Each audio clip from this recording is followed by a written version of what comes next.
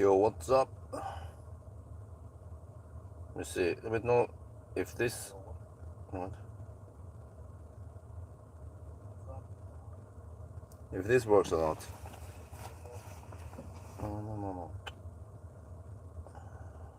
Okay, let me shoot the intro and then get the heck out of here. It's already past midnight.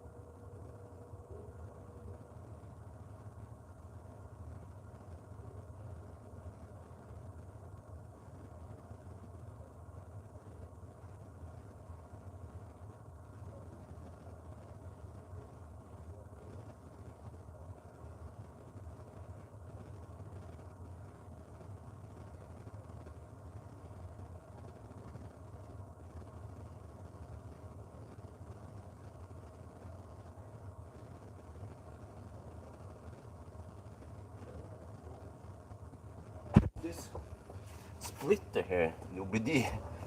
So I get, I get two OBDs. The first one here I use it for car scanner, and the second I use for the route planner.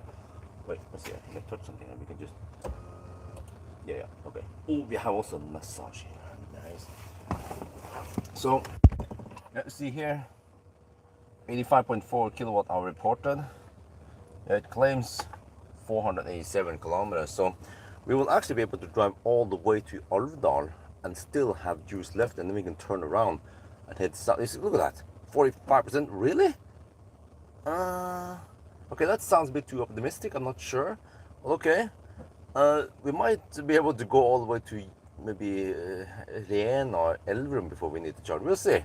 So yes, it's half an hour past midnight now. This is not a challenge or anything. We're gonna get ready, reset some stuff, and then off we go.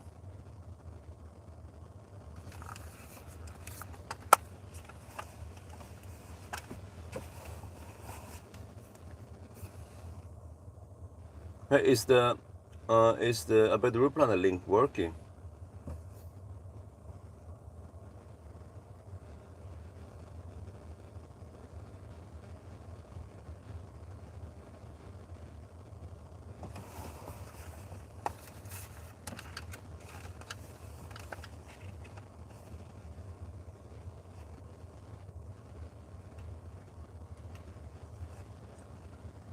Oh yeah, before I leave, I'm just going to show you that I navigated this similar thing here by the route planner, and then I share that link.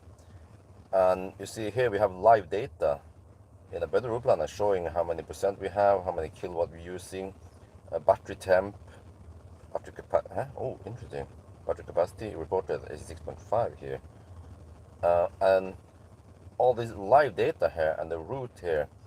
Everything will be visible in live stream. I also post a link there, so that's pretty cool. They can watch me drive, but they can also pay attention to how the car is doing.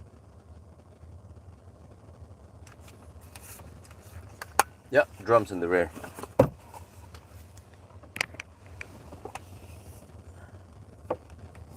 Okay, now I will just go get ready and then off we go.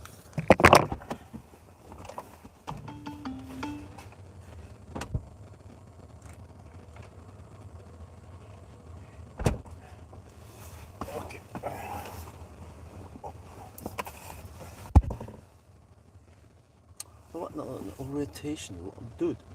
Freaking YouTube app.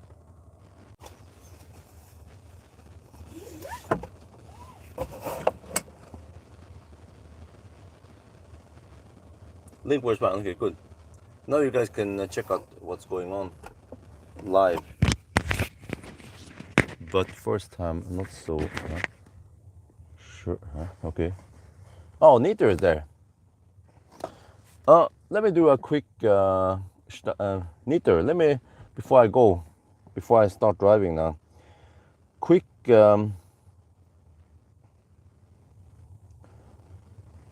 upcoming.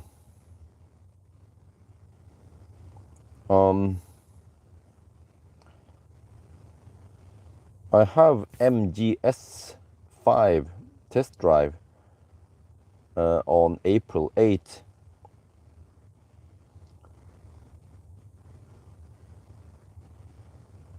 And then I have Ceres 5 from April 15 to 22. And then I have Model Y Uniper from 22 to 25 April. And then I'm not sure if I still have this. Yeah, it's an Audi A6 e-tron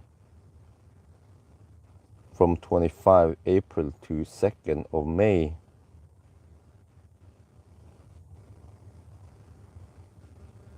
And then we need to correct it. It's Kia EV3 from, no wait, not 2nd, yes. It was Kia EV3 from May 2nd to May 9th. And then I have ID3 Pure. Whatever it's called, ID3 is the small battery, 55 kilowatt hour something, from May 9 to 16. And then I have Citroën EC3 from 16 to 23 May. And then I have ID Bus Long from 23 to 30 May.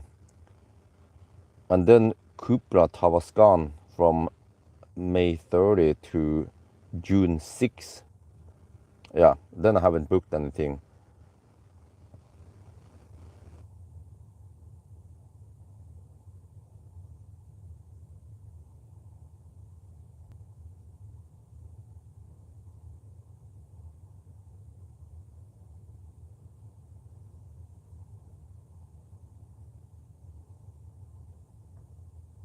What, really?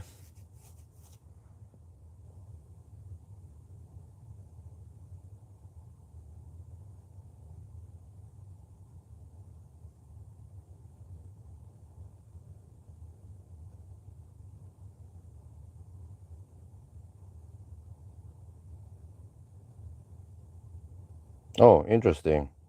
Well, you guys can Google translate this. There's an article. Let me see. Do I get the shitty? No. Let me see.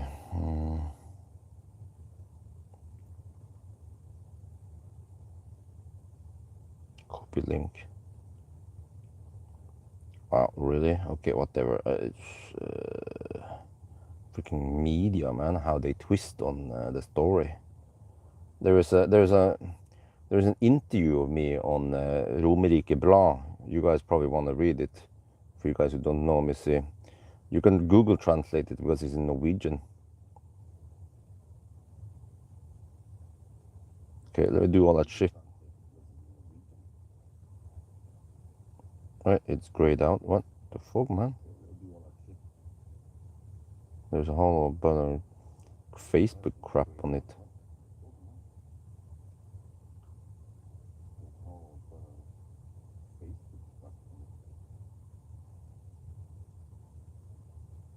Okay, like this. Maybe you can clean up more of the link, but okay. Yeah, so let me see.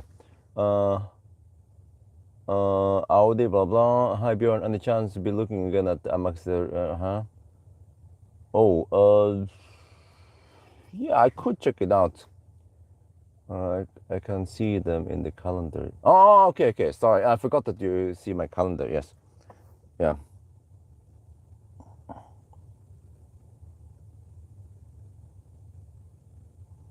But so, maybe I should edit.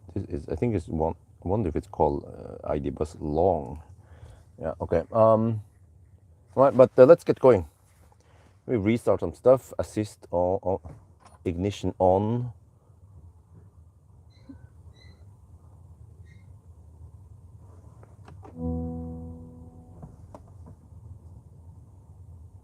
Let's see, and then I need to reset some stuff here. Let me go for the exact distance. Reset this, and then just rinse it. Since start has been reset, long term I can reset.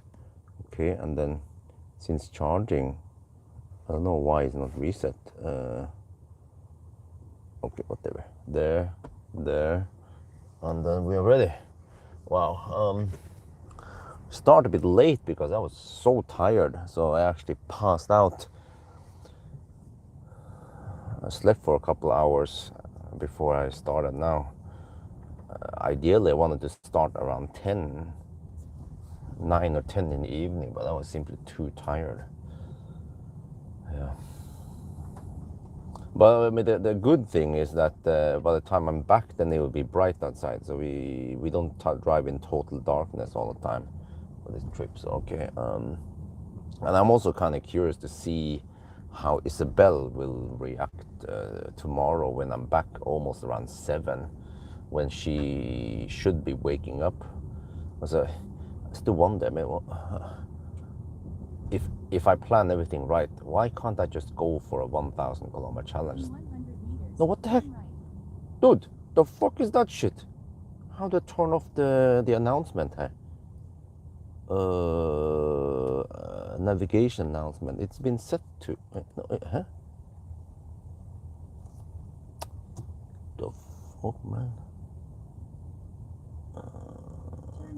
No, woman! No! How do I turn off the voice? Shit. Oh, so I have to go in there. Oh, okay. I have to go in the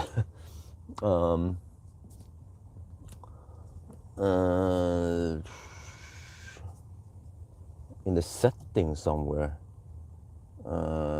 Sound setting? Sound maybe? In 300 meters, turn left to Gamla Trondheimsvej. No, what the heck, man? How is it? Navigation announcement. No, it's not active. How can I disable it?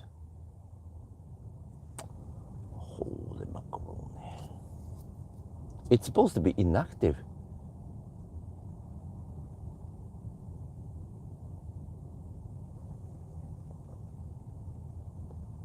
No, I'm just gonna hammer it.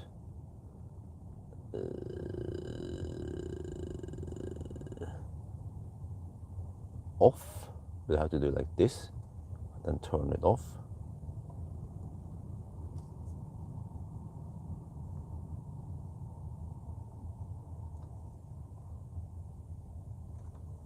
I'm not sure what needs to be done. Let's try now. The comments on your recent Tesla video really... Then turn right. No, what the heck, shit? Dude, how do I turn off that? That shit drives me crazy. The announcement sounds. Isn't there not an easy way to turn off the announcement sounds? Really? I go to the cogwheel, electric route planner. Okay, navigation announcement has been turned off. Route guidance and route option. Huh? Okay, I got an idea. Once it comes on, I can just turn the volume down.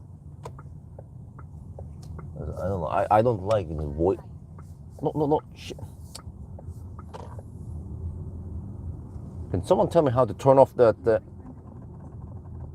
Okay, there. I switched off the lady when she popped up. Okay.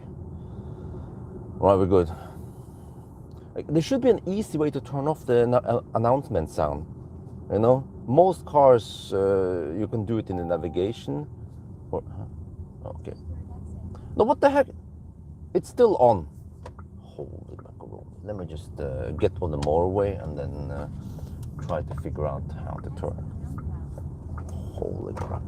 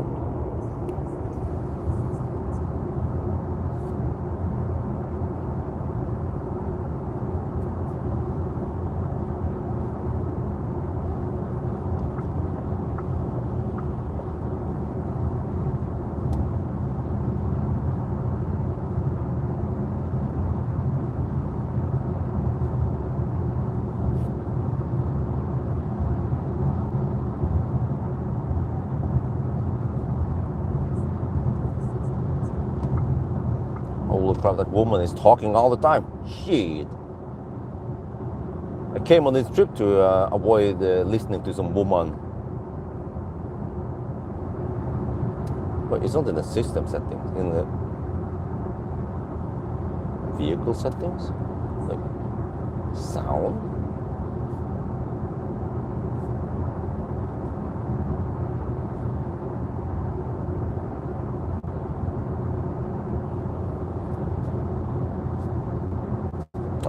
Then I can't do. Oh, well, I mean, the Germans, they make great cars, but the software sucks balls. Navigation announcement, it's been set to, it's been deactivated. It's, for some reason, it's active. Let me just cancel navigation and try to navigate again.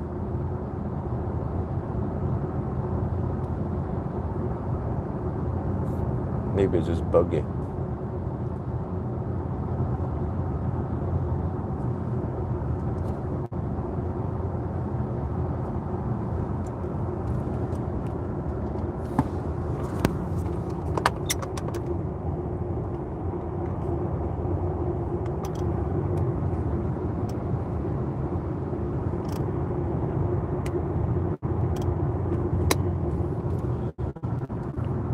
What non-Tesla would you recommend? 300k NOK? Well, it totally depends on what you need. I mean, if you want sedan, you want SUV, you want... yeah, it's a quite open question. There are so many EVs out there. If you ask the question 7 years ago, they'd be like, oh, I'll get a Kona, right?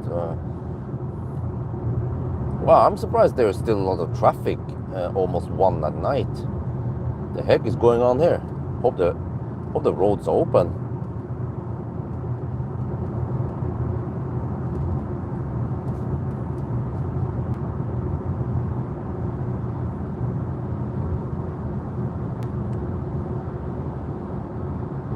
Oh wait, okay. So wait, auto steer is acting a bit weird today. So the battery is not that hot this time. I start with only 15, 16 degrees Celsius in the battery. ID7 feel quick. Well, I mean, it's quick enough. It's 0 to 100 in around 5 seconds. But it's not like, ooh, you know, like from around 400 horsepower, like Polestar 2 or yeah, or maybe Tesla Model 3 long range, then I feel like it's quicker.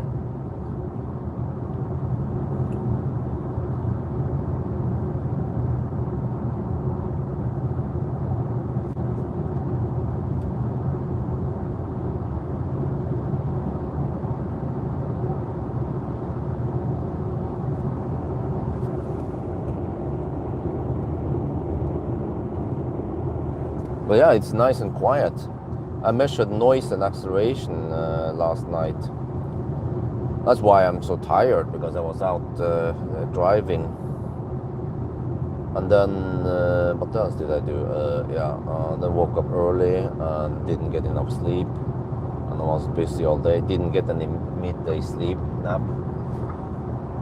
And I feel like it's the last chance for me, and the interest for this car seems to be high based on the range test. So that's why I figured, okay, I did on Friday I did the comparison between this car and an Audi S6 that cost twice as much. Yeah, and I just learned that, so this car goes for 600k NOK, fully loaded GTX. Yeah, a little bit over 600k if you go for the tow hook also. But wow, that's a bargain.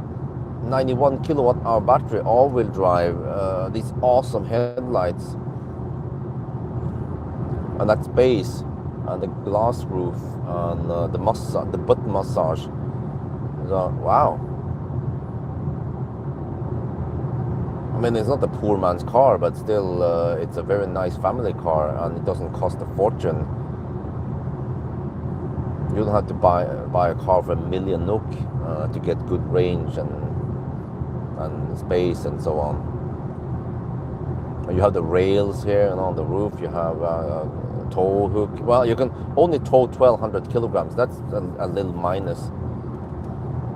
Wish it was around 2,000 kilograms at least. Not sure why it's so low.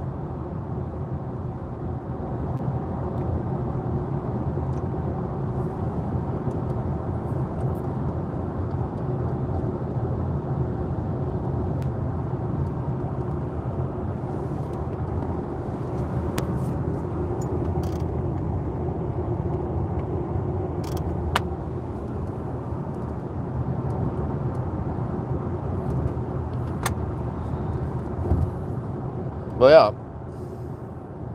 about that political video I made, I think I need to make a follow-up video, because it sounds to me like many people they got the wrong idea. From the okay, maybe I made fun of Halvdan Sivert. I made fun of the people protesting against Tesla or Elon. But I mean, actually, so some people agree with me. Selling the car, you kind of protest against it, like a non-aggression protest, but it doesn't really hurt Tesla. You need to avoid buying a new Tesla, because then you don't bring a new car into the ecosystem. And that though, I mean, I have never said I supported Elon.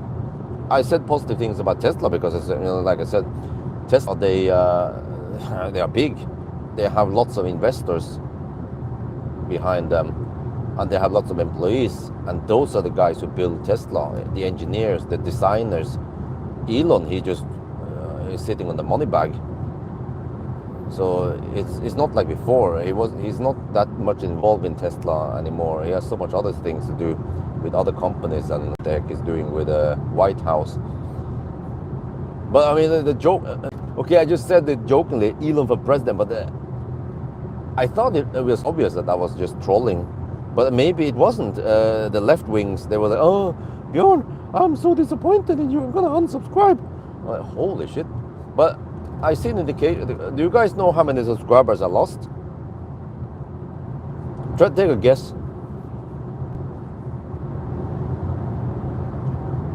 But I think I need to make a new video and just to what do you call it again? Precisere. Just to make it clear that I do not support Elon. So far on the stats, I lost 630 subscribers. Do you know how many?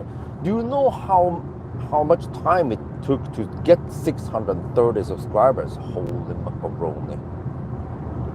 But they also gained more subscribers than normal because of that video. But anyway, I was mostly just defending Tesla employees or Tesla as a company, that just don't take it out on Tesla. But of course the left people, they see this as the only way to do it. Okay, I mean, but I never poked into what Elon was doing in the White House with the laundry, with the dog. I don't even know what the heck the dog. I keep hearing it, what it is. Plus that when I mentioned in the comment section that I just get spammed via Facebook. Well, it's not Facebook as a source. Facebook just links to various, just like Forbes or whatever. And then I was like, I just get this push in my face, and then I click on it and try to read what's going on. But I mean, I already said many times in a quite humble way that I don't know much about the politics, and I don't have time for it. But then they just twist somehow. Those mother truckers, they just twist it in the most negative way, and I'm being criticized for being what do you call it, ignorant.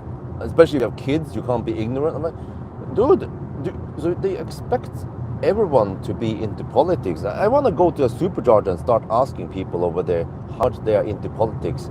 I bet many of the people there will be like, I don't know, I just drive this Tesla. know. And the same thing is for me. I'm like, okay, I'm not into that stuff, but what difference does it make for me if I'm a left winger and I demonstrate and chain myself to the supercharger? I don't know.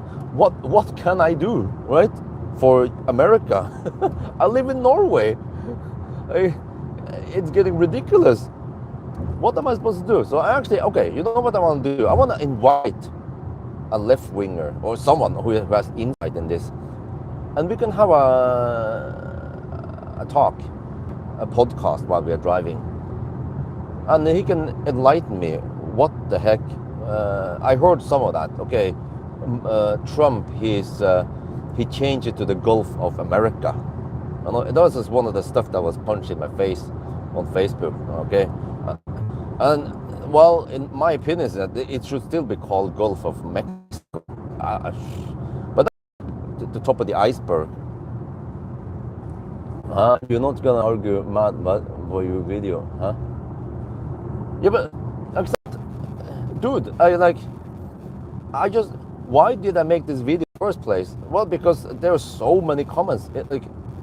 First of all, I've been making Tesla videos for a long time, no problem. But it was recently that there were lots of these people commenting on the video. And I was like, okay, whatever, it helps the algorithm. But some of them just start stepping over the line when they criticize me for promoting Tesla.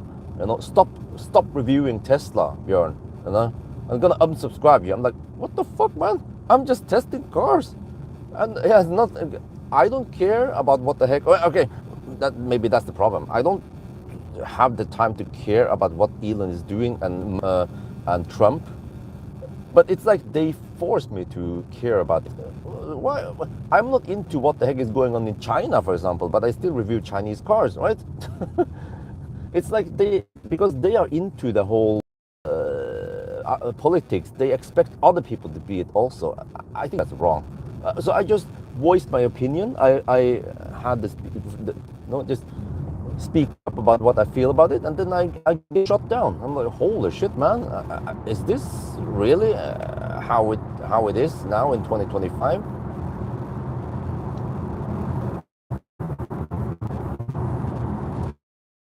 It's quite disappointing that I just made a video, and then there are lots of weird people out there. But it wasn't a massive 10K subscriber loss or 100K subscriber loss. It was 600. Well, I will see tomorrow. The stats are updating slow. But sorry, I wasn't able to read all the chat because I was driving. So there is a long chat here. But for example,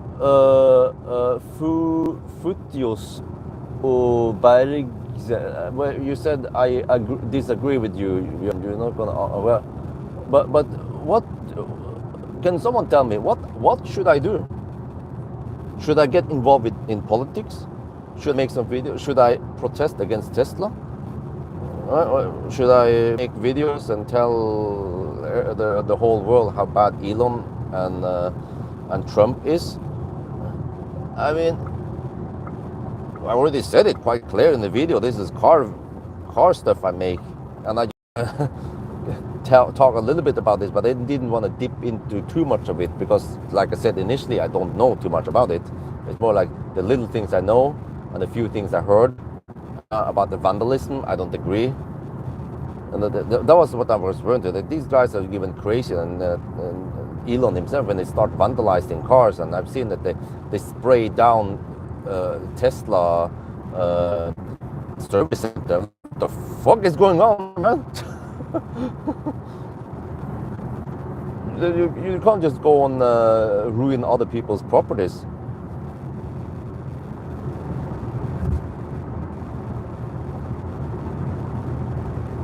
Well, I already talked about the 12%, 13%, but that just flew right by people's heads. So, well, I don't know what else to say. It sounds like no matter what I say, they will find negative things about it and shoot me down because they don't like Elon, and my name is just Tesla Bjorn. And the article I posted about Netto, whatever, the link there on Norwegian.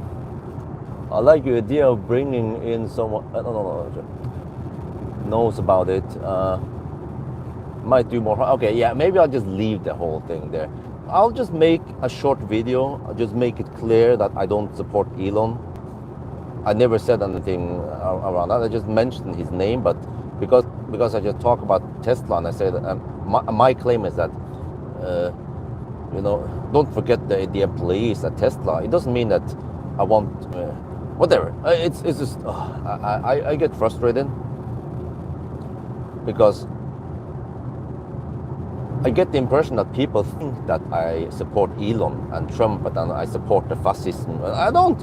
I never did. Shit. Like, seriously. Sometimes it's like having an argument with my wife, It's like, seriously? Whatever I say is pointless. We can just end the argument. It's pointless. It's like talking to a wall.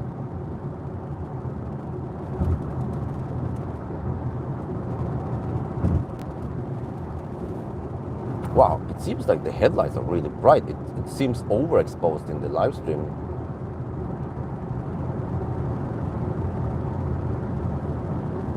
But whatever. So, and yeah, okay, maybe I could make a video follow up and see. I feel like I want to make something clear, but I don't take any stance. I have the right to remain neutral, or my answer, just like in a questionnaire, an unanswered answer is not no or yes. It's missing in SAS, the missing value, notated as a dot, but it doesn't mean that I support him. That's the thing that people are going crazy about, and that I'm supposed to be involved with politics. Well, dude, like, I could make a video about the shit I need to deal with as a family man, plus a YouTuber.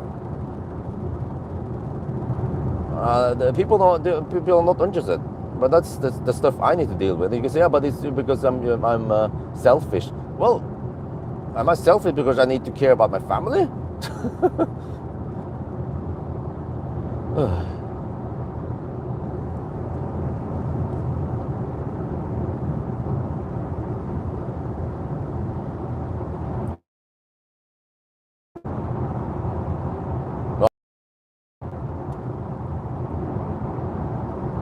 The Swedish guy. And yeah, we considered going to Göteborg for Easter. I was like, sorry, like, you see, this is how clumsy I am sometimes. The kindergarten sent a notification that remember that kindergarten is closed on Easter. Like, oh fuck, yes, that's correct. Shit. I was expecting to be able to get some done during Easter, but of course they are closed. Red days expect kindergarten to be closed. So then suddenly told wifey, maybe we should go somewhere. I have CS5 during that time. Okay, we can go to Göteborg with the CS5 then. Or maybe I can try to push forward and borrow Neo EL8. That would be super comfy, but since I have the CS, maybe I should use it for a trip. And I can, yeah. Okay, whatever. Lars, I think, well, also the moderators here, I think I don't want to be too Nazi about things, no pun intended, but I think I just want to be less Nazi in the chat here when it comes to caps lock and stuff. Okay, like, some caps lock is okay as long as you don't spam it too much. And the same with some different languages. Yeah, okay, most people don't understand the Viking language, but whatever. I feel like I'm too strict about things, so people think it's no fun. Yeah, and the chat. No chat for you. Come back 1 year.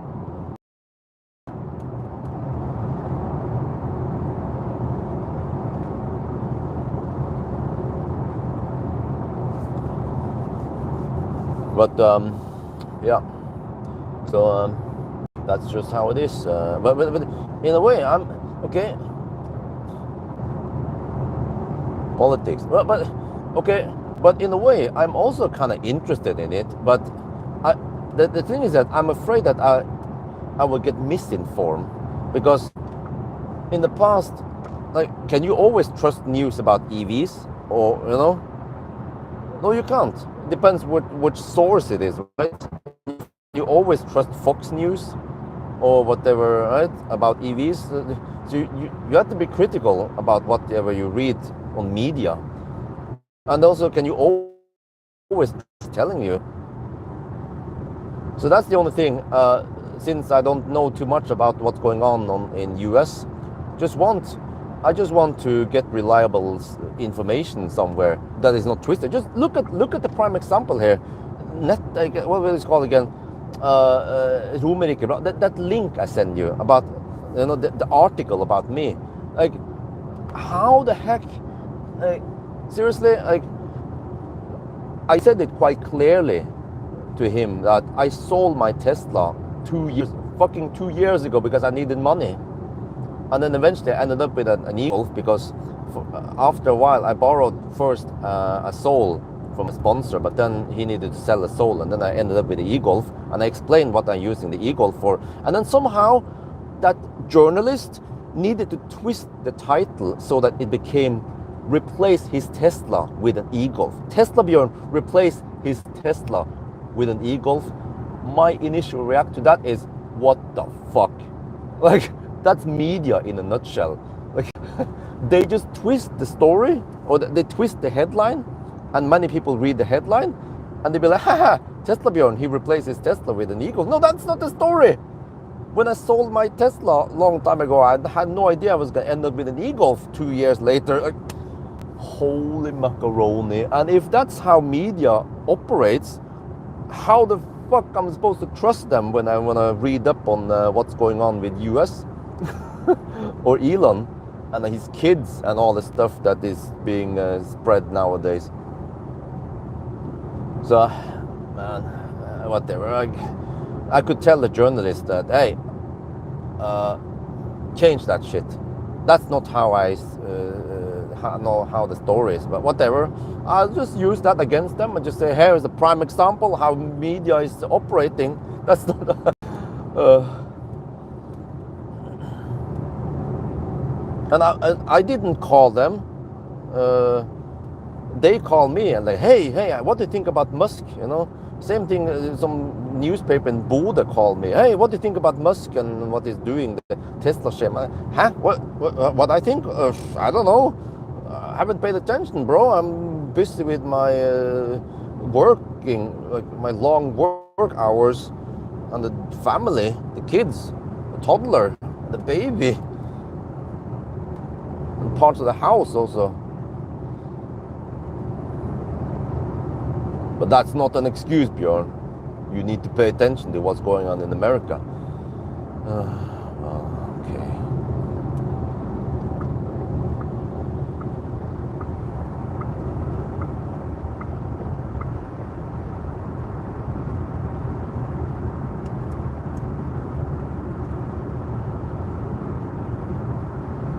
They took some photos and stuff.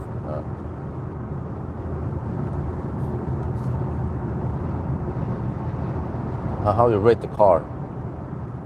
Yeah, this is one of the best for the money. Okay, 600k, it's still more than, for example, Sea Lion, but it's more efficient than a Sea Lion. The headlights are better, the sound system, yeah, well, a little bit disappointing, but overall the car is nice, good space, and many things like about German cars also applies here, but also there are some negative things about the screen, some of the quirks with the software. But the app, man, like, the Volkswagen app is just so basic. It shows you nothing. Okay, you can do a couple of things there. You can see some charging speed, but compared to Tesla, this is just so bare bone.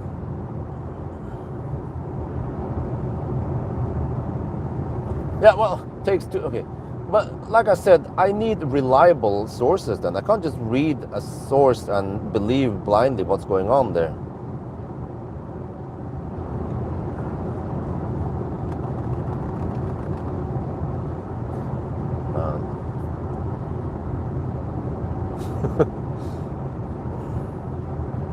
BYD in general. Well, they are good cars. In the past, they've been laughable, but they've been getting better and better. And I haven't even touched into the newest shit from BYD.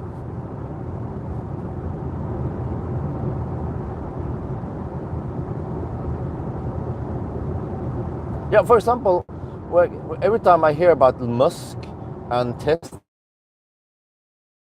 to do with the way, and all, media could twist the data and say, well, Toyota BZ4X sales skyrocketed right after New Year. No, there is some more stuff to that. Why did Toyota sell so many BZ4X? It has something to do with the CO2 quote, whatever, right? Because after that, then the sales kind of plummeted for Toyota. So the story is not always that simple. And then, okay, so it's just me. Okay, I just don't want to blindly believe everything I hear in media. I mean, that's the reason why I haven't paid too much attention.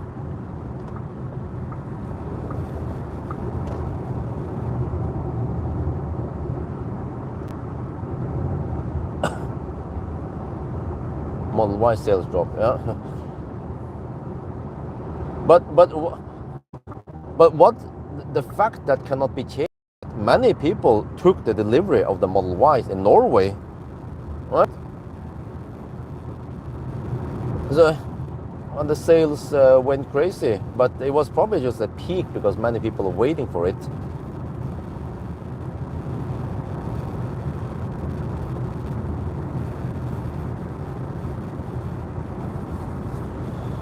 So, well, okay, how is it concerned? Wow, 260 watt-hour per kilometer. Okay, it's cold, 2.5 degrees Celsius, possibly wind from the north. I'm not sure.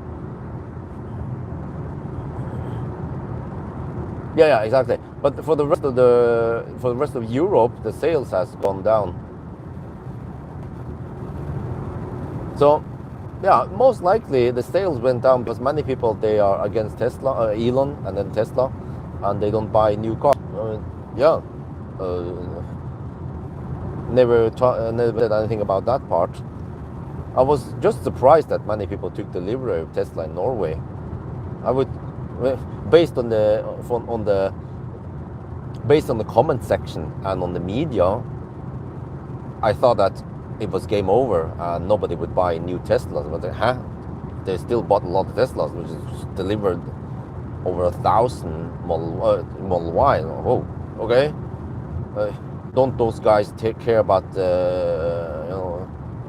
Elon Musk? Apparently not.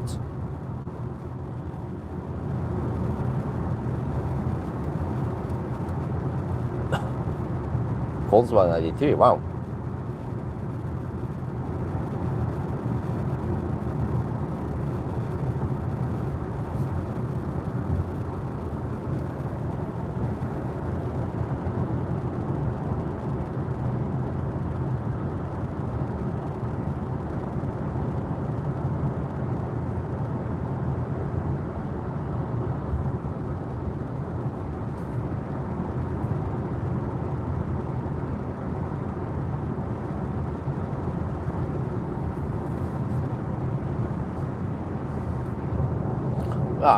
But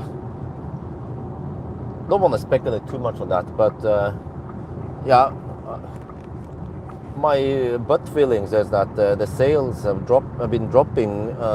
They've been dropping for other reasons before Tesla or Elon went too crazy. I suspect that the sales were also dropping because of other brands making better cars or making more affordable cars. Like also the Chinese, it's funny because when we are fighting now in the West, the Chinese, they're just butt raping. They're coming out with all these awesome cars. I was just blown away by the Sea Lion, how good car you get for the money. That premiumness, I feel like I was driving a German car, and it was 500k only. Well, gonna strip down a bit, but in some equipment, but still quite affordable car. I think actually Sea Lion is a direct competitor to this ID7.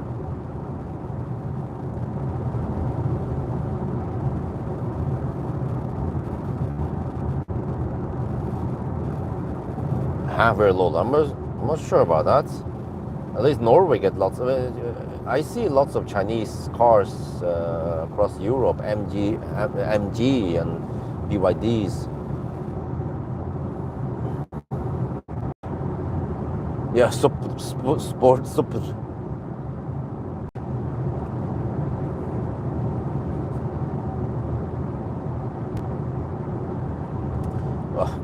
Well, but with school, you must be fun at parties.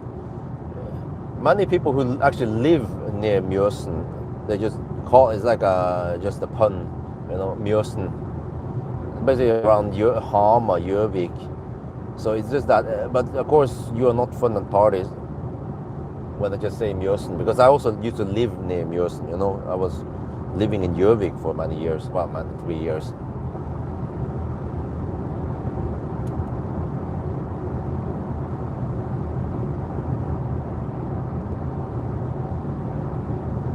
I think there's even some companies that use the name Mjøsen. I don't remember which one. You can try to Google about this.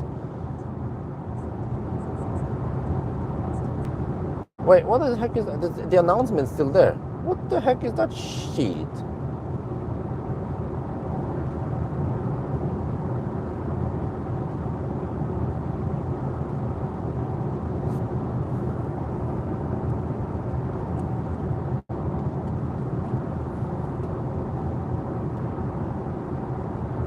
Mjøsen Golf Club. Okay, there we go.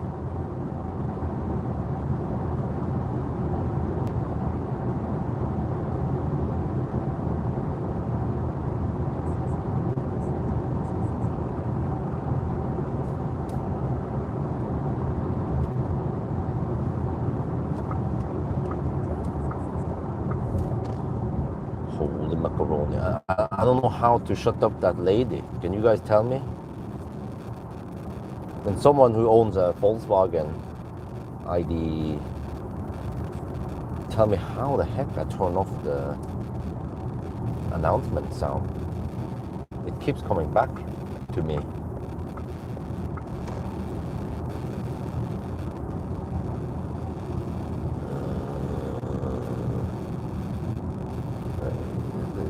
There should be something as simple as a speaker in the navigation, just to mute it. Like many cars, they are that simple. Just mute it, done. And here to dig into the audio section and then lower the volume there. There's an announcement. It's confusing. Well, the volume down works only for that announcement. But then the woman is back again. It's like just like my wife.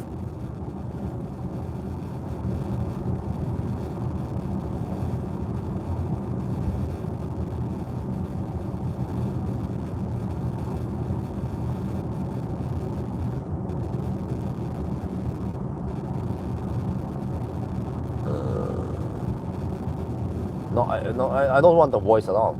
Just want it to be silent. Base Cooper born comes without what? Without cruise control? What the heck, man? That's madness.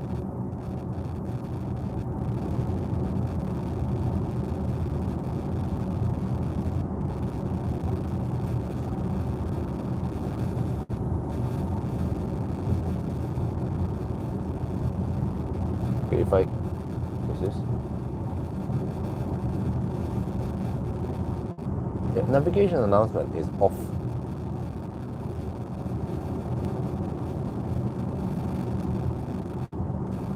And then I don't understand why I still hear the announcement.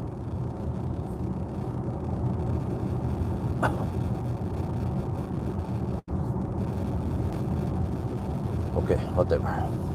The consumption is dropping now, 251 watt-hour per kilometer. I'm surprised that the auto high beam is on now. See? Now it's off. So it just fires on. That was a German car.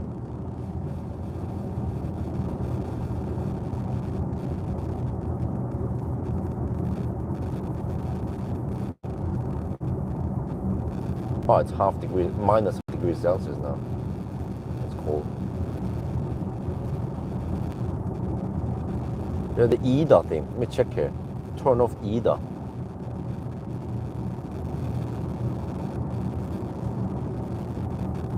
IDA is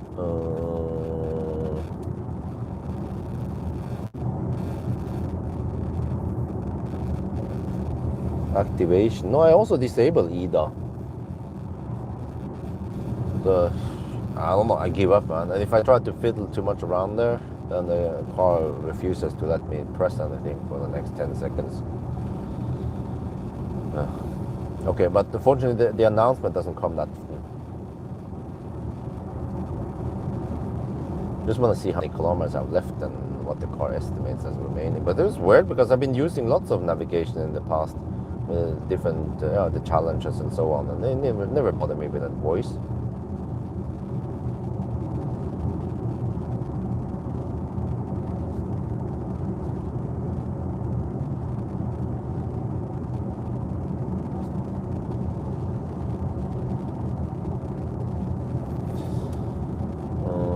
Is it? Okay, maybe turn off manually. I don't want to be flashed at.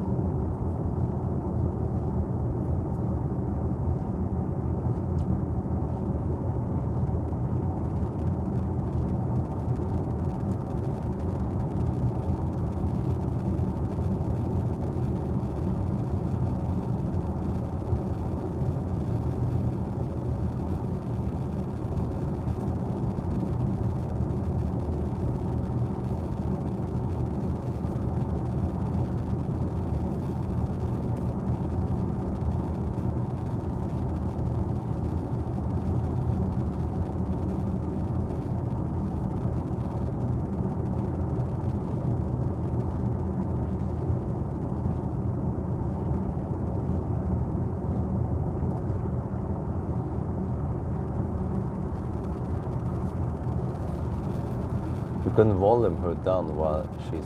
No, that's what I did. But then she comes back next announcement again. But this time I had to... Okay, try this. I reactivated the announcement. It's kind of silly, right? And then I turned down the volume to 0. And then I deactivated the announcement again. So maybe turning the volume to 0 would shut her up.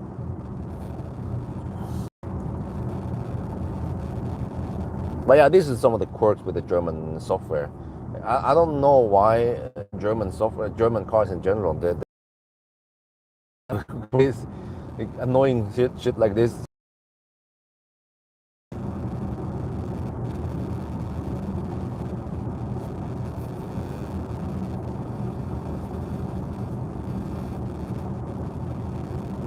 Well, that is some powerful headlights.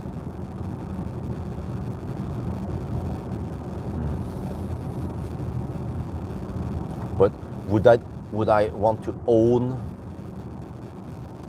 an ID7?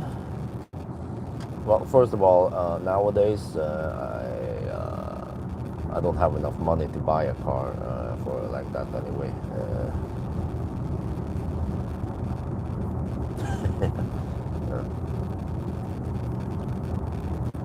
Because I just went with a big house. But sometimes I need to remind myself that we have nice space, we're living in a nice neighborhood, close to the kindergarten, and it's safe for the kids. Well, they're not playing that much outside yet, but soon they will. Just don't forget about the noisy Rus. And also not only that, but actually every weekend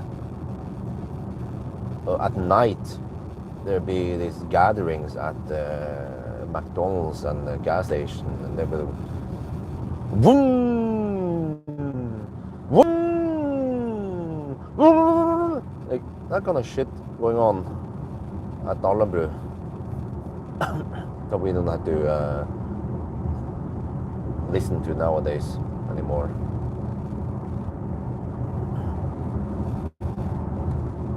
So yeah, it's a trade-off nowadays. Okay, just have to survive the high interest rate, and then things should be better.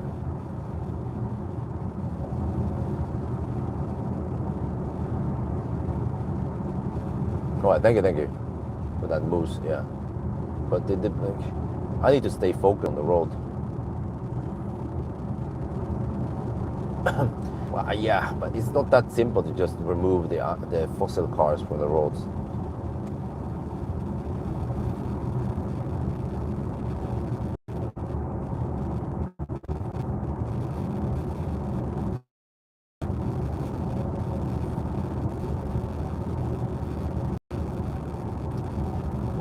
Is that a Polestar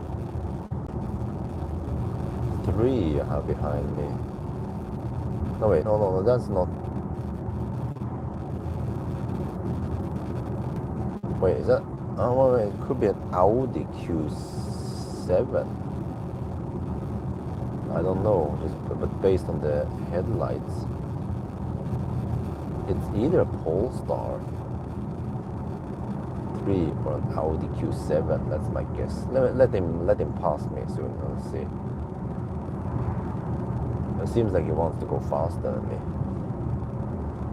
I bet it's an Audi Q7. But there could be a tiny chance it's Polizei, but unlikely, because Polizei tend to use Volvos. And at least I don't see that Porsche hammer, so that's why I'm kind of doubting that it could be a Polestar. Okay, let me just slow poke a bit until he passes me. Yeah, now he's accelerating like a fossil. Here he comes.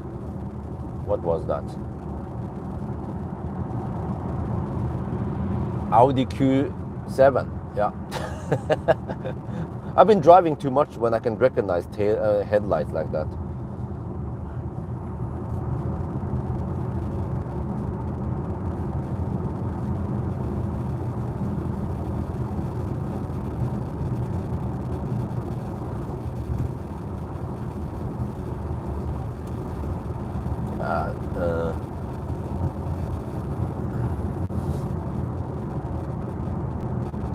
Actually, the other day, when I was around, I saw a Skoda Kodiaq, I think, unmarked police with the blue lights on. I was like, dude, hey, that's the first time I see Skoda police car.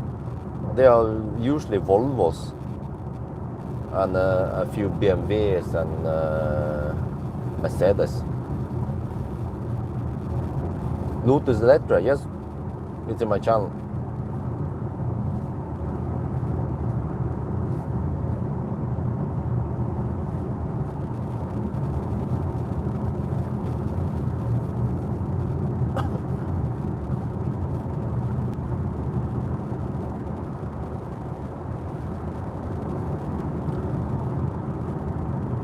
Yeah, so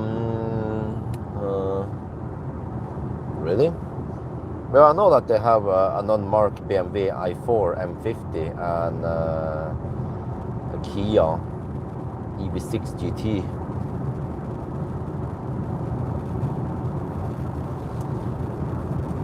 But wonder what is the purpose of this trip? Well, it's probably just to take a trip and just see how the real world range is.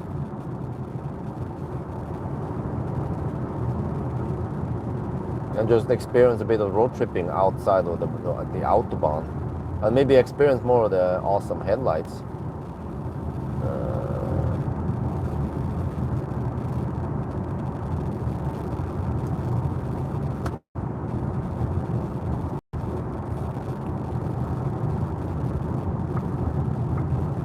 Just hammer past the Audi. Seems like it doesn't want to burn too much fuel on the Autobahn. But is there a chance that the police is using a Q7 unmarked? Well, I can poke and see if I see any extra screens when I pass, but it's unlikely.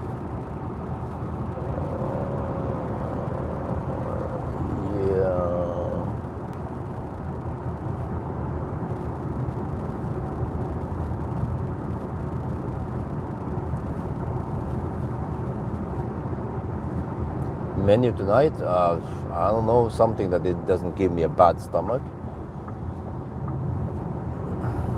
I've been getting a lot of bad stomach lately from gas station food, so.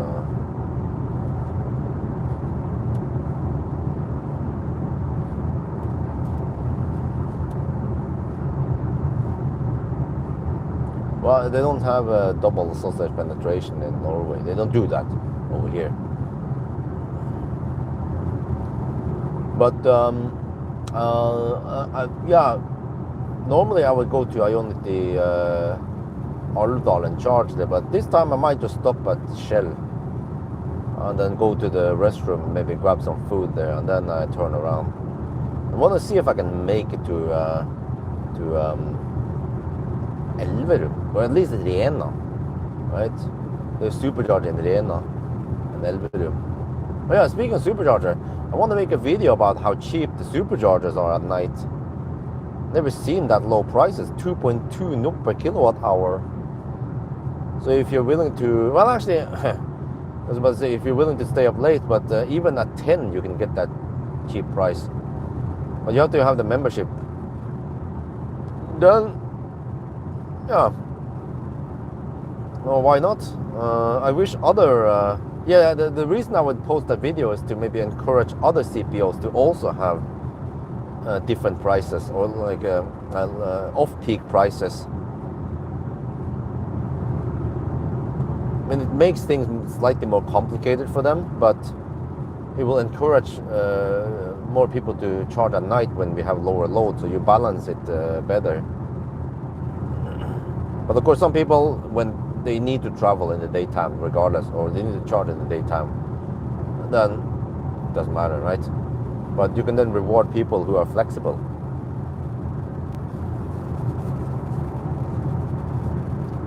First car was a Renault 5.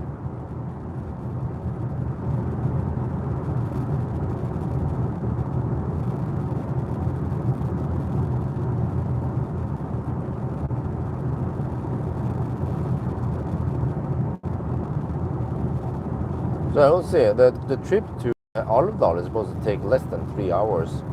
Well, we're almost in Elverum, and I know that Alvdal takes so wait, ready? Okay, 2 hours and 55 minutes then to go to Alvdal. And then back in, I told wifey it's gonna take 6 hours. She was like, "What if it takes longer than 6 hours? Then just be a bit late." But trust me, this is an awesome car this time. Yeah, trying to explain car stuff to my wife is like talking to a wall. Because yeah, when I used the Inster, okay, the 1,000 kilometer challenge took some time, but then this time with this awesome ID7, it was a lot faster. But trying to tell wifey that, well, because this car charges at 200 kilowatt hour per hour, and it has a 91 kilowatt per hour battery, and the drag coefficient is low. She'd be like, "What's for dinner?" Okay, why am I even telling you this?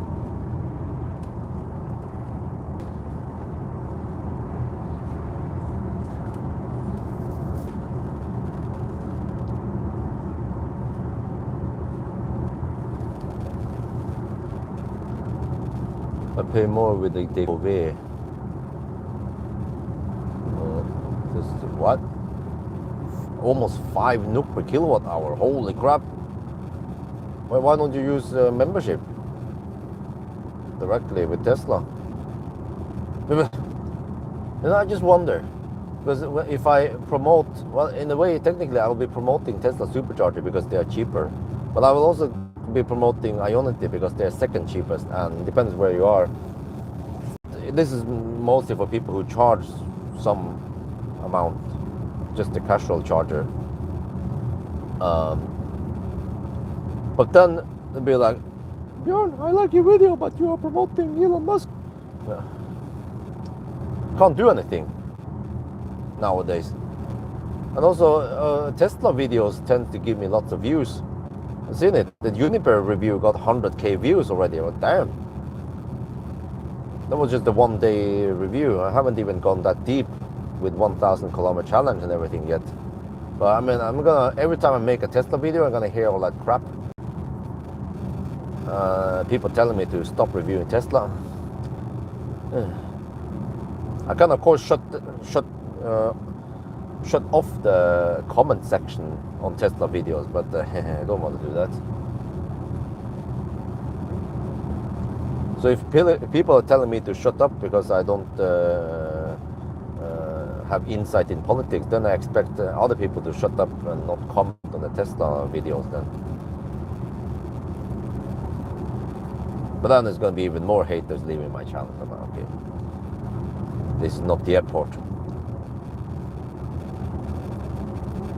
Yeah, actually, the engagement is better for view. YouTube algorithm then triggers this for recommends this video for other people. So it's actually good that they comment about this, and I just have to ignore all the haters who tells me to stop reviewing Tesla, stop promoting Tesla. I'm technically promoting every car at Tesla. Now I'm promoting Volkswagen and Hitler, right? You can't fix stupid. And then in a couple of weeks I'll be promoting a Chinese car again, Seres, right? I'll be promoting the dictatorship. Like,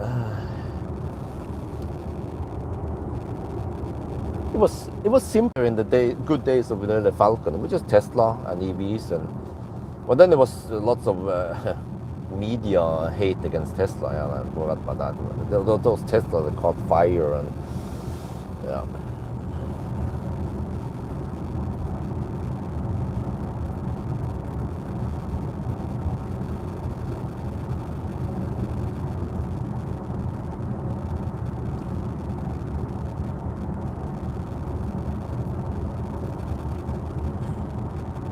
Oh, Bruno X, okay. Right, so but you, Cool Silver, you're even in US. I would think that the anti-Musk and Trump is stronger in US.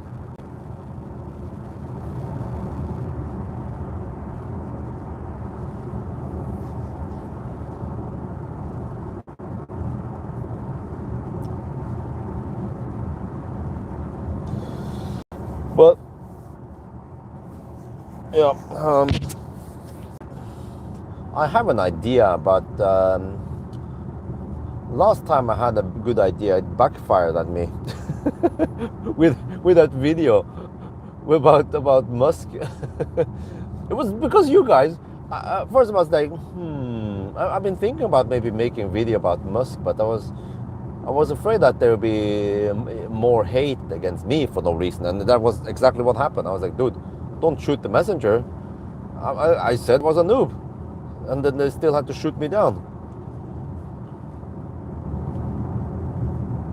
I wasn't trying to act like I know everything about politics. The first thing I said in the video was that I don't have too much insight in this, you know. Oh, but whatever. Back to my idea.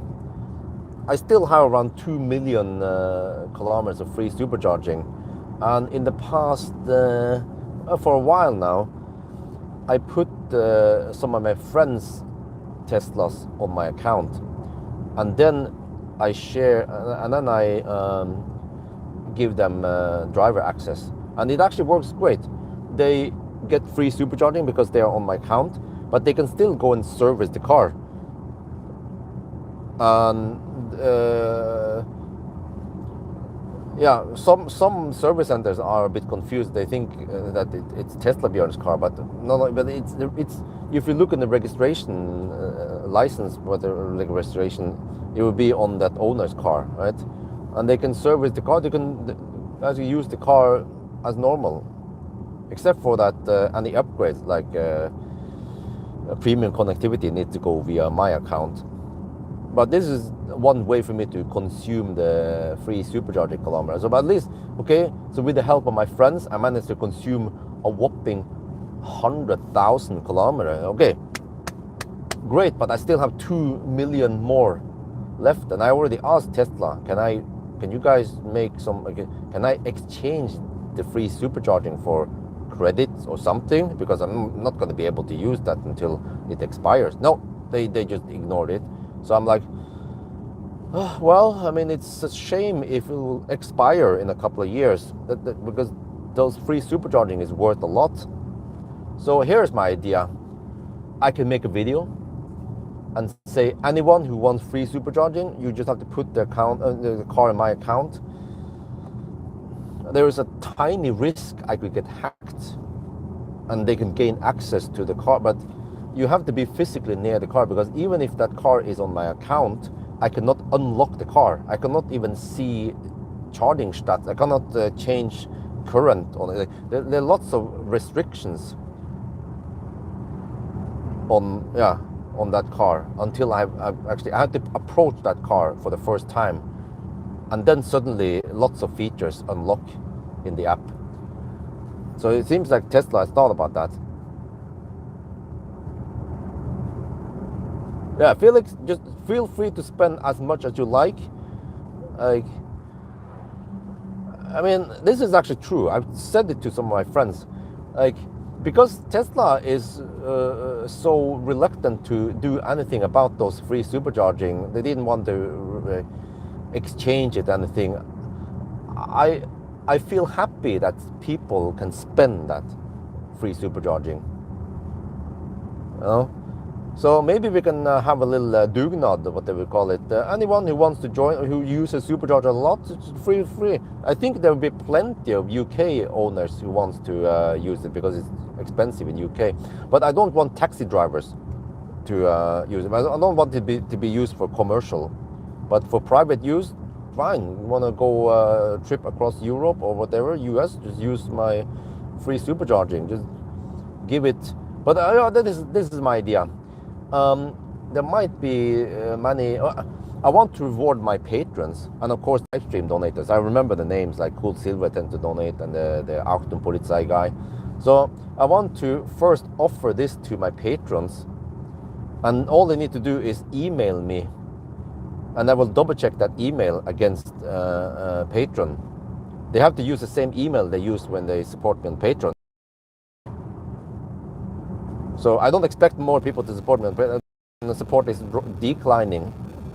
So whatever. It's of course a source of income, but it's not the main source of income. But I highly appreciate people who support me on Patreon. But it's more like I can give something back to my loyal Patreon supporters. Range. Well, you can see one of the moderators, can you guys, I don't know, if you scroll up, can you find that link to the about the route planner link?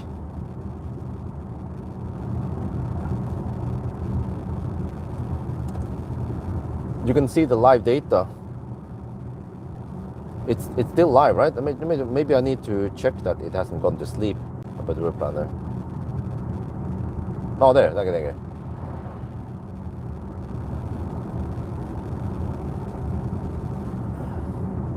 Yeah, but what do you guys think about that?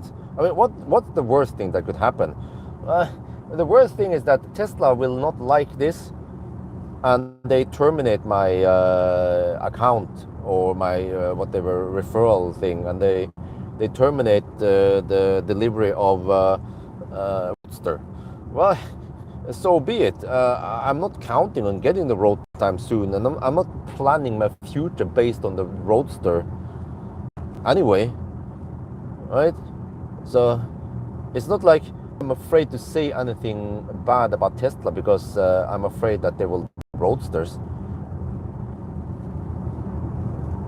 So in a way, I'm in good economical shape since I can afford to pay for the house.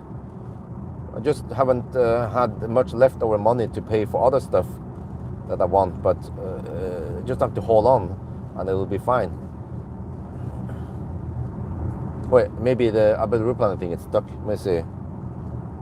Yeah, it seems like it's stuck. I think it went to sleep. I need to maybe I need to just keep it running in the foreground. It was running in the background or something with the screen off. There, now it should be updated maybe. Wait, It still claims 100% there, but the other screen says 69%. Yeah, oh, you mean the 2020 Roadster? Oh, shit. Now it should be updated. Okay, maybe I'll try to keep the screen awake.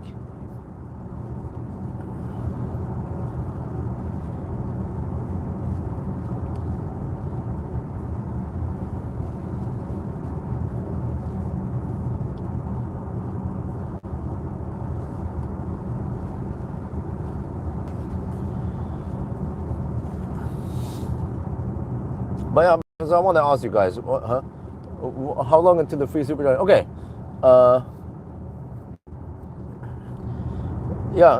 it depends on your account, but for me, it will expire in 2027, I think. But I can extend it. This is the thing. I can extend it with buying free supercharging with credits. But this is kind of complicated. I need to make a video about this. It's I have now 7,000 credits left, roughly. And for that credit, I can buy free supercharging, but you can only do it there. You cannot use cash to buy free supercharging. That doesn't make any sense, right? So it's a limited feature to keep that thing alive, but my credits will expire in May, in 1 month, 12th of May or something. Those credits will expire, so I need to spend them. I've been spending them on acceleration boost. I actually sold acceleration boost to 2 people, and I got 5,000 NOK each, so it's actually a pretty good deal. In the past, I've been selling wall boxes, which are way easier to sell, but they are worse point ratio. But it seems like people are not willing to pay that much for acceleration boost. They're not willing to pay 10 NOK for it, 10K, but they are willing to pay 5K NOK. So they are definitely not willing to pay 18.5K NOK, which is the original price for Tesla. But yeah, I should also maybe tip some people who still has credits in the old system that you can buy acceleration boost. And if you want to buy for your friend, just move the car over to your account, and then you upgrade, and then you move it back, no problem. It is done within 5 minutes. What else is it? Yeah, so the timing is right here. In May, right before it expires, I need to extend the supercharger, because then I can extend it with 1 extra year, so it becomes 2028, I think, and that's it. Then we have 3 years to spend 2 million kilometers free supercharging, and I think, I rightfully earn those free supercharging via the referral program. There was no cheating going on. Lots of followers used my link and they got the free supercharging. So I have the full right to spend it, I think, maybe on anything, right? Except for maybe if it's commercial use. Then they can probably have the right to terminate. So as long as people who are using my thing, they don't use it for commercial, then fine. But then maybe they could take it on the fact that, but you don't own the car. Why do you put other people's car on your Tesla account? So maybe Tesla could terminate it there, but I don't know. So it's a bit risky. Yeah, of course. The only thing I'm afraid of is that I will lose all those 2 million free supercharging, rather than giving it away to lots of friends, right?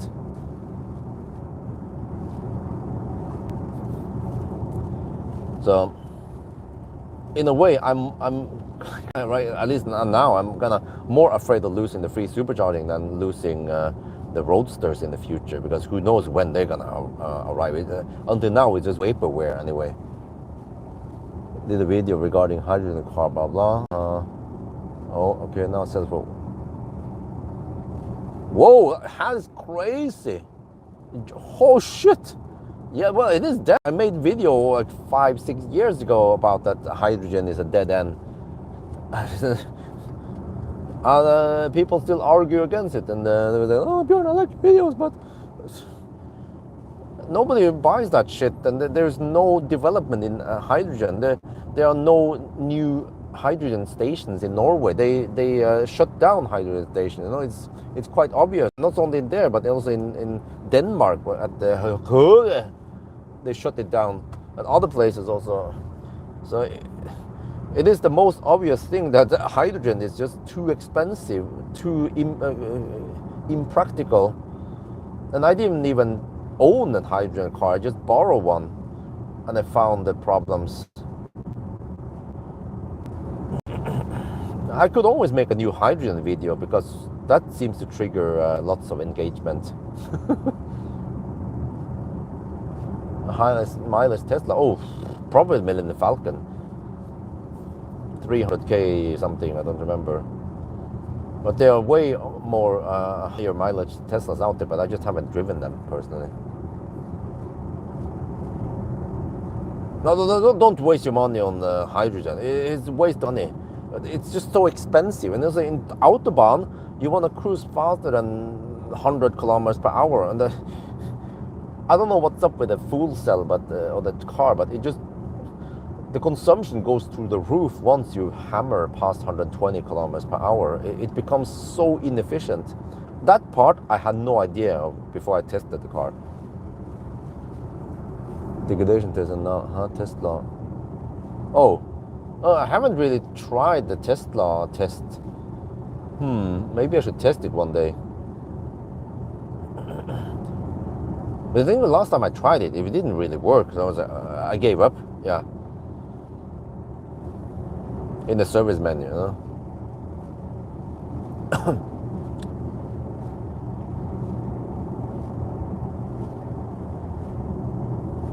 Yeah, that's one problem, that the hydrogen price is high.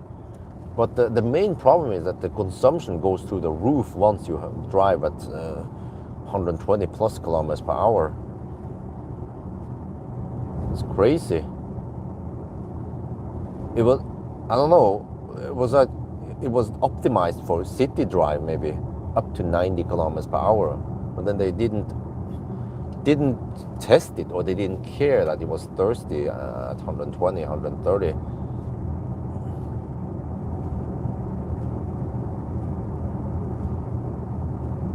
The new test with software. Oh, okay. Degradation test, right? We're talking about. It's outside the service. Oh, really?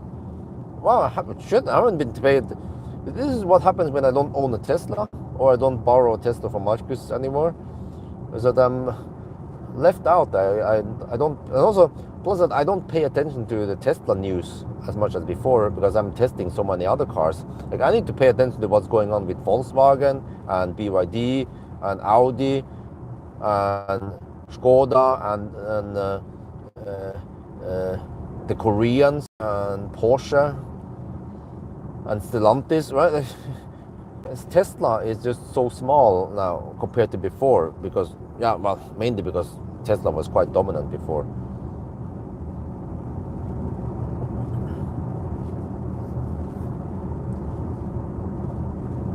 Wow, the headlights are just so strong. Holy crap, man.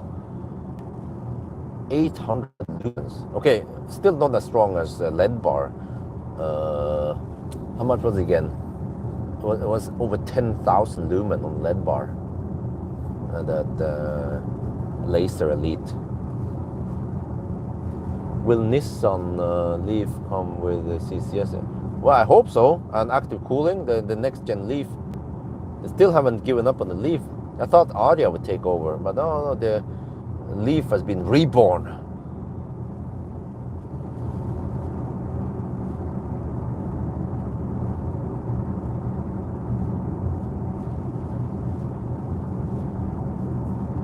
Okay, let me see. Stats 232 watt-hour per kilometer now.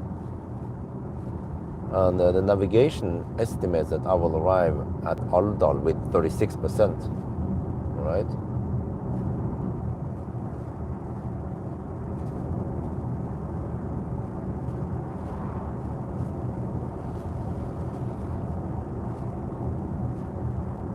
So Aria is the fat leaf, isn't it? Okay, so I might come back here and charge at Rena. We'll see. Also, yeah, I also want to see how it is. It's cold outside now, 0.5 degrees Celsius, so it's like winter-ish conditions. But it's like a real-world test where I go 10% over the speed limit. Actually, it's 87 kilometers per hour GPS speed. Just want to see how far I can drive. Just want to drive somewhere and yeah, experience more of this car before I return it on Monday morning.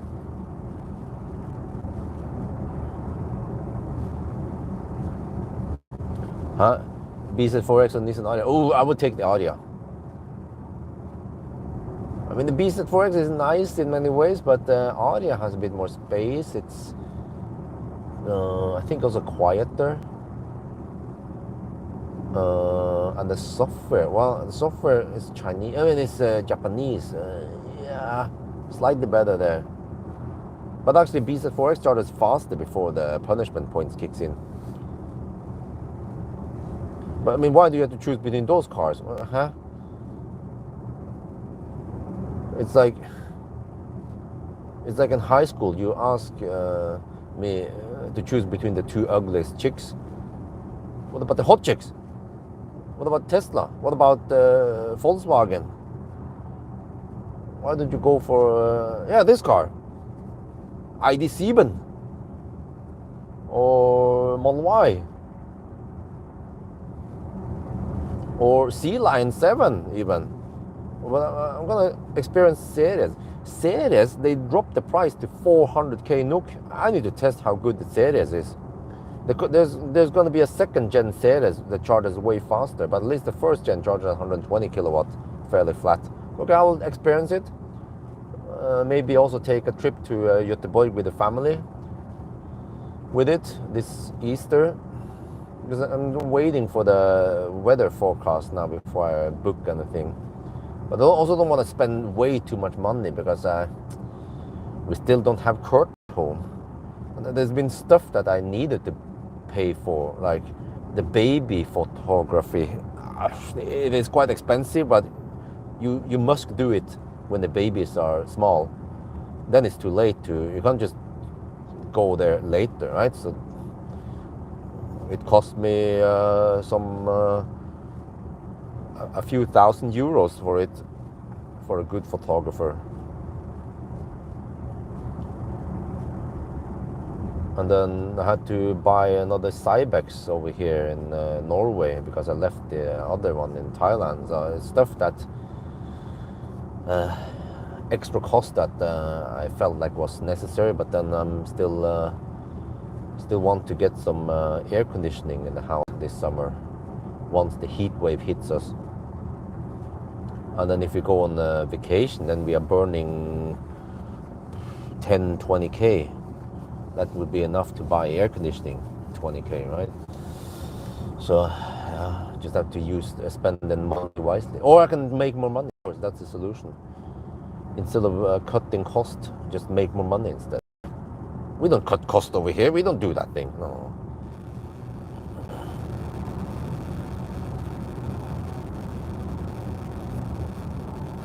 But also, let's not forget Xpeng G6.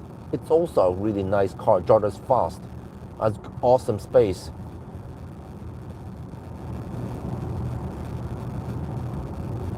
Join Patreon. Oh, thank you very much. Oh wait, Nico, do you want free supercharging? But the whole free supercharging, okay. Okay. This is since it's somewhat closed group here with only 81 people. You can email me at teslabjorn@gmail.com if you want free supercharging. I can quickly explain to you how it works. I have now around 6-7 cars in my Tesla account. So you and also I don't need any patron support. I just want to give away this free supercharging. I'm happy if I can spend. It's the challenge to spend the 2.1 million free supercharging kilometers Tesla gave me. Well, they technically didn't. Well, yeah, it's available there, but it's worth nothing until someone actually spend it on some supercharging, right, or a road trip, right? Because it's not guaranteed that I can get, because it expires. It's not like the money in the bank. The money in the bank doesn't expire, unlike the free supercharging.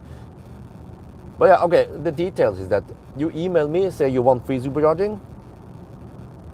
And then I will give you the details. You have to say that you need to transfer the vehicle to my account, but it's perfectly safe. I cannot unlock your car. I cannot do much because I need to be physically close to your car with my phone. And if you live across the world, then there's not much I can do. And plus, I'm a celebrity. You know? If I start doing weird shit, well, I can get away with it, like Elon. But I'm not that big. I cannot buy myself out of crime, right? Yeah, test the gift card. Okay. Super, I think my own free last. Yeah. Okay. Yeah. No. FSD cannot be added with. You cannot buy FSD or enhanced autopilot with credits. You can only buy acceleration boost and premium subscription, premium connectivity. But okay, so quick detail. If you guys, if there are people listening here, it's just a small group, 69 people, 12 people already left. But if you're interested in free supercharging, just email me on the Tesla Bjorn. We can take the details there. I can quickly explain again. You transfer the car to my account. I give you, also if you need to get the app access to several people, I will just create a link and send it to you. And that's pretty much it. But then when it comes to the connectivity, you get 1 month free connectivity, then you need to pay for it. So that part I haven't figured out. But it's confused by the red blinking light from the train track. Okay, but other than that, you can go service the car, no problem. It's still registered. The car is still registered to you in your national registration, whatever, like Staten Vegvesen or whatever, right? So it's still registered to you. You're still paying for the what do you call it again? Insurance. It is as if like this car, like this ID7 I'm borrowing now. I have app access to it. It's a press car. Mølle Bil owns it, but I have app access to it. So it's basically that I just gain app access to a bunch of cars, and then via the app I can then consume the free supercharging. So yeah, I'm just using regular the Tesla framework. I'm not cheating. I'm not going in the loophole. I'm not hacking anything. We're just doing this fair and square. So that's probably why Tesla didn't bother. They probably know that I have a bunch of cars in my account that I don't technically own. Email sent. Okay, Alexander. Alexander is okay. Well, but I'm just curious, Alexandre, where do you live and do you supercharge a lot? And then how expensive is the supercharging? I would love to help a bunch of UK people because it's expensive in UK. One of it was one pound per 0.7 pounds per kilowatt hour. They're like, holy shit balls! It's twice as expensive as in Norway. But up until now, I didn't want to announce this in a big, like in the main channel. I announced this at the Tesla meetups. And I told some friends if they know some friends, and then Marcus knew some friends who and then he was like, "Oh, he drives a lot," so he put his car in my account, and he's been supercharging a lot. I think he spent up until now he spent around 50k NOK, over 4,000 euros on free supercharging, and he's super happy. And the thing is that I can just ask him for help anytime. He said, if I need help to beat up some guy or help with whatever, transportation or whatever, carry with a pool or something, carry some heavy something, just ask him and he will come over and help me. So I'm like, okay, that's great.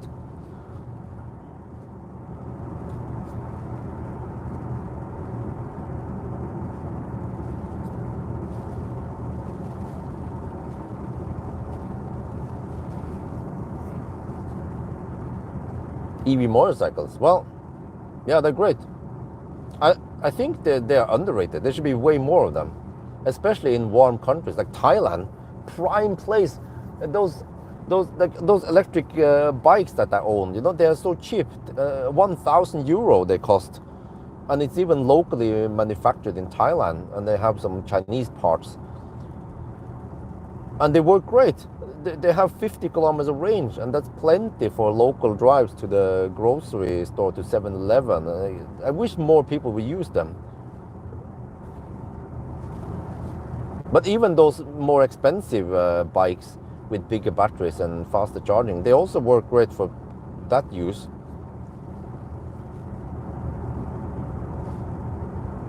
Well, okay, well, but just go ahead. Yeah, many of the guys I have in my account, they don't use it that much. So, but I'm happy to give away some free supercharging. Because I cannot spend it. Well, how can I spend it myself? Well, I thought about it a long time ago. Like, and then people say, "Oh, Björn, you can buy a bunch of what do you call it? Not Cybertruck, semis. They don't exist. And then where do I get the money from, right? But even if I had the money to buy a Tesla, and I could rent it out like I thought, it's just a drop in the ocean. It's not going to happen that I will spend 2 million kilometers, right? And I also then have to find one person who wants to rent that car and supercharge a lot. And it's not that easy. And the Teslas are efficient, right? You don't consume that much unless you find a guy who wants to use a Model Y and pull trailer a lot. He has horses and he wants to go to horse race, and well, I don't know, yeah. But just go for the masses instead. People, lots of people, yeah. But then I need to manage this. I have a spreadsheet with VIN and name and some basic what is a green or is a black Model Y, you know, and email. So I have to keep track of who owns what, because one slight concern is supercharger idle fee. It happened once that one guy didn't unplug, and then but it was just a warning first time. So in case supercharger idle fee occurs, then I need to tell the guy to send me money, or I will just move the car back to his account again. Because I don't want to deal with it's mostly the time spent dealing with that shit. But as long as I don't have to waste too much time with this, just okay, set it up once, and then that's it. And then they will just enjoy my free supercharging, and I can focus on doing something else. What was the email address? Oh, it's teslabjorn@gmail.com. Just email me there, and you can take all the details there.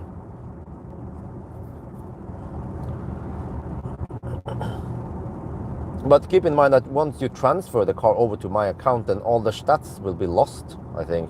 The charging stats, for people who care about that. And also, another thing is that if you're using those Tesla-Fi or whatever, then I'm not sure how that works once it's on my account. So there are some disadvantages.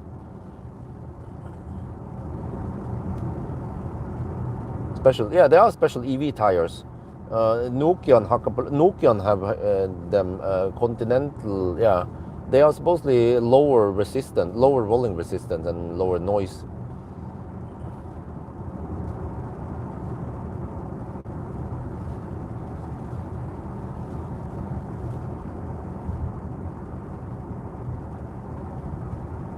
I think you know what? I don't have to even go global on this. I could share an unlisted video on my account, on my YouTube, that goes only to my patrons. I just haven't figured out how to do that, but I think it's, yeah, I can ask some friends how to do that. So then that will actually be the best. Then it goes to my 100 or so patrons. They get a special offer of free supercharging.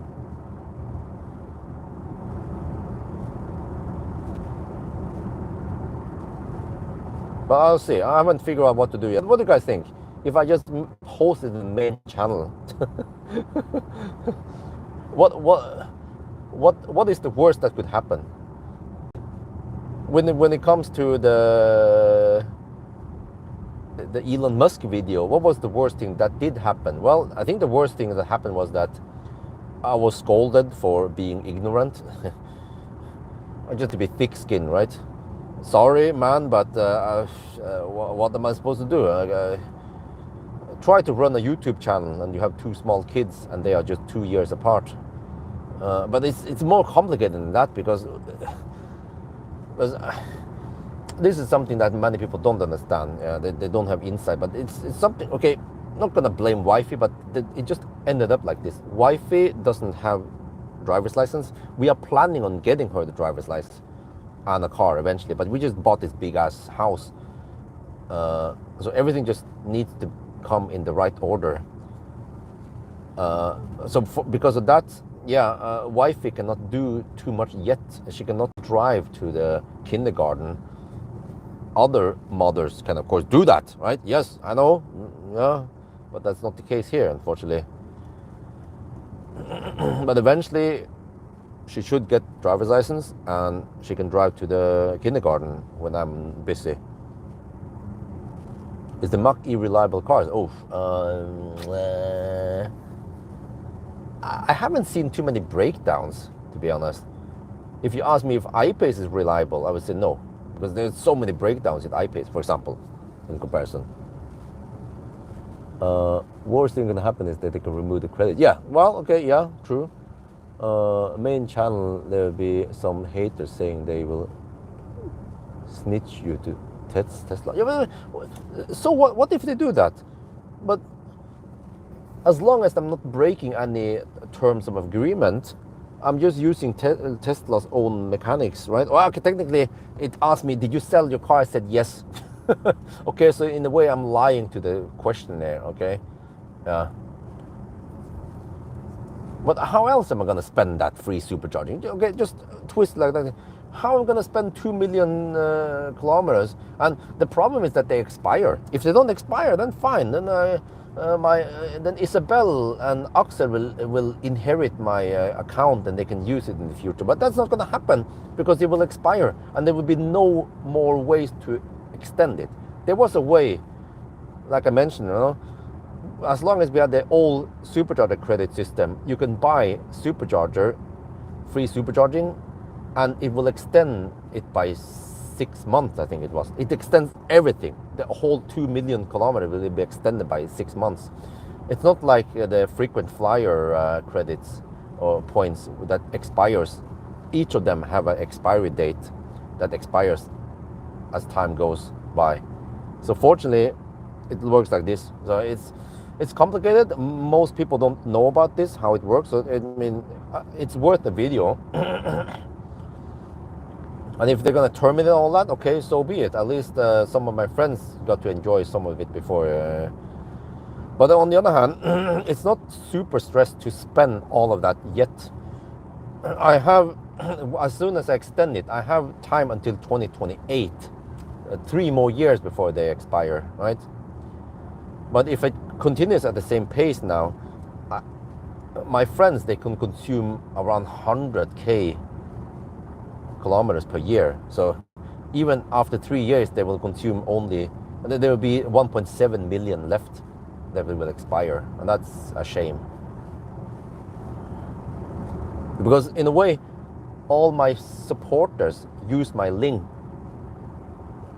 but the reward that they kind of help me get will expire. So it's a bit unfair, you know, it's a shame, because if this was something else, money or whatever, right, we'll be able to keep it forever. But this stupid system expires.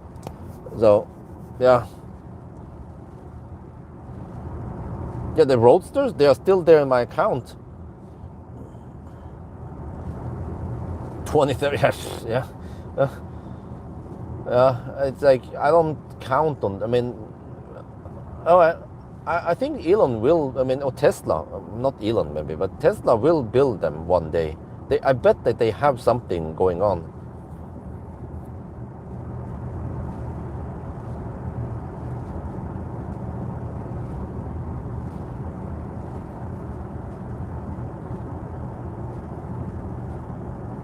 Also, eventually I have to deal with the headache with the Roadster and the tax.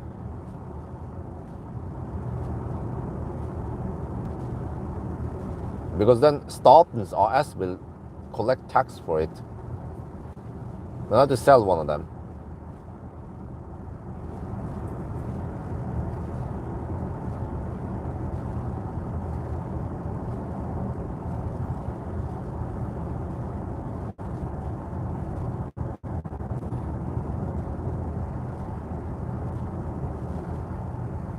Yeah, I'm probably gonna go public.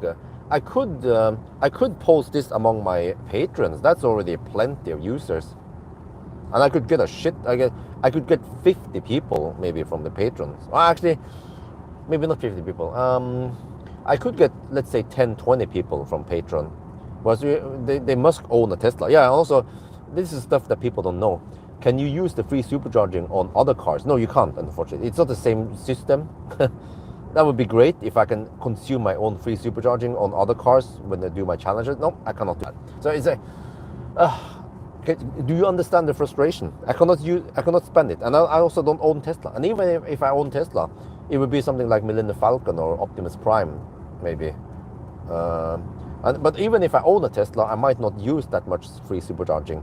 One thing is that, yeah, in the future, yeah, Isabel or Axel could enjoy it. But like I said, there's an expiry date. And there's no other way to extend it anymore once this system is expiring.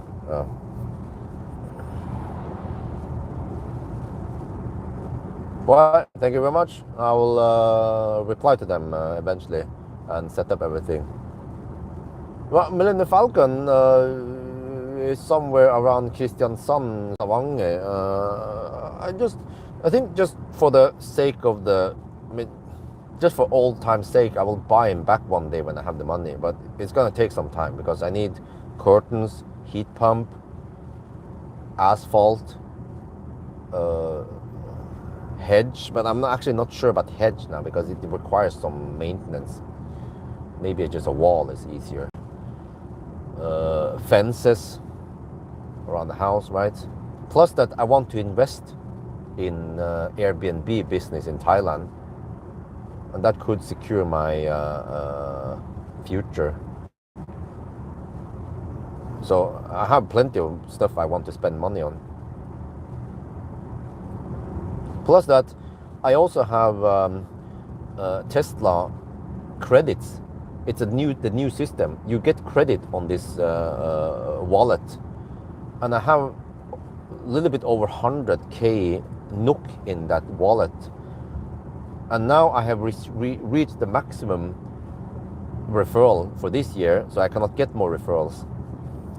So I need to cash out that 110k NOK or whatever. And the only way to cash it out is to, for example, buy Tesla products, accessories, and resell them. I'm not going to do that for. I can buy a Tesla and then do some 1,000 kilometer challenge or whatever a little bit, and then sell it. But there is no Tesla selling for 110k NOK, which means I need more. I could ask Valdemar or Marcus if they want to cash it out for me. But I don't know if they have the money to do it or if they're willing to do it. So that's just how it stands now. There's money locked into my account there that I could cash out, and that would be nice if I can get some, I don't know, air conditioning maybe at home this summer. Yeah. But I mean, I survive. We will just open the window. We run OnlyFans, so we use the temporary air conditioner. It's not ideal, but it works. We survived last summer, no problem. As long as we just live in that new fancy house we have with a pool, you know? So, you just have to maybe not spend too much money on pointless shit.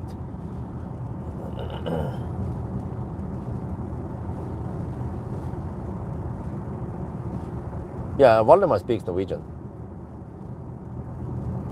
Do I miss having my own cars? Not really. Or I'm not sure. I mean, I own my own car now, the e-Golf. but it's not that much in use because it's just that car is just parked somewhere, right? And also, throughout the week, do I spend that much time with the car? No, it was not like Millennium Falcon or Optimus Prime time, where I use my own car to go on road trips or do the Nimbering. Nowadays, I don't have time to spend with my own cars because I'm spending time with other cars. I spend so much time with the press cars. I have to do these tests and go on road trips or whatever, right? And even if I want to go on a trip, let's say to Göteborg with the family, that's a good opportunity to test other cars in a family trip situation. So then I should test whatever, you know what I mean, right? If there's if I can get my hands on a Seeker 7X and I can go to Göteborg with it, I will get lots of views. It's lost opportunity if I would use my own car and people are like, oh, you're just using your own Tesla or your own EV. Okay, not interesting. But like, dude, you go on a family trip with a Seeker. How is it? Is it comfortable? Is it fast? So which means that because of my situation, the way I work and so on, it's not economically smart for me to own a car, except for that press car shuttle. Yeah, like even that's why I'm turning Neobjörn, because I just want to borrow a car from Neo free. Ideally, if I can borrow a Volkswagen for free, and there will be an affiliate link for Volkswagen. If they use my Volkswagen link, they get some discount and I get some money. That'd be win-win. If I could get rewarded for all the cars I've been promoting over the years, yeah, that'd be great. The way it works now is that I'm helping Volkswagen. I borrow the car for free. It costs them a bit of money for the kilometers I spend on the car, but they are gaining so much. You know that? They're gaining a lot. Yeah. So in a way, I wanna get a piece of that cake, just like I'm getting from Tesla, but they have some restrictions, and then hopefully I get some from Neo, and then maybe we can work out something else with Xpeng, and maybe the Chinese are more willing to do this. The blue Nissan Leaf. Oh, I sold it. How was that again? Don't remember what was the situation with that. Yeah, at one point I think I owned both the Leaf and Millennium Falcon, but I had to clear my inventory because I needed money for the house, and I sold it. And I was able to borrow that Soul for a long time. So that was very nice of Valdemar. But eventually he sold it. Is Taycan still the fastest charging car you can buy in Norway? No. What are the new Taycan? I'm not sure. Well, or Seeker?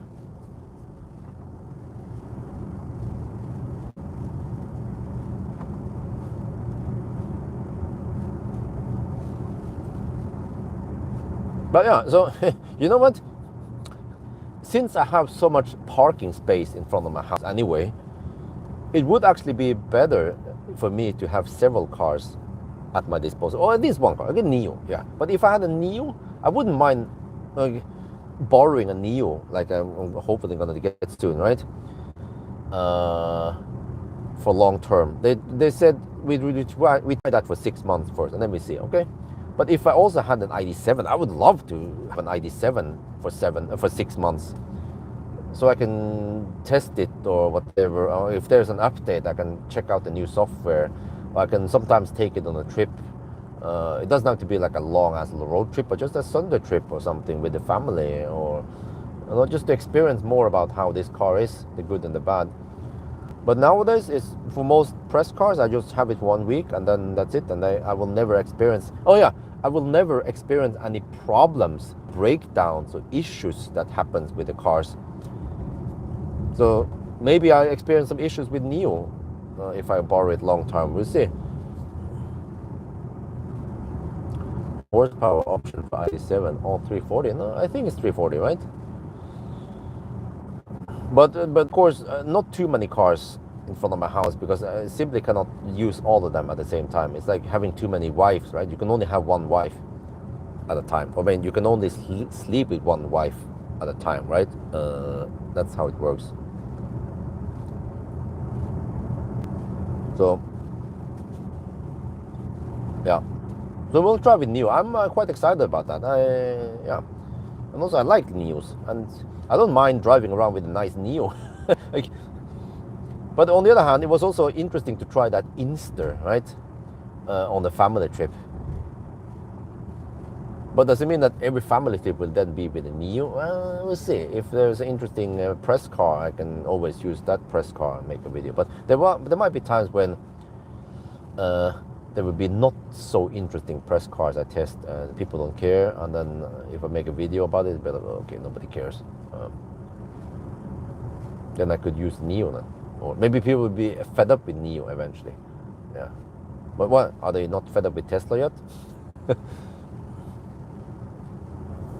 Okay, how is the consumption now? 219 watt-hour per kilometer. We're down to, wait, is it still active? Oh, it seems like it seems like it keeps it awake now. If I keep the screen on, phone will be kind of hot, but that's fine.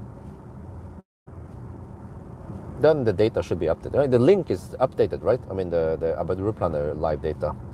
We are down to 54%.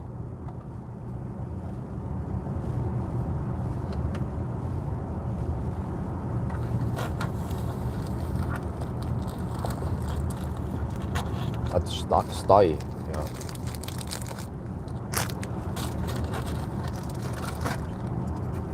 How long does it take to record, edit, and publish video? Oh, it depends. It all depends. No, usually a couple of days behind to have a buffer. But normally my videos doesn't take more than around 1 to 2 hours to edit. Some of the longer ones actually, they have like road trip videos. They take some time. Banana box test can be done within like 5 minutes. No, I have a dude, a Thai boy, who edits for me. But then sometimes he's busy and I'm doing some of the work.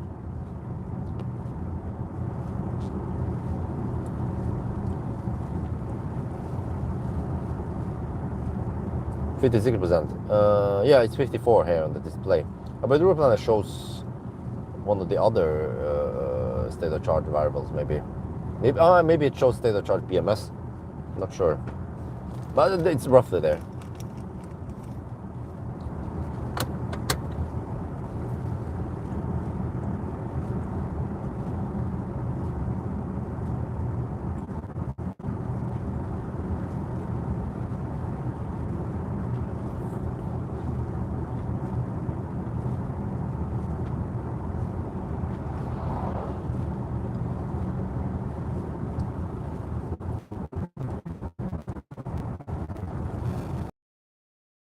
But yeah, one thing about having some cars at my disposal, that I could then make some comparisons. But it could be a bit boring to have the same car, like keep comparing against the same Neo, for example, right? But it's always nice that I can swap the Neo to something else, not an ET5 or EL7 or EL8. No, EL7 is out of production now. They only go for EL6.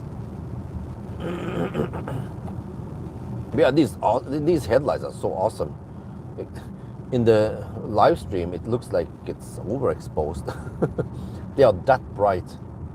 Wow. Why didn't I notice this before? Not sure. But because I borrowed several ID7s in the past, and I've been driving at night also. Sharing stop. What? What? Sharing has ended? What? It hasn't ended? What the heck is that shit? Okay,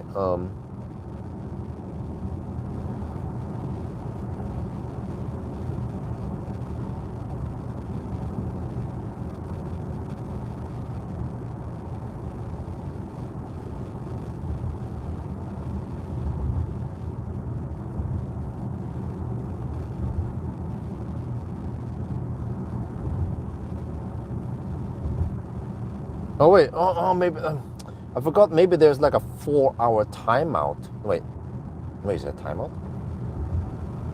Okay, I shared a new link now. I don't know what the heck happened there. It seems like this feature needs to be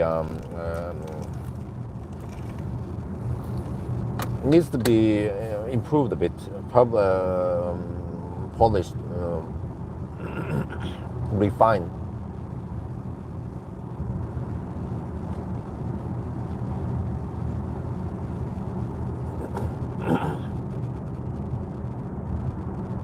But we have driven 182 kilometers now, and we are at roughly 50%.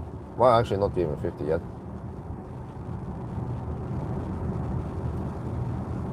But the first section was a lot of motorway, so now we have lots of B roads, and I'm cruising at 87 kilometers per hour in the 80 zone.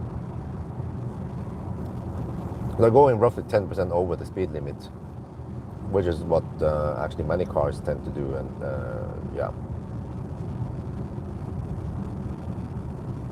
So it's not a slow poke Sunday drive, at least.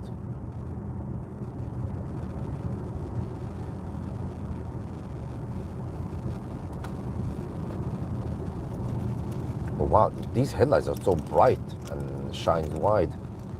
It's so relaxing to drive with them at night.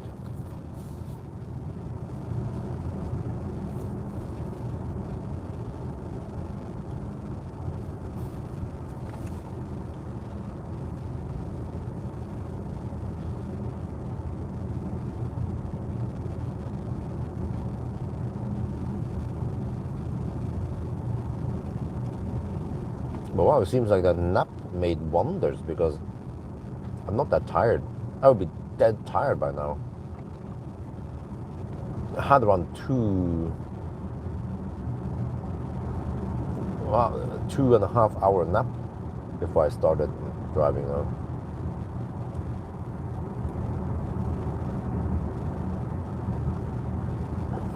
But yeah. If you're done with the whole free supercharging thing, I have another topic I want to discuss with you guys. Because we haven't decided yet, but the wife and I was talking about this today. I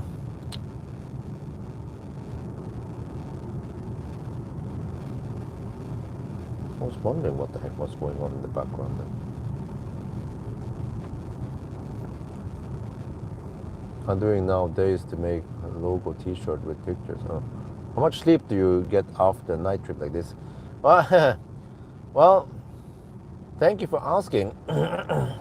What's going to happen is that I might get a 1 hour nap in the morning before Isabel wakes up, and then I might get a half an hour nap tomorrow afternoon when Isabel sleeps in the midday. But other than that, I just have to survive until around 8, usually 9. Isabel usually sleeps around 9. Yeah, so it's crazy. Nowadays, I fall asleep around 8 or 9 in the evening. But then I tend to wake up at night to do some stuff at night. So, and then in weekdays, I have the office or the kindergarten hours to get some work done. That's just how it is nowadays. And I still manage to keep the production up and test cars. Keep the YouTube channel alive with relevant videos, content. But yeah, a couple of days ago, I tend to work many hours. Sometimes I wish I could work more hours, but like, when the 2 kids are awake in the daytime, in weekends, like tomorrow, Sunday, I can usually not get that much work done. Like, it's like play with the kids, or change diaper, or go walk Isabel, or play with Axel, or carry Axel until he falls asleep. I had no idea that raising 2 small children would take that much time. But I mean, just hold on, just enjoy it while you can, because in a couple of years, they would want to hang out with friends instead of parents. And in many years, you need to beg them to call you or spend time with you. So, but what am I gonna say again? Yeah, so a couple of days ago, Maya said that she misses the kids. She misses Axel and Isabel. Send more pictures and yeah, something like in the lines that yeah, we'd like to see them again. You know, she didn't invite herself to come to Norway, but I was like, okay, well, I wasn't planning on, or we can survive without needing a family member here. It works. I get the work done in weekdays. I split the 1,000 kilometer challenge, so we don't have to spend money on nanny or babysitter. But it would be great to go to Arctic Circle, or to maybe go to some of those events. I've been invited to Portugal to test Seeker 7X. I had to decline. I was invited to Amsterdam to test something else. Yeah, I cannot tell you yet what it is. Something awesome also, or at least to check out the car there, stationary, not drive it. I've been invited to China, to Shanghai, to the motor show. I was like, oh, awesome! I had to decline that also because of the family situation with the small kids and limitations we have. So, but if Maya was here, I could actually go to those events.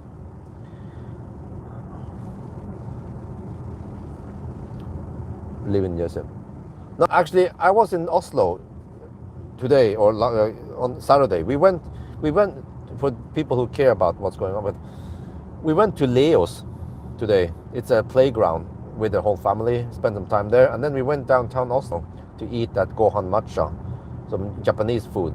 Yeah, tonkatsu over there. Yeah, great food. And I just noticed, when we went downtown around Oslo S, and it's like in the parking lot, Gunerius parking lot, there's smell of urine, and there's drug addicts there, and also someone spilled kebab there. I was like, what the fuck, man? And outside also drug addicts outside, and trash, and lots of people. So we don't have that shit in Jessheim because it's not that big. So it's nice and chill in Jessheim, and we have most of the stuff I need in Jessheim. So I rarely need to go downtown Oslo anymore. I just go there for press cars and events or whatever. But I don't really miss Oslo. It's just too much fuss, and I've been already all over the world in big cities like Paris and Hilton, right? It's just, maybe I'm a little cowboy. Yeah, but I like Jessheim. There's still the shopping mall, and there's still shops. I'm just missing some restaurants, maybe. Not that many restaurants in Jessheim. But for now, we don't go that often to restaurants. But dude, guys, I need to tell you something before I forget about this. But I'm going to come back to the whole media stuff. But also today, it was just today, and I think a couple of days ago, wife and I, we were just shocked, speechless, because you guys have seen it in the past. Every time Axel sits in the car seat, he cries like, wah, wah, wah, wah, wah, and he's just sweaty. He just cries non-stop in the car seat. And I had a theory that maybe the Cybex, what's it called again? The Cybex Cloud T. It's for newborn until whatever. It's a smaller one. Maybe it's too small for Axel. So we tried using the bigger, what's it called? Sirona T. And it seems to work better. And in the past, yesterday and a couple of days ago, when we went with Axel in the car seat, he did not cry. Either he grown away from out of it and he is not crying anymore in the car seat, or maybe a combination that the Sirona is bigger and he doesn't feel that cramped. So today when we went downtown Oslo, half an hour drive and back again, he was not complaining. So I'm like, finally, because just a couple of weeks ago in the don't remember, I think I then used the Cloud T in the Inster. You guys heard it, right? In the background. He was like, wah, wah, wah, wah, constant for half an hour, non-stop, didn't take a break even. So I was like, hallelujah, can we now finally go on a road trip? Wife is hungry for a road trip. I said, yes, let's go to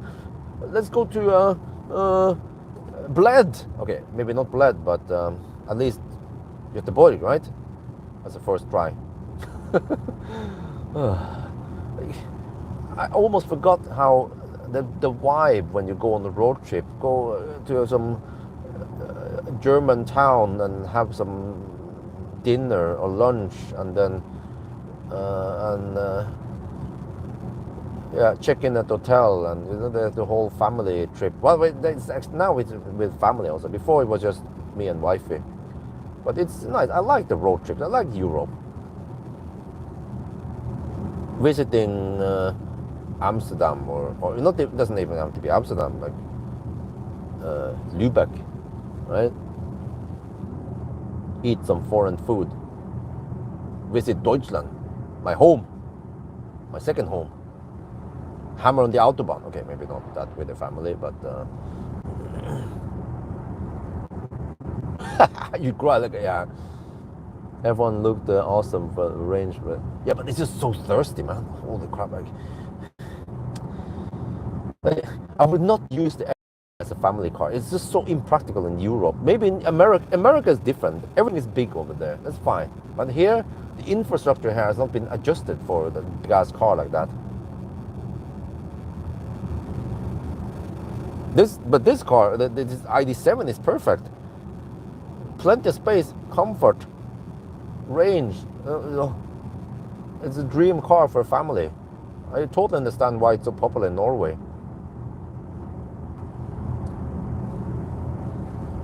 But yeah, back to the whole Maya thing. So wife and I, we had some conversation today about Maya.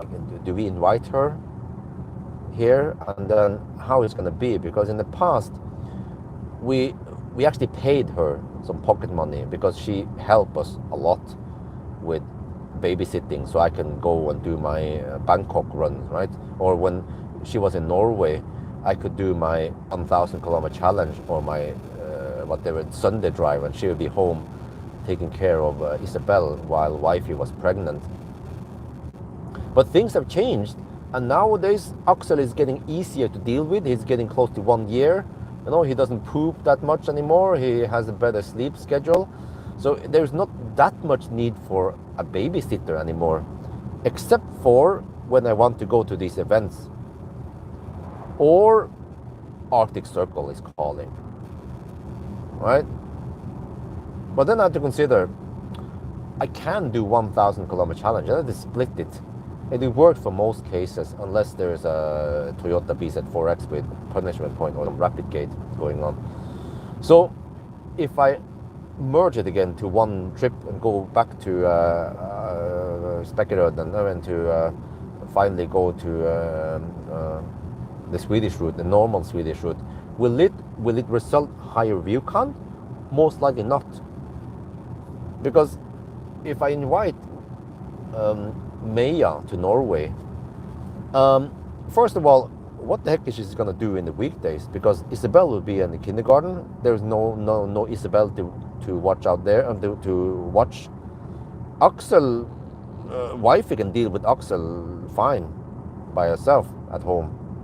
So then Maya just goes to the gym, right? And then eats whey powder, whatever it's called, creatine, and then works out.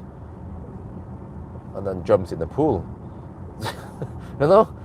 And then except for the few times when I have some Sunday drive and 1,000 kilometer challenge and some Arctic Circle runs, then she can help babysit. So which means that the workload that she had in Thailand is not going to be nearly as high as the workload here. But then, kind of like, I need to pay for her flight ticket, and I checked it. It was around 14k NOK, so 1,300 euros roughly for the flight ticket, and then food, and the gym, and whatever other stuff that comes with it. So,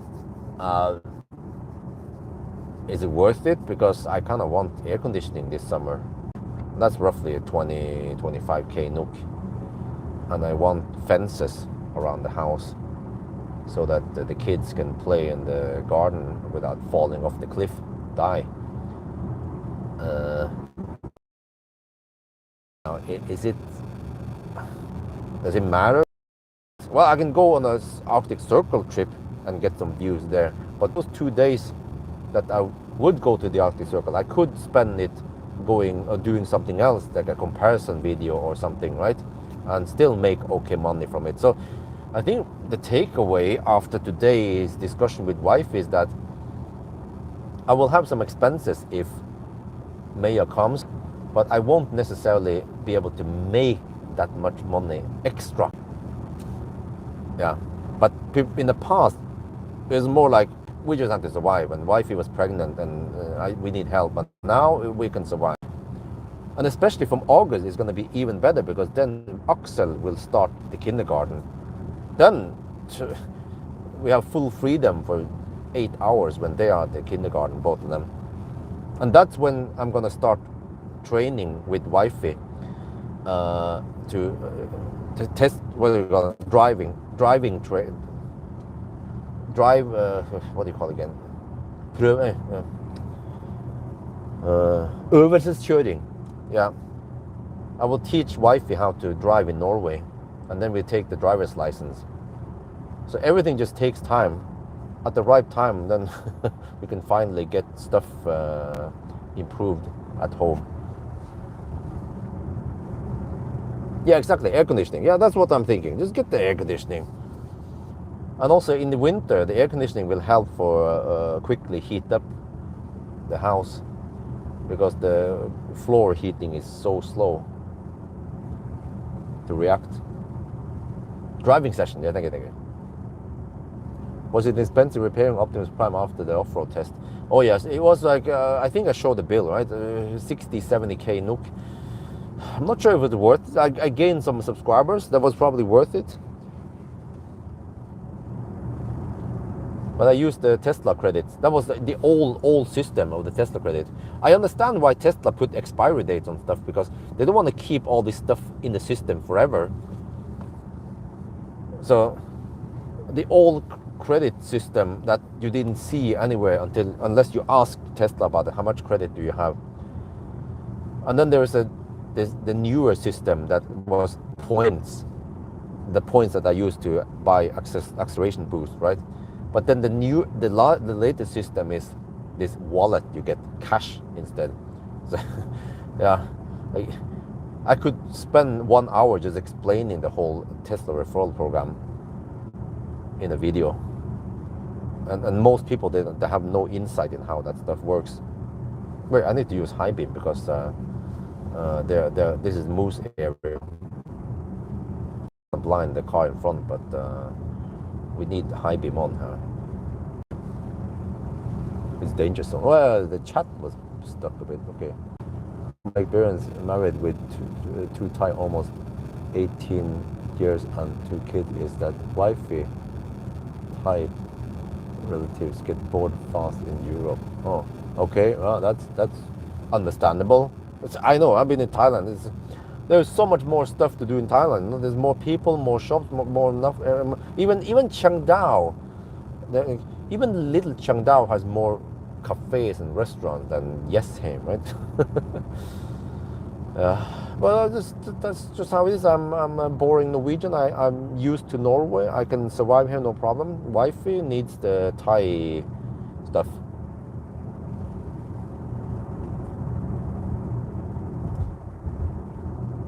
So, and also back to Maya. So my question is to you guys: should we invite her here?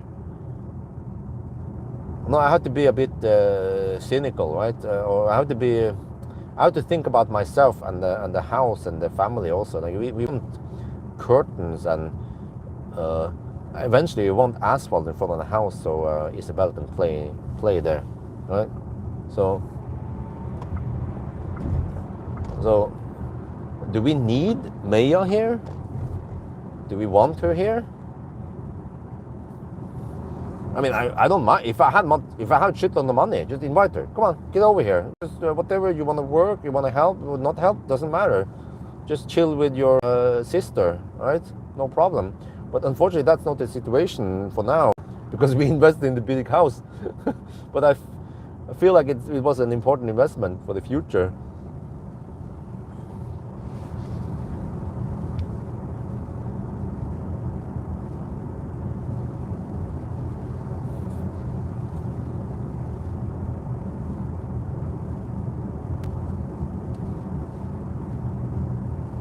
Restaurant is bored, huh? Well, but this is chill. What is the definition of boring? Well, the definition of boring is that you get stuck behind slow pokes and you cannot overtake them. And that happens in Gudbrandsdalen. At least in Østerdalen, you can hammer them. I was actually never bored when I drove Østerdalen up and down a lot. And especially during the Nimber runs.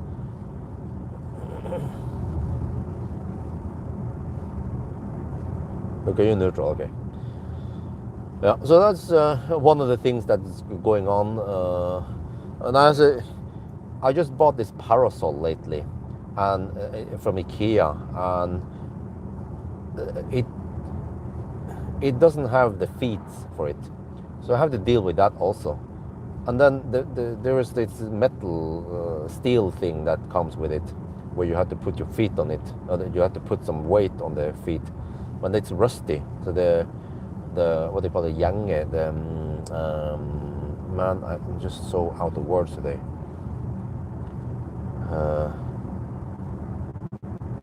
But the screw holes are rusty. The threads are rusty. Plus that she didn't provide me with the original screws, so I need to find the screws that fit there, or just use some bolts and whatever to make it. And then I have to figure out, I have to find some nice feet also. You can use those stone steinheller, whatever, they would kind of look kind of basic, just gray and squared.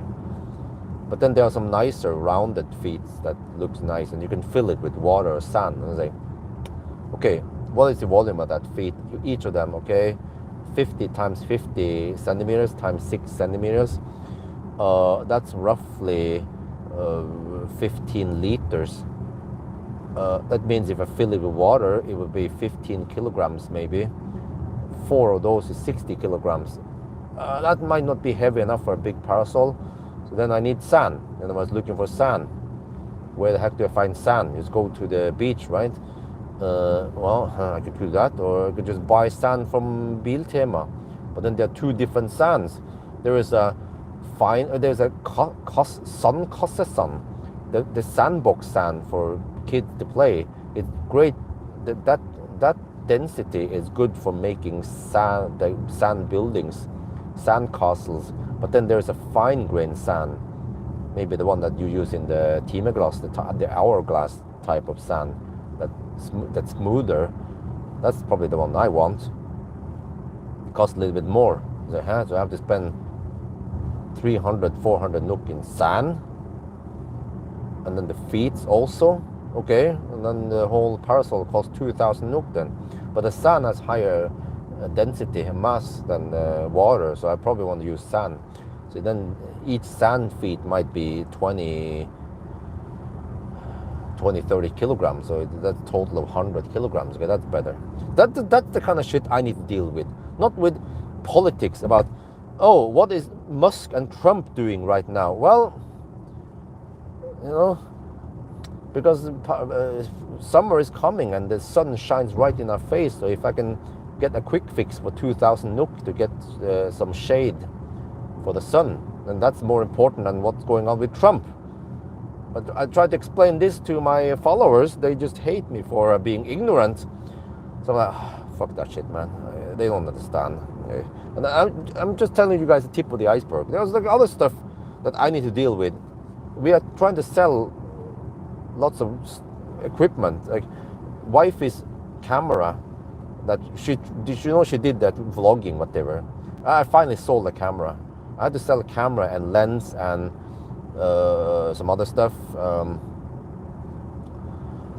And I also got rid of some of my old equipment that I never used anymore, like Osmo Pocket and some other stuff. I still haven't sold my Mavic drone yet.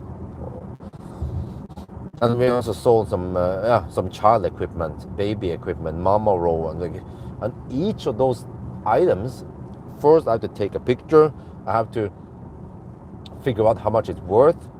I have to find a little bit about what this is, and then I put it on Finn, and then contacts me, and then they start asking questions. How big is this? Does it fit in like baby stroller? Right? Does it fit in the airplane locker thing? How big? How can you fold? How are the wheels? How they can? I have to answer this, and I have to take photos, and I have to spend time with all this selling in the marketplace thing. And why does wifey do this? Because she doesn't know Norwegian. Yeah, okay, so blame wifey. Well, she's taking care of Axel now, you know, and she's doing the bell stuff for me. So, yeah, it's a freaking nightmare. Yes, exactly. You know the truth. I mean, you guys understand it. But if I try to explain this in a rant in my main channel, people are like, Björn, I'm so disappointed in you. You don't pay attention to what's going on in the US. I'm like, well, do I have time for it? I'm still not done with selling all my shit at home. There's a lot of baby clothes that I need to sell.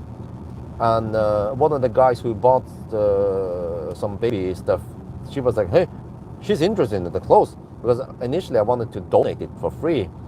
That would be the fastest way. But if I can get some money, if I can get actually a couple of thousand NOK for the clothes, that would be great. But I need to invest time into taking photos of those clothes. So yeah, so that's just the tip of the iceberg. There's so much other stuff I need to deal with. Because soon there's pool season, and then we need to clear the pool, and then there's what else is it? There's, man, the amount of stuff I need to deal with every day is just staggering high.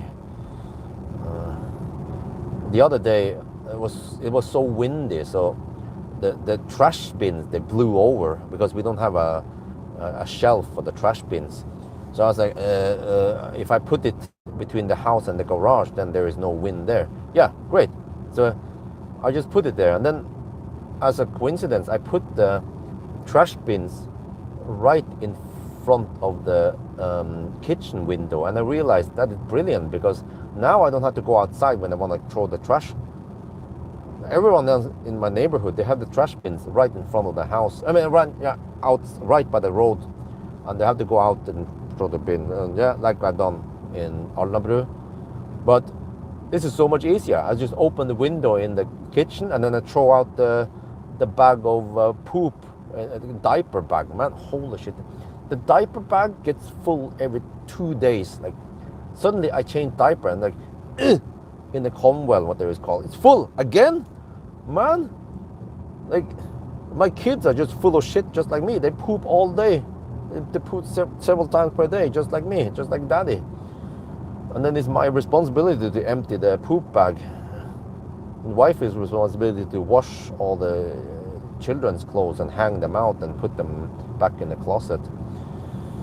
So yeah, of course we can hire a nanny to take care of this, but I don't have money for that yet, because we bought a big house. It's like a bad circle.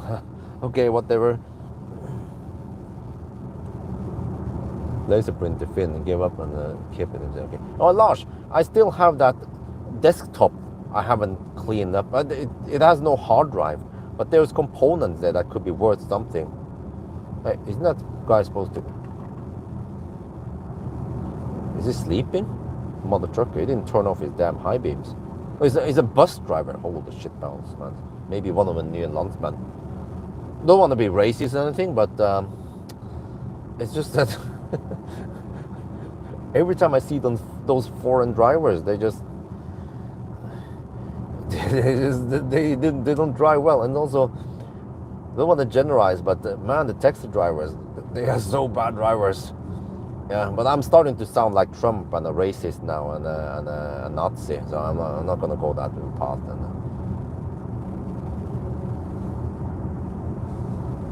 The same thing, like every time I see a left lane hugger, I'm just checking out, I was like, huh? Another woman? What? So many women are left lane huggers. But if I say anything like that, they'll be like, oh, you're a sexist, Björn. I like your videos, but you're damn sexist. I'm gonna just keep my mouth shut. Old, yeah, there's a GPU there, but that desktop is like 10 years old at least. It's like it's an i7 quad core something, and GPU, I don't remember. You can probably sell the components for a couple of thousand NOK. And also have an old IBM T60 laptop I haven't sold yet. Yeah, I think, wait, did I reset it? Yeah, maybe I can get a couple of thousand NOK for it. Send me, okay, oh yeah, well, can you get rid of it and then send me the money, or you can keep some of the money? That'd be great. I've been also clearing some, like, yeah, I think I mentioned this before. I had many of my phones in the past. I've been using different Samsungs for live streaming and whatever, right? And then I kept them. I didn't reset them. I just kept them in the closet. And then suddenly I noticed that one of those phones, the battery was bulging out. I said, oh shit!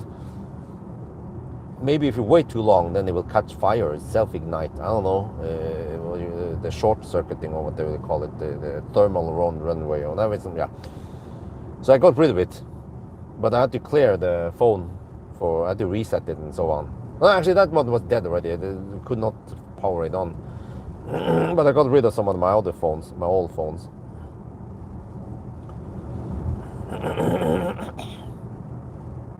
Okay, found a solution. All right. All could do for traveling to Thailand with 2 children. Yeah, Freddie, you know, you're a father of some children, right? Like, only parents know. I didn't know before I got kids how much hassle it was with kids at times. I thought, yeah, kid is like a dog, isn't it? No, it's absolutely not like a freaking dog. A dog is so much more, it's so much less maintenance than kids, man. Dogs, you can just, the dog would just be sleeping on the ground, on the floor, and that's it. Kids, you need to pay attention, or either you need to entertain them all the time, or pay attention so they don't hurt themselves, or they hurt each other. Yeah, now that they have siblings. Yeah.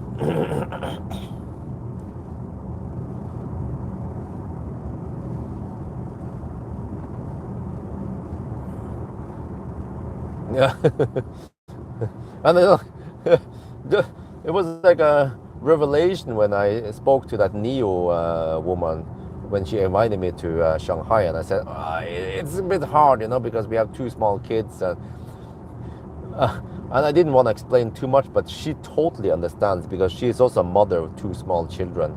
When she said that, yeah, when one baby is hanging on one of the nipples and the other baby is pulling your arm, it's like, yeah.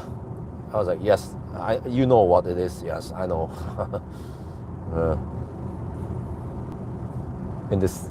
Oh, congratulations, Neater. Do you know the gender yet? Just wait a little until they grow up and be 9 and 11.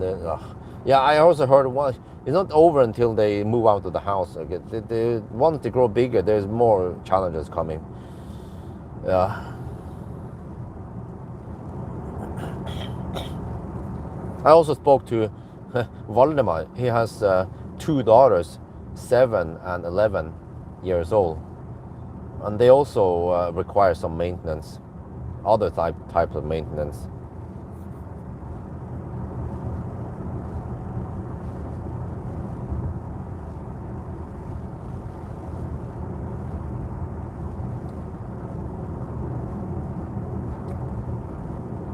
Okay, I think I will just grab something quick at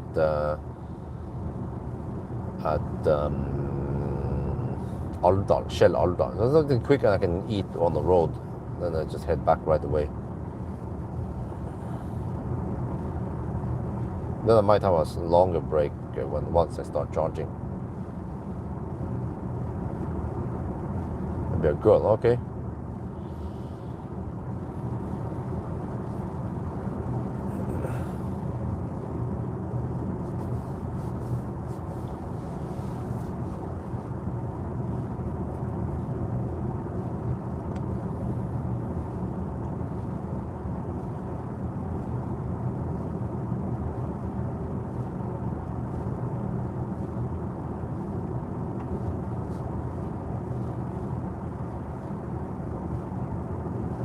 I'm talking Norwegian, yeah.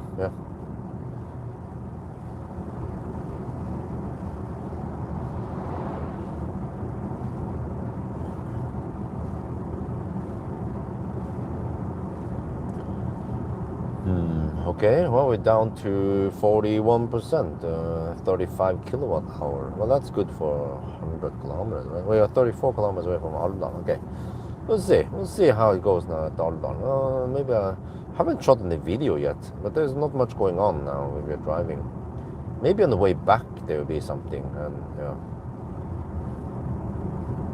I mean, when I do my typical road trip video, I will just for the first leg, I usually don't have too much going on anyway until I start charging. Yeah. But now we have to drive so long before we need to charge the first time. Well, I can show the outside temperature maybe. It's 0 degrees Celsius.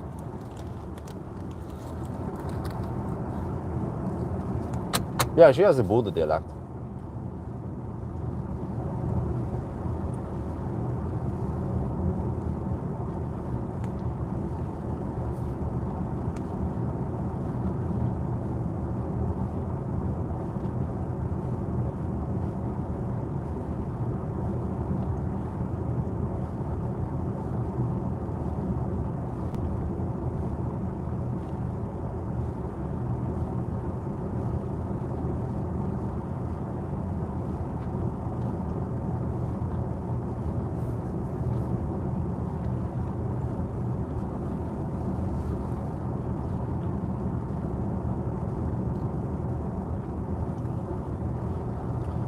So now we're just chilling.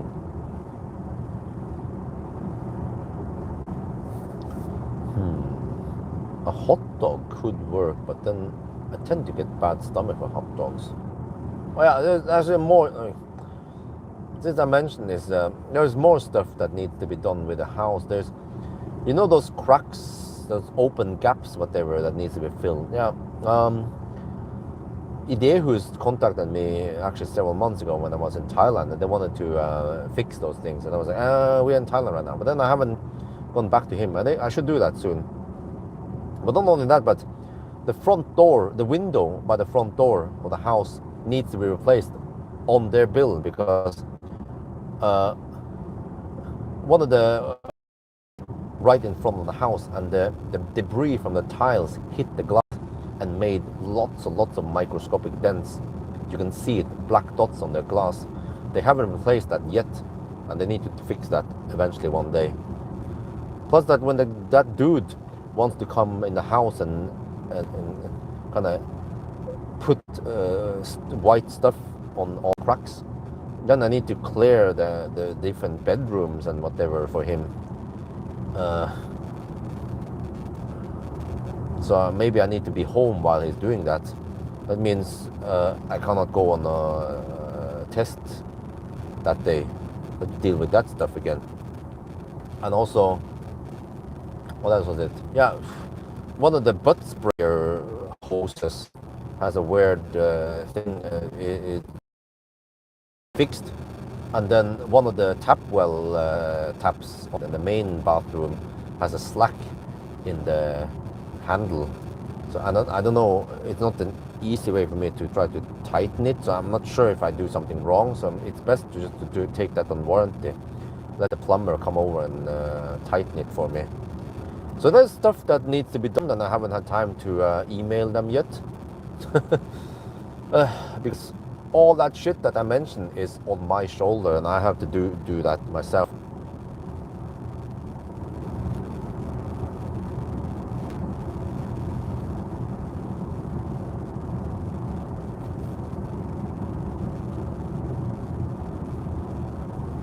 Maybe I'll shoot the video here. Been driving for 2.5 hours now, getting close to Alvdal. I don't know, 3 years or something, but the house is getting close. Well, it's around 1.5 years old. But usually, no, warranty.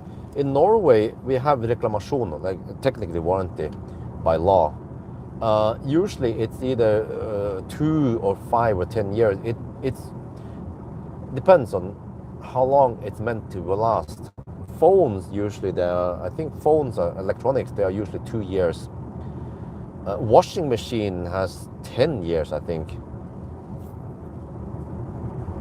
And usually some bathroom equipment should last more than 1.5 years at least before it starts breaking down.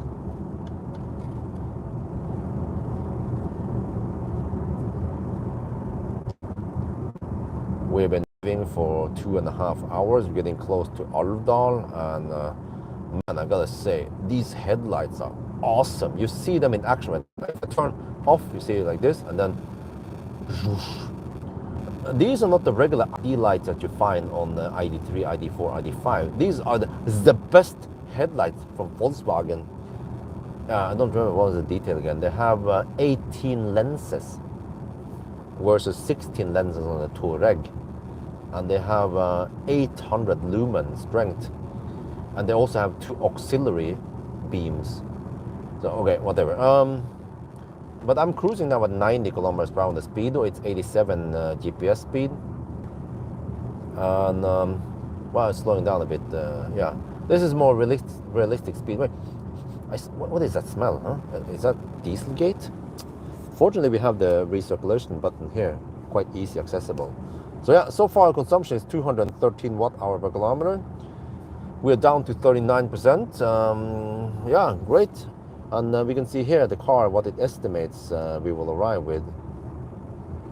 It's kind of clumsy, 33%, but it's so clumsy that you have to dig so far in to see it. It should be visible here or here.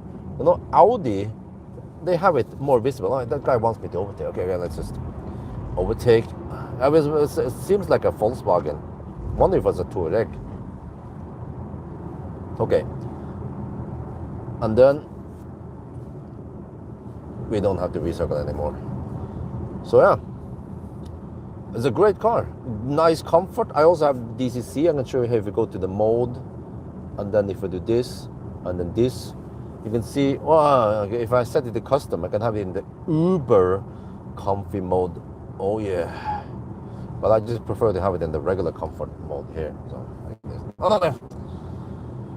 Okay. Yeah.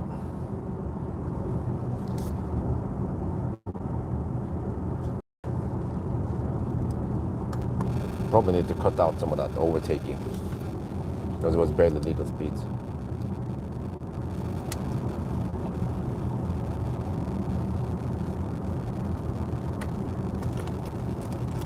Yeah, but I save a little bit of time, 5 minutes by stopping at Shell instead of so okay.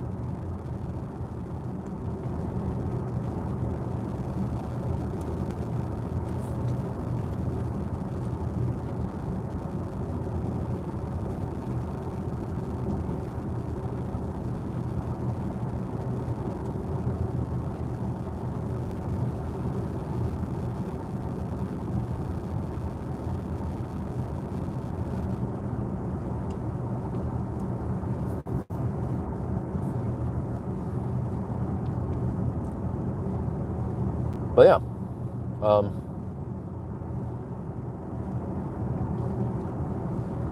generally Norway. Oh, okay. Yeah, well, it depends what it is. But man, I was surprised that this ID7 cost 600k only. I would expect it would cost around 750k, because in the past when I tested those ID, no, that was Audi. Yeah, I remember it was the Audi Q4 e-tron with lots of equipment, but there were not the press car, was like 735k. I was like, whoa. So, well, how can Volkswagen sell this for 600k? Ich weiß nicht. 91 kilowatt hour battery, awesome headlights, massage seats, seat ventilation. It's a great family car, comfortable. Okay, it doesn't have air suspension, but then air suspension would probably be expensive once it brakes. It has drum brakes in the rear. It's a perfect family car. Maybe I should make a rambling video tomorrow night about this. I haven't made a rambling video in a while, but yeah. I think this is a great car for the money. Yeah, it looks good also. And it doesn't have this SUV ride, but it still has the space as an SUV.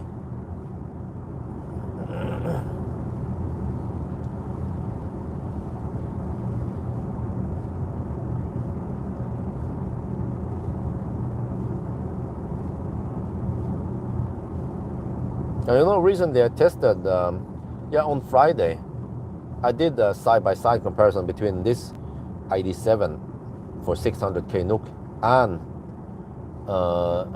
Rune's Audi S6, the guy that runs the EVKX net. And that Audi cost over 1.2 million NOK, or roughly 1.2 million, twice as expensive as this ID7. And as expected, the leg room in the back was better in the ID7. But to my big surprise, also his surprise, the trunk was actually a little bit larger in the S6. And then consumption was better on the ID7, maybe because he had fatter tires and he had summer tires on. But also to my big surprise, the noise was very good in the S6. Despite fat summer tires, 275 rear and maybe 255 front, whereas this is 235 front and 255 rear, and it's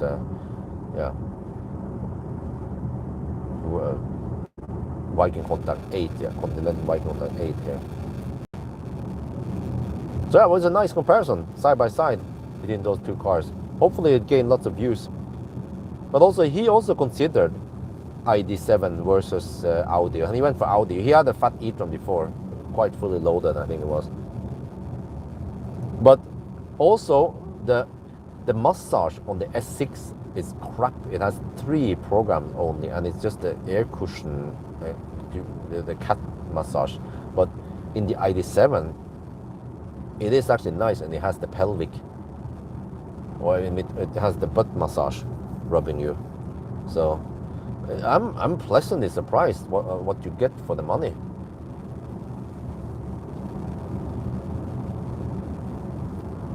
And it doesn't have the annoying slowdowns in the curve like the Chinese cars. And well, you can say a lot about ID software, but at least it's not the worst software out there. It's still nice and tidy in most cases. Okay, there's some weird quirks here and there, but it's overall okay software to deal with. Rimac, yeah.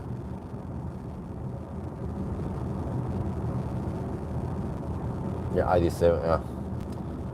Yeah, that's the thing. I mean, it's still kind of expensive for some people, but at least for people with okay economy and 2 income, then they, like my neighbor, he owns an ID7, but he works at Møller. Wonder if you get any special deals.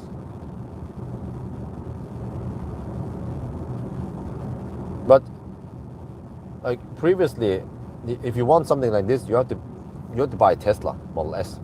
And the Model S wasn't even that great in many regards. Like it's lower, so you don't have the great headroom in the back, and the legroom in the Model S actually wasn't that great. The hood in the Model S is a bit long. Okay, it has a front, well, that's fine, but yeah, so and so on. So at least before, Model S couldn't tow anything, but now you have the Palladium, yes, but even the Palladium wasn't that great of an upgrade. And the headlights in Tesla is not that great compared to these headlights. But yeah, Tesla has air suspension. Yeah, that's right. That's actually pretty good when you put it in comfort mode, especially the new dampers.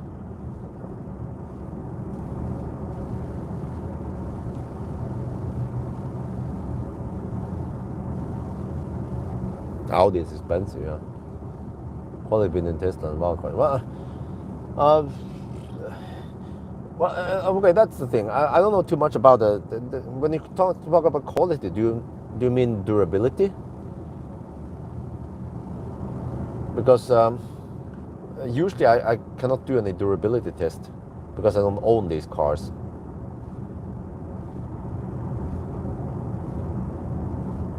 But at least from what I heard from Model 3 and Y is that they are quite reliable. There are a few weird things going on, like the PT sensor that causes the heat pump to fail, right? But other than that, like MC Hammer was really reliable. Like, very few issues with MC Hammer when I own him, compared to Optimus Prime and Millennium Falcon. But those are old generation Teslas. But I think even the newer Teslas, like Model S or X, they also have some issues. But it's not nowhere as near as before with the old cars. But then when talk about other like the German cars, I don't know. I heard that they're not totally problem free either. So the whole myth that German cars never have issues, I think that's quite wrong. It was actually too bad I never owned an ID3, because I heard that there are many people who had problems with ID3s in the past. They were not happy, and I recommended ID3. Oh, it's efficient, it's spacious.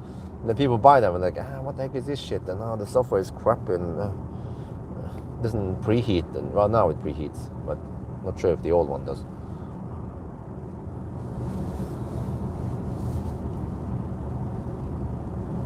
Wow, batteries cool down. Battery cool down to 8 to 13 degrees. Wonder how much it will cool down. Eventually I should preheat, but I don't want to preheat too much. I want to slightly colgate so I get the perfect curve. What? Even now? 12 volt? Really?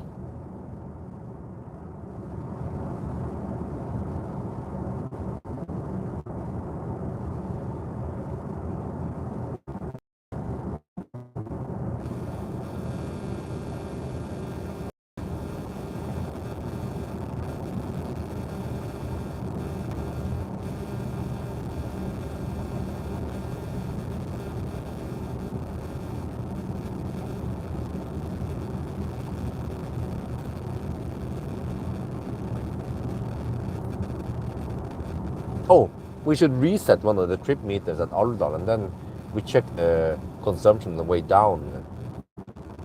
Yeah. Consumption right now since yesterday is 212 watt-hour per kilometer. I want to know the B-roll consumption also when going downhill, because we now had a peak from the Hammer stretch, which is quite significant here, hundreds of kilometers. So that means about 40% of the route here was Norway. But also now the battery is cooled down, so I wonder how low it will scavenge.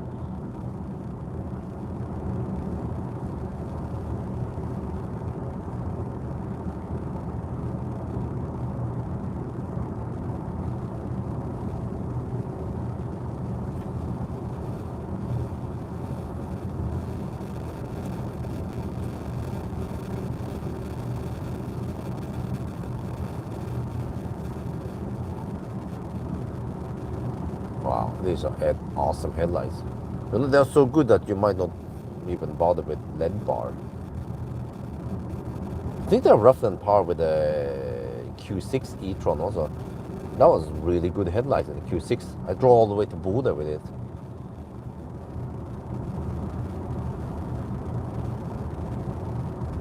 So yeah, so back to the Maya again. Yeah, if Maya comes to Norway, okay, I might not be able to, or we have to spend some money on the flight ticket and so on, but at least I'll be able to go to Arctic Circle this summer. But then how many times?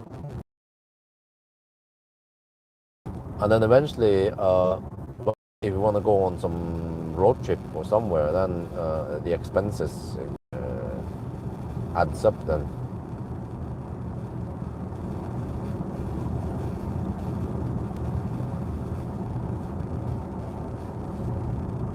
Fastest Model 3 performance, the newest.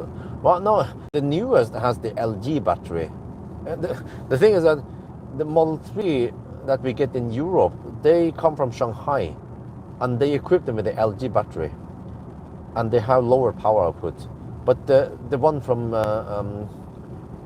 Fremont has the Panasonic battery. So the one sold in US, they get the Panasonic battery, and it has the fastest, the most power. It's mostly faster than the previous gen Model 3 performance. But you cannot choose when you order the car which factory you want it from. Well, that's a bummer, because previously the performance Model 3s, that this applies to the pre-Highline, from 2021, 22, 20 something, they had the Panasonic battery, but at one point they stopped using Panasonic. That's a bummer, because the LG batteries, maybe they're cheap. I'm not sure why Tesla uses them, but they have not that great charging performance and also output performance.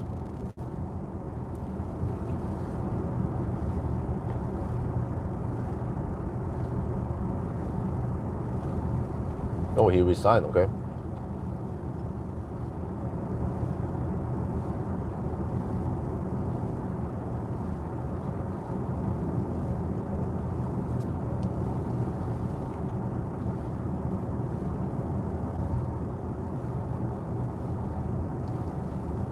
But you know,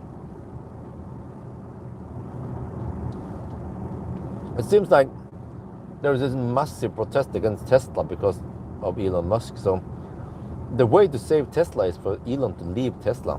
But will he ever leave Tesla? Step down as CEO and sell his shares?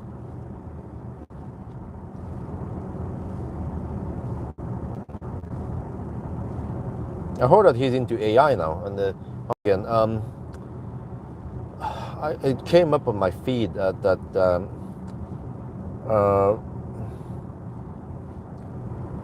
XAI, or whatever it's called, AI1 X or whatever,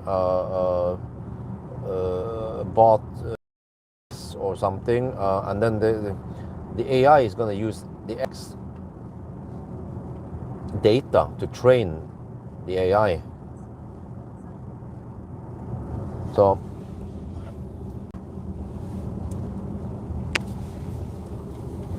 maybe that's what Elon should be focused on.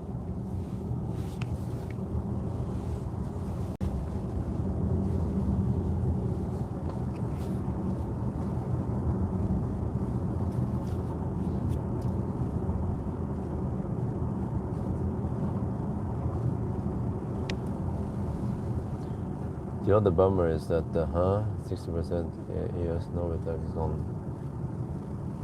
is on 2025. What?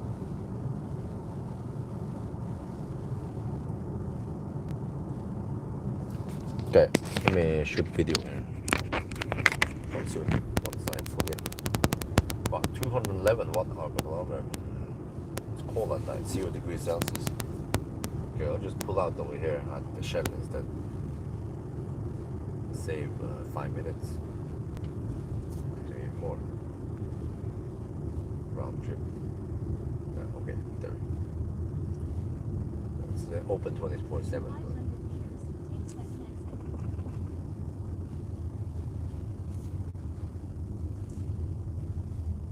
stop that woman.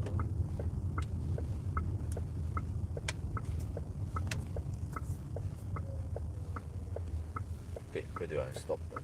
Right in front of the gas station. Do I block a pump?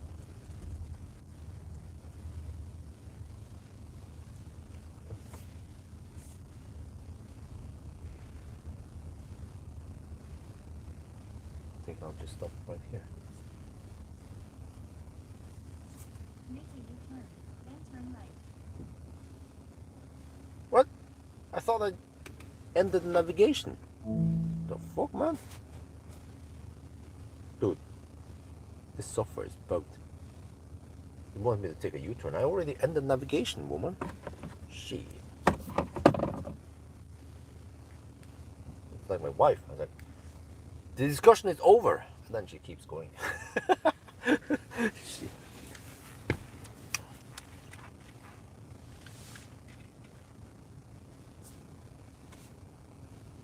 We are now at Shell Alvdal. Yes, I will turn around here.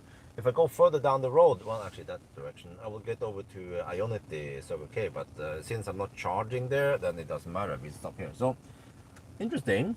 The battery cooled down. You see here we are down to 8 to 12 degrees Celsius. It's been scavenging heat from the battery, but it's usually consuming around 1.5 to 2 kilowatts. But you see here, it is 31 degrees Celsius in the cabin. Well, can we trust that thing, huh? Is it right or is it wrong, huh? Because here I set it to 24. So when you set it to 24, it reports at 31. Yeah, but in here I feel like maybe it's around 24 degrees. Nice and warm. I like it nice and warm. We don't want to sacrifice any comfort here. And outside it's 0 degrees Celsius. So yeah. What else do we need to do? I'm gonna reset something here eventually, but let me see. We have the, well, let me see. You go back here. We have the scene start. We have the, okay. I think I'll reset this, and then we're gonna head back again right away. But before we go, let me just show you. Yeah. So this is nice.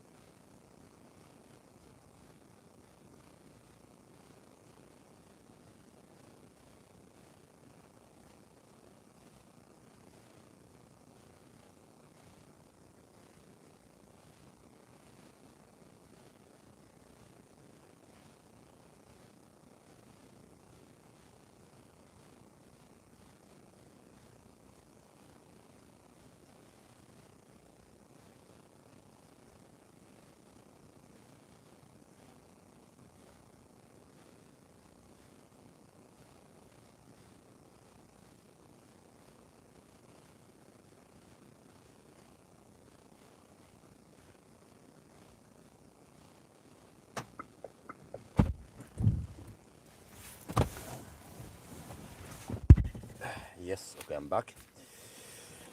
Now we just get ready then and turn back. But is the but the route planner link, is it still working?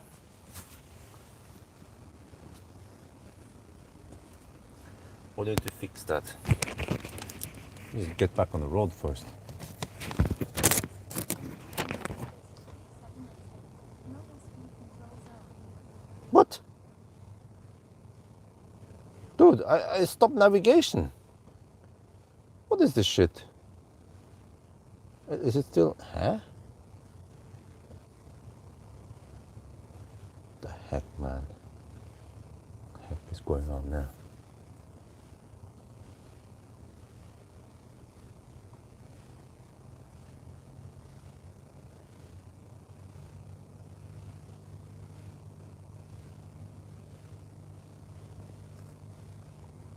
It works, okay? Not sure if it shows any useful data.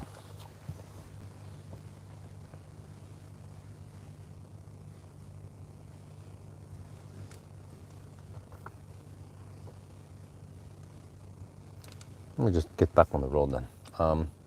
Need to navigate to favorite, Bremen, start.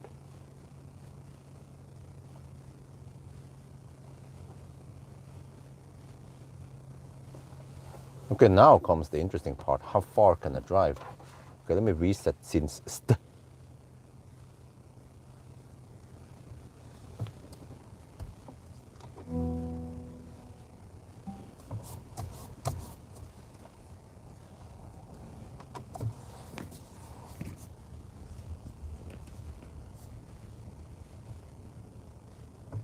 okay.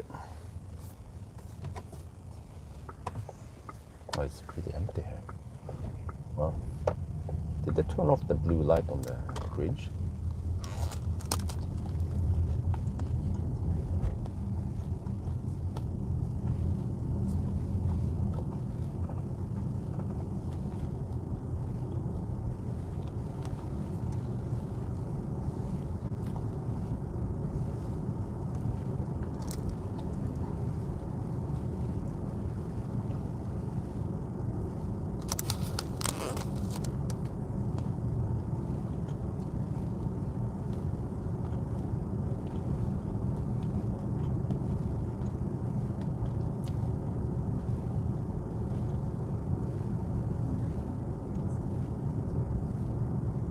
What?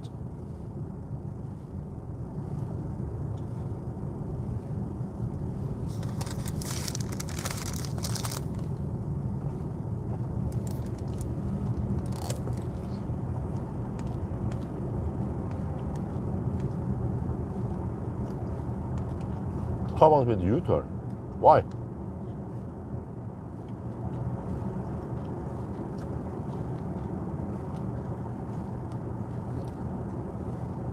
No, no, stop, woman. Stop navigation here.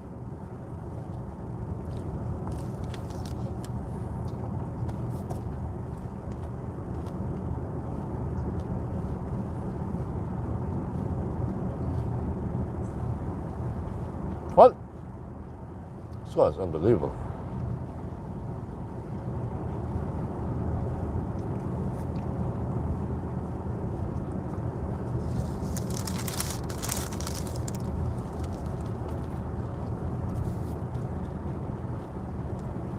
Let's see.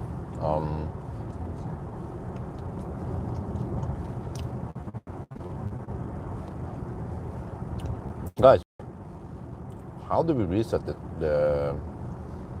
how do we reset infotainment in the Volkswagen? I think it's fucked up.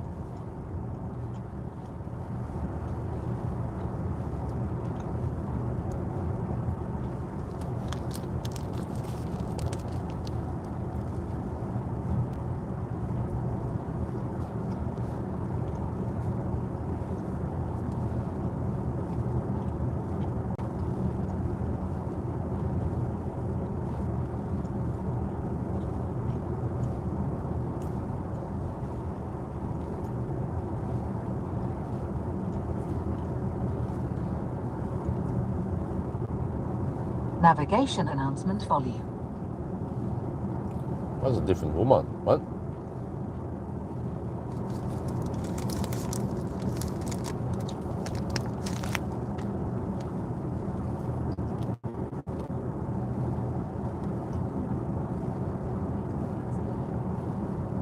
What?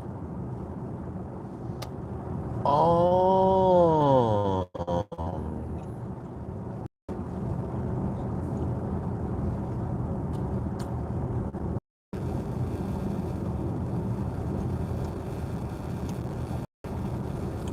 What was that thing?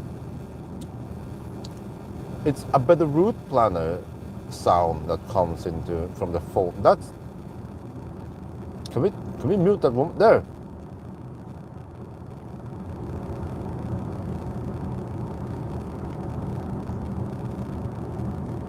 It was about the route planner sound. But stop it. Shit.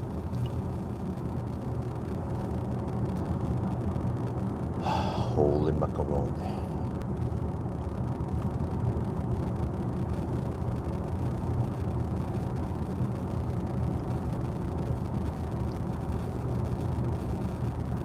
Okay, I don't know if I need a new link now or whatever. Because I had to replan. Then let me know if it's still working or not, the link.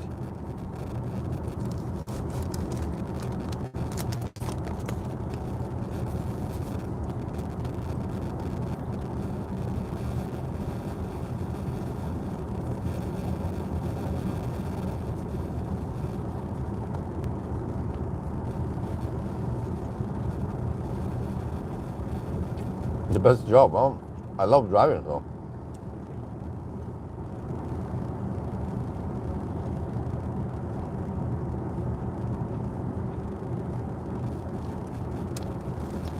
Oh, okay, you want to play that game? What the heck was his problem? When he was getting close and then just fire up the high beam at me. So I was just, okay. I know I have auto stare, so I just fired the high beam at him and then I didn't stare at it. I didn't see forward. Just looked down for a couple of seconds. I was a BMW idiot.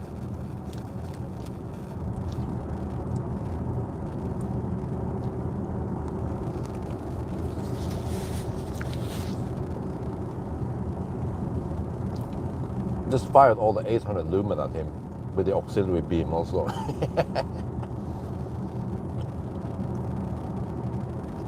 You know, he should see that this is a Volkswagen. You see the silhouette, yeah, there's this continuous line in the front here. Quite awesome at night. So remember to not mess with any Volkswagen in the future because they have powerful lights.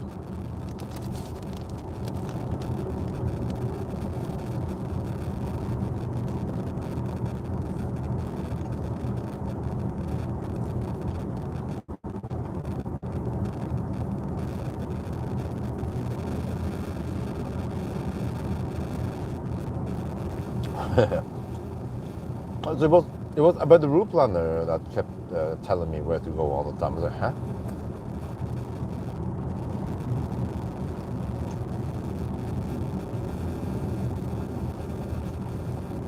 And it was I should have noticed because it was a different woman than I'm used to. That's how bad I am, you know.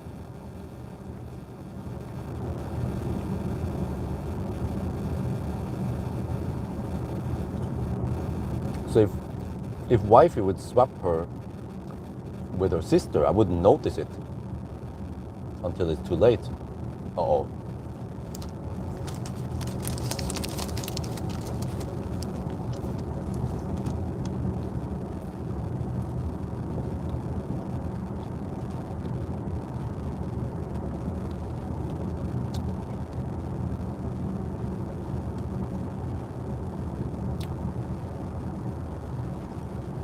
But yeah, so this is what I wanted to see for more like a real world driving in cold weather. Yeah, it's around 0 degrees. And you actually go 10% over the speed limit. Not slow poking. How far can you drive? I'm just gonna find out now.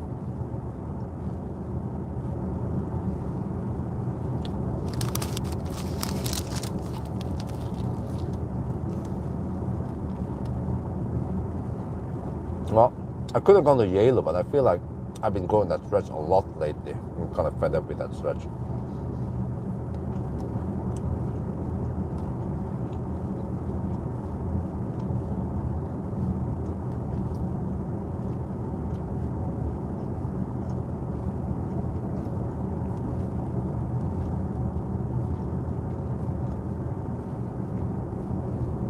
Yeah, Freddie, what car do you have?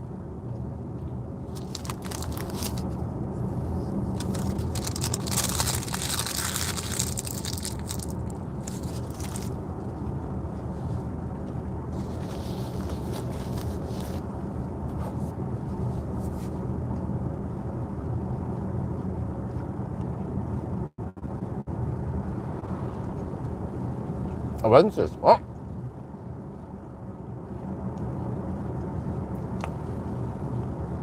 you're a freaking Toyota driver?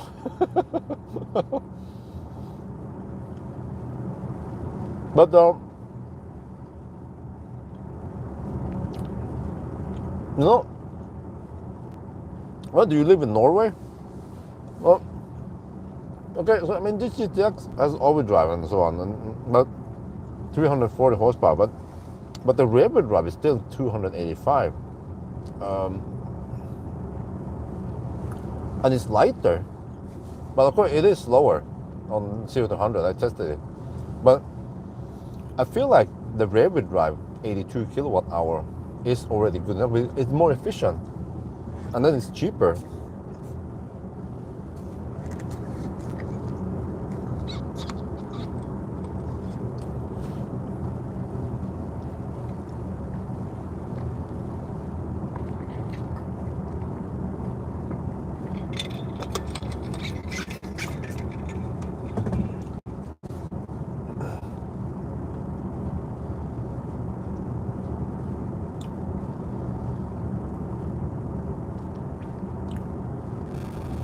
Oh, you took a piece of 4X, okay.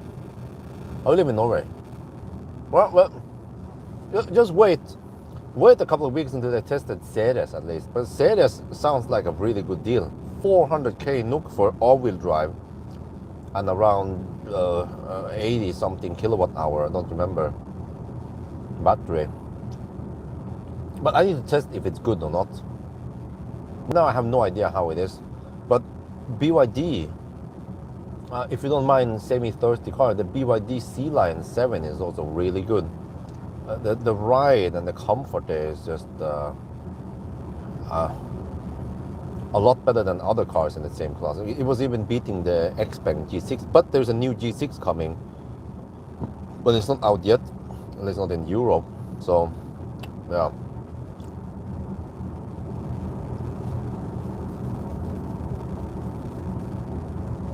But the headlights here are so good. Oh, if you drive at night a lot.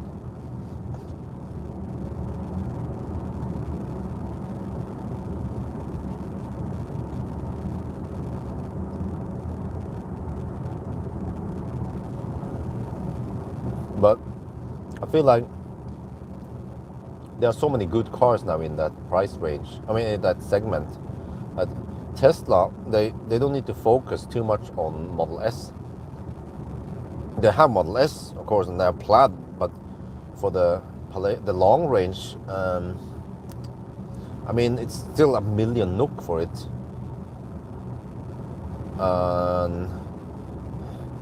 Well, the equipment you get there is not that great. You know, there's no massage. What else is it missing? Yeah, the space in the rear is not that great compared to ID7, for example. So I feel like if you need a family sedan, there are other cars with better value. Like this car, 600k NOK. Okay, it's not as fast as the Tesla, but for most people it's fast enough, and the charging is also, and the range is also good enough. Yeah, it's a nice spread. You can see it on the live stream. And also good strength. I think the auxiliary beam is... Oh, there's a bunny. I saw the bunny. I'm not sure if you saw it. There was a bunny on the right side of the road. White bunny or grey bunny.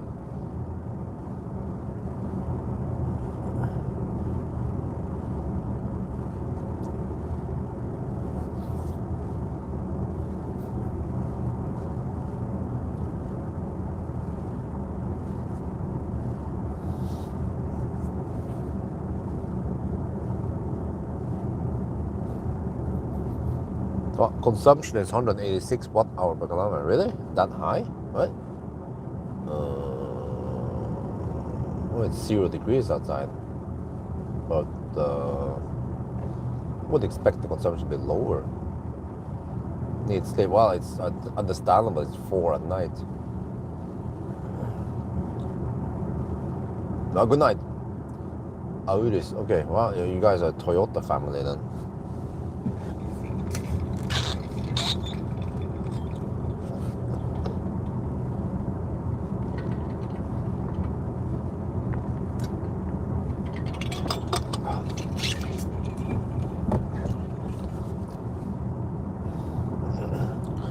But I wonder, yeah, you can get a cheaper ID7 if you go for rear-wheel drive and a smaller battery. And you can even get it in station wagon like I tested last year. So I mean, it depends where you live and so on, but and also the price difference. But it seems like many Norwegians, they just want all-wheel drive. I mean, very practical, of course, in winter, but depends if it's critical that you travel somewhere when it's snowing, like some weekends, then yeah, go for all-wheel drive. But I think even the rear-wheel drive will be okay. I mean, it will work just fine, especially in summer. And since they already gave a lot of oomph in the rear-wheel drive, then it's already fast enough.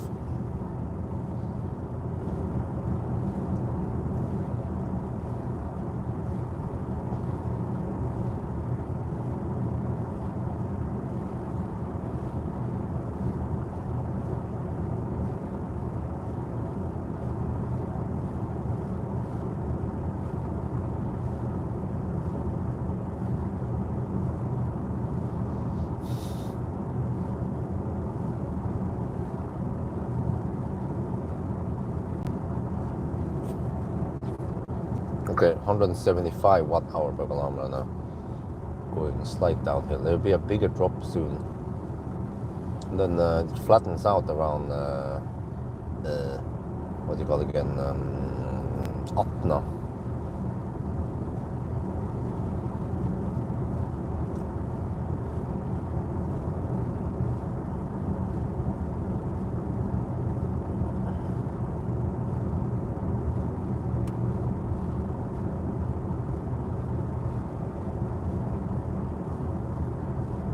Tired or hanging, huh?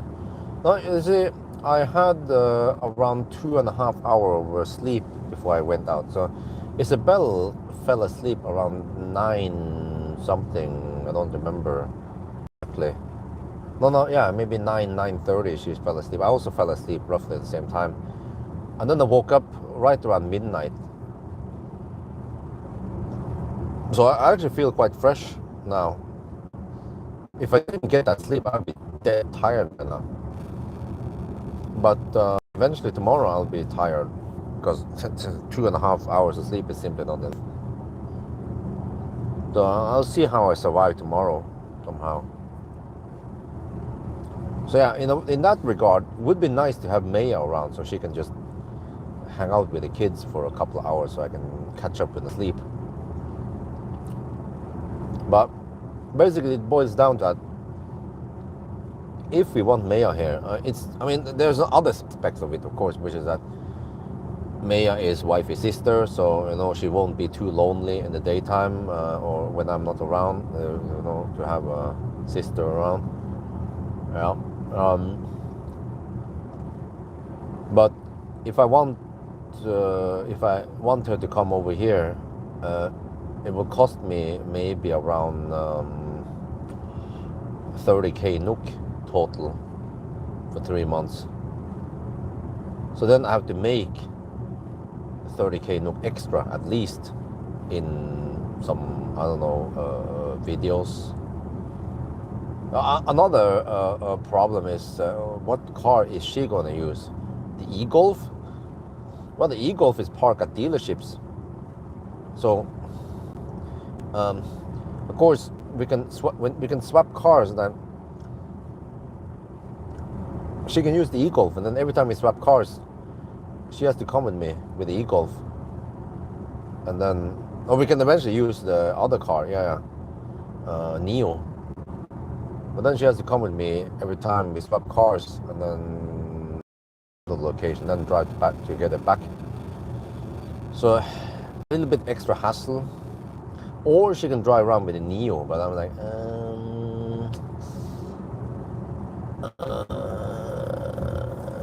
I'm not totally convinced. So there are a lot of things I need to consider. Yeah.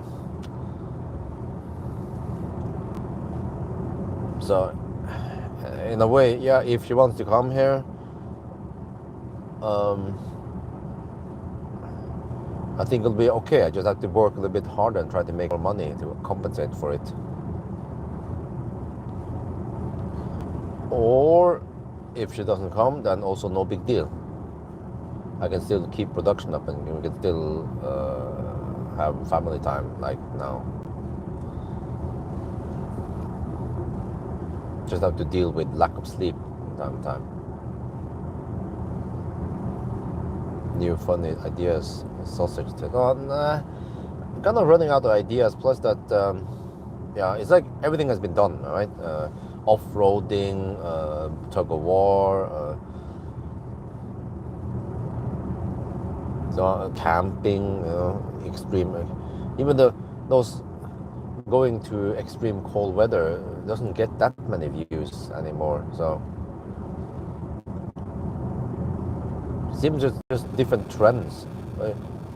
So I just have to get interesting cars, like the Highland. The Highland initially got lots of views, but also Juniper, but also this ID7, yeah, did get okay views. So I hope that the other videos with ID7 will also get okay views. But I have to grab cars like Renault 5. Because it seems like it's more important which cars I get rather than what kind of test I do. Car that not many people are.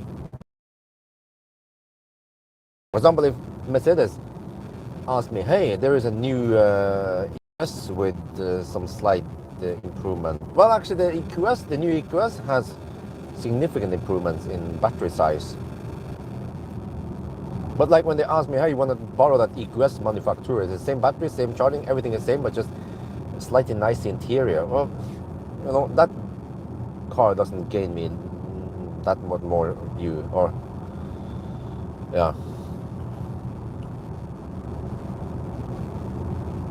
But I was also surprised that e-tron GT videos didn't get that many views, probably because it's just expensive car. If you want affordable cars, like Inster, poor man's car. Yeah. But actually Inster is not that poor man's car. I wonder if the E30X, Jack E30X or the Nami box is a better example. Because the Inster, if you go for the press car that I borrowed, the nice seats that can be slid forward and backward, and then suddenly it's 320k NOK. It's not the poor man's car anymore. Poor man's car should be around 200k NOK. Like what's it called again? Citico E or E-Up.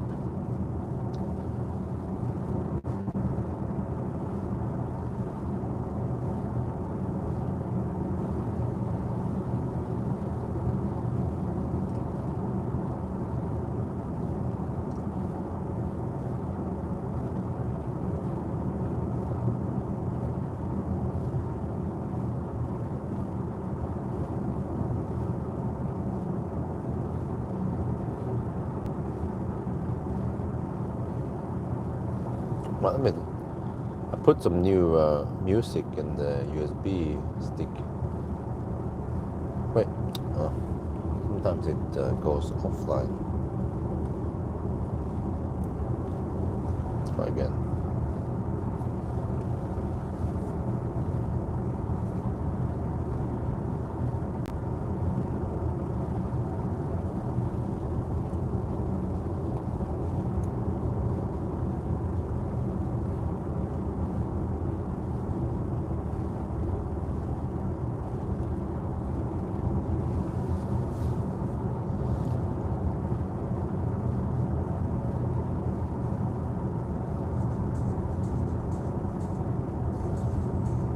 Oh, here.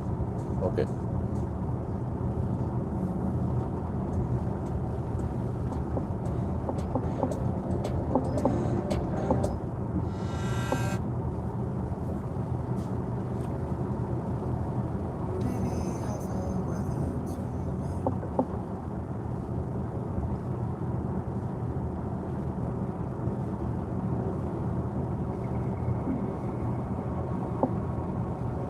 No, 166 watt hour per kilometer.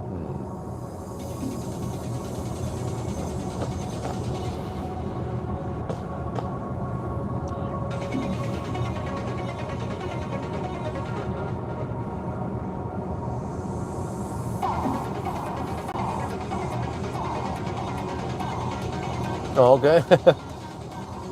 Yeah, that's cool.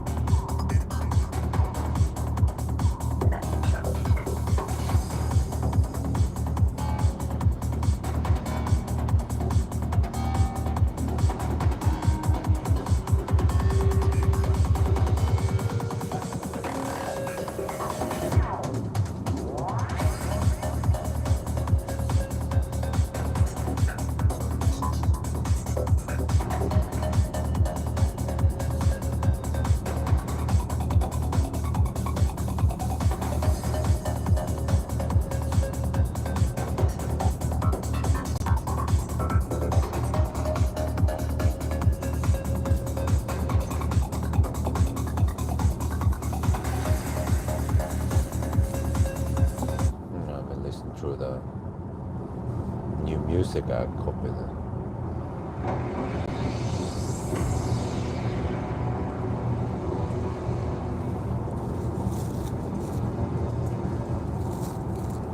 Yeah, I got bacon pizza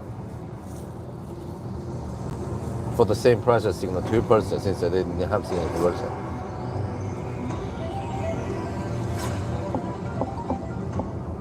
$39 nope, the bacon pizza, that's okay price. Hope I don't get bad stomach from it. I've been getting bad stomach from pulsa lately, a lot.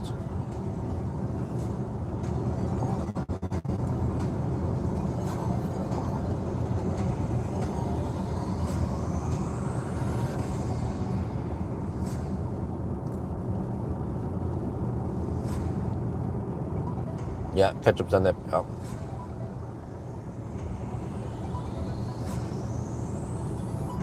It's a quick food that works, tastes okay. Doesn't have to wait for a burger. Plus, burger is kind of hard to eat while you're driving, but hot dogs work.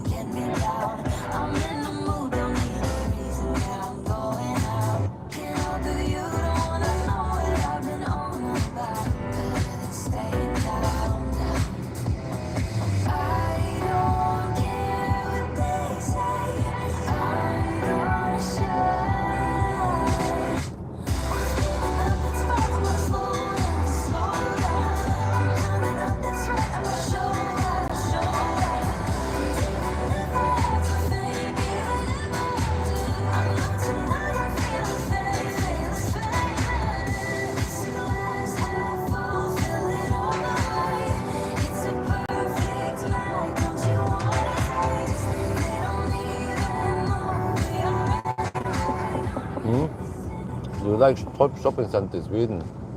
Oh,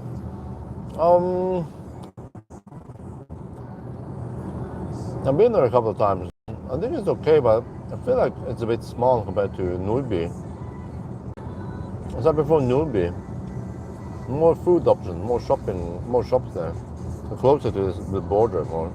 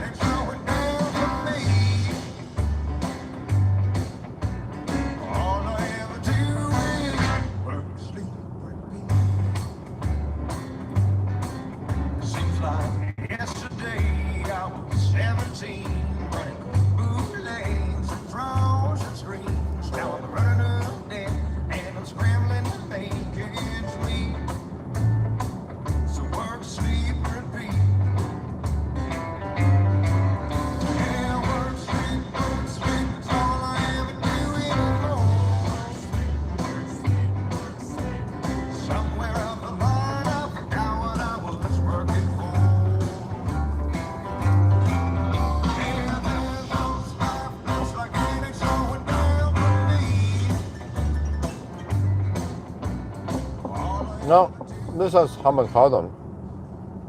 Well, it sounds okay, but I feel like the base is a bit underwhelming. I think.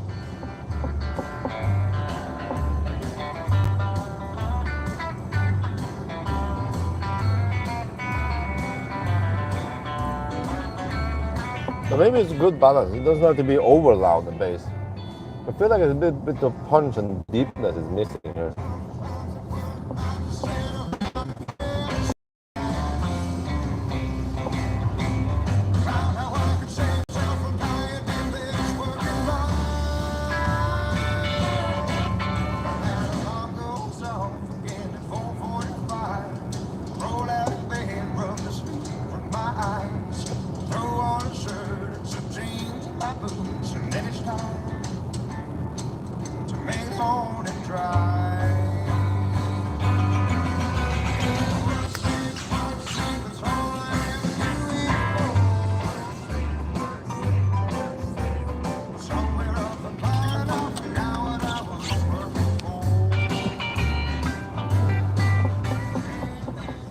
What do you prefer between Bang Olufsen and Herman? Bang Olufsen.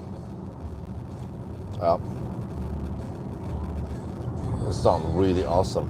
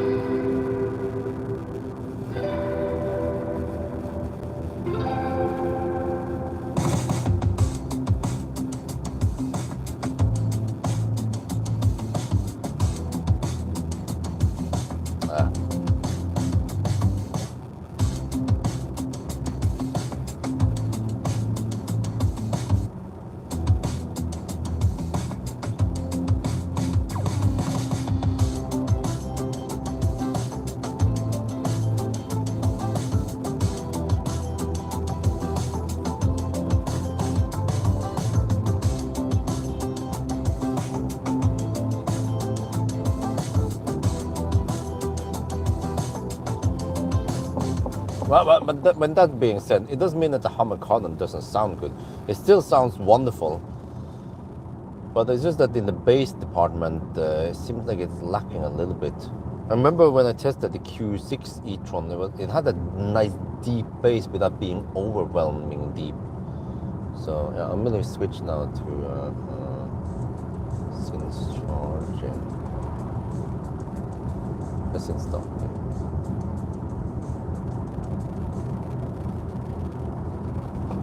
But now we're at 18. Consumption since Alvdal is 164 watt-hour per kilometer. We have some drop now. So from here it's kind of flat, but slight downhill towards Elverum.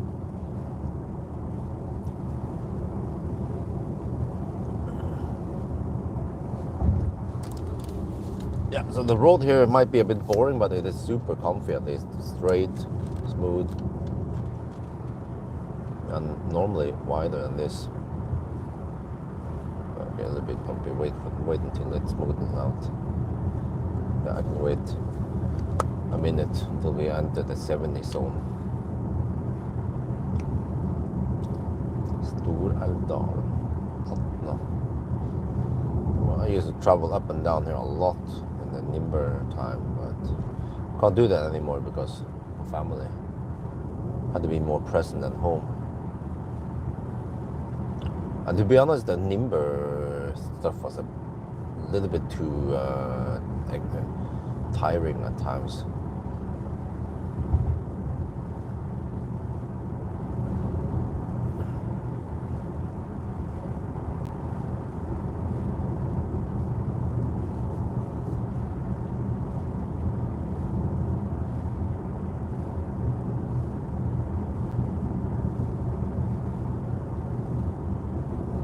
Oh no, shit.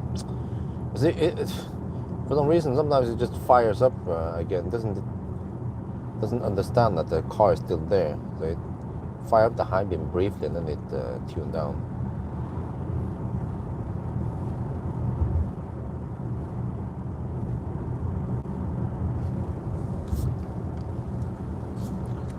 Saw your video when you tried to test Alvdal S. Was that you got addicted to DVD? Yeah, pretty much.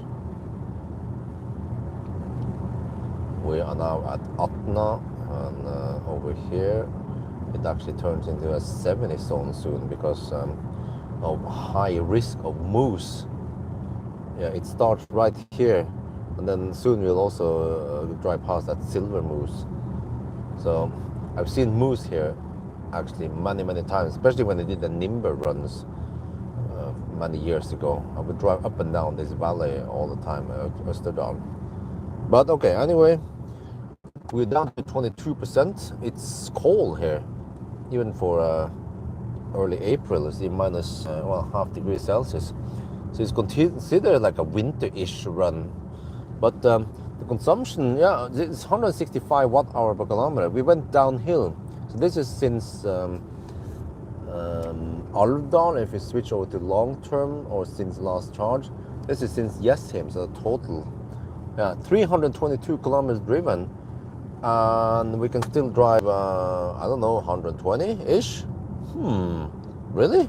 That's 450 kilometers in winter-ish runs. And also remember that for the first stretch here we had motorway. So yeah, we'll try to reach Elverum. It seems like it could be possible.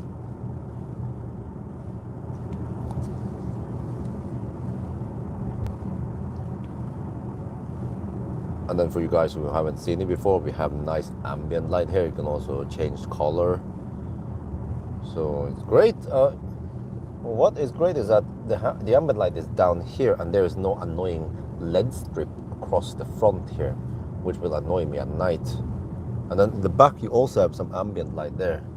So it seems like they are not going crazy in the ambient light, but it feels nice and comfy in here with that light, the mood lighting here, but also practical, so you can find your potato in the dark here.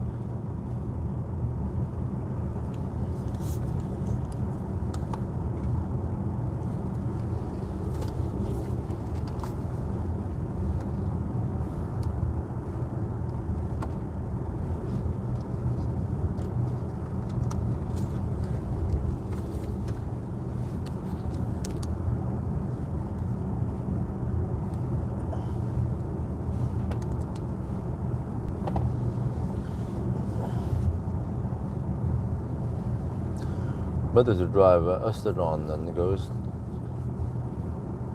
Or Gudbrandsdal, I mean, yeah. Describe the seats in 97. Oh, the seats, they're quite good.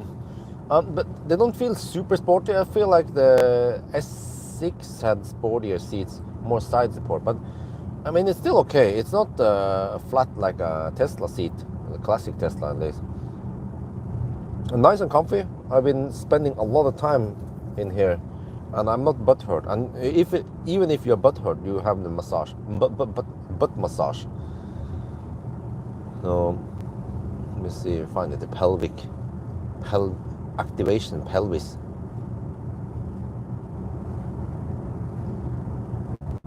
Maybe I should try the rotation pelvis.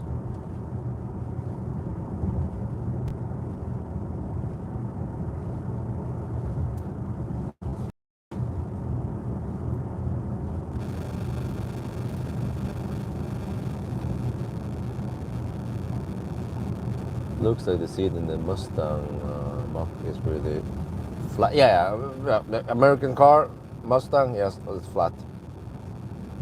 Flat like Kansas.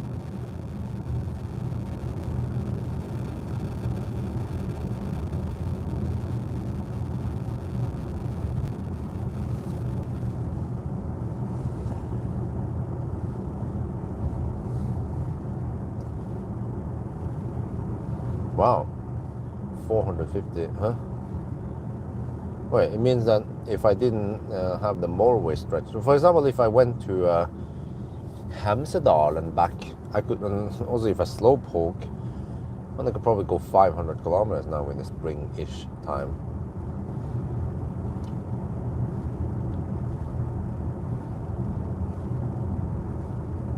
But this should be more than good enough range for most people in Norway who consider this car.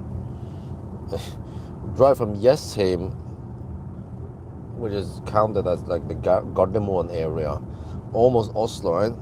All the way to Alvdal, and I can still turn around and go back to Elverum, I think, in around 0 degrees Celsius. That is impressive.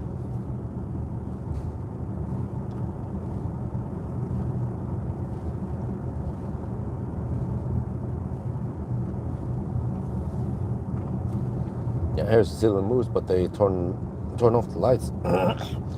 Maybe they're saving electricity.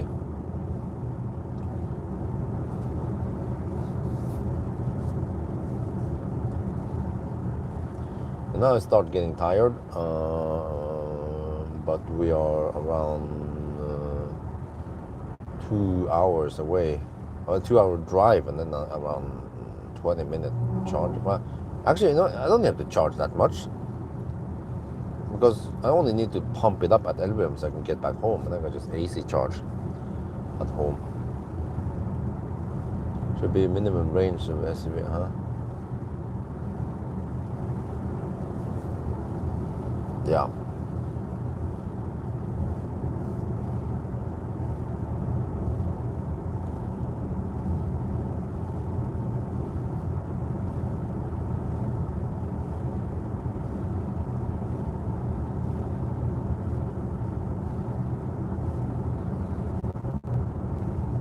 So many people went for the e-tron 50 with 60. I don't remember how much it was around 65 something kilowatt hour, and then also Model X75 or even 60D. But yeah, many people went for 65D, 75D, which originally had 69 kilowatt hour net capacity,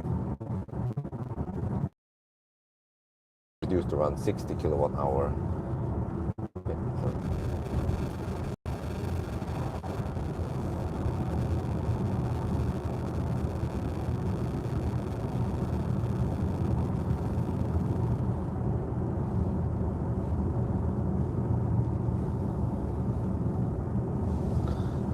I need to find some LFP Tesla with LFP battery and test them, because I suspect that they might have high grid degradation. Those videos might get lots of views since it's Tesla and also interesting topic.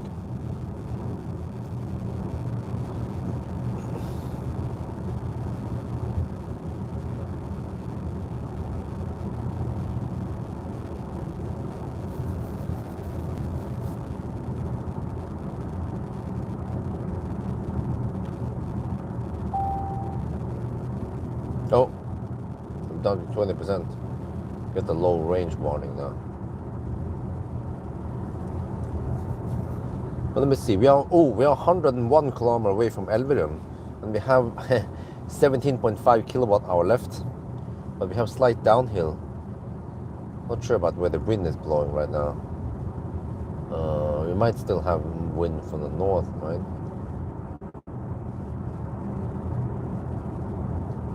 We might be able to barely make it to Alvdal.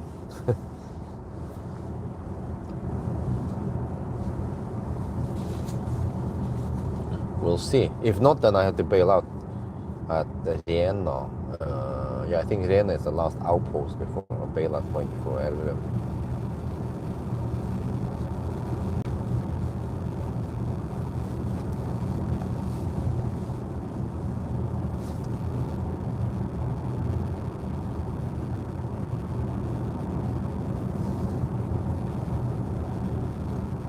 It's the full range 570 kilometers on the ID. Well, no, but it depends on GOM. Right after I pulled the trailer, it showed only 350 kilometers of range at 100%.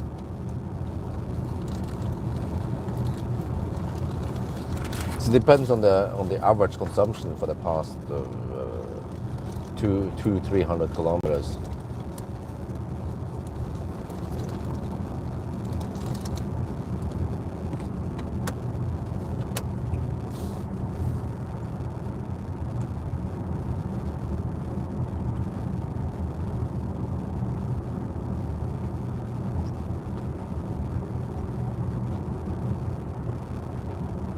Now, is the better route planner link still working?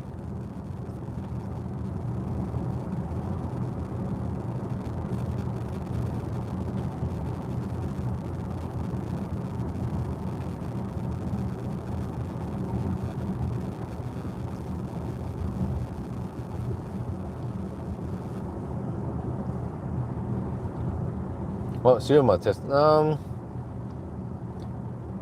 don't have time for it. Because I know roughly how it will behave. I mean, it should behave similar to the ID bus and the Capri I tested. Which is that they go break.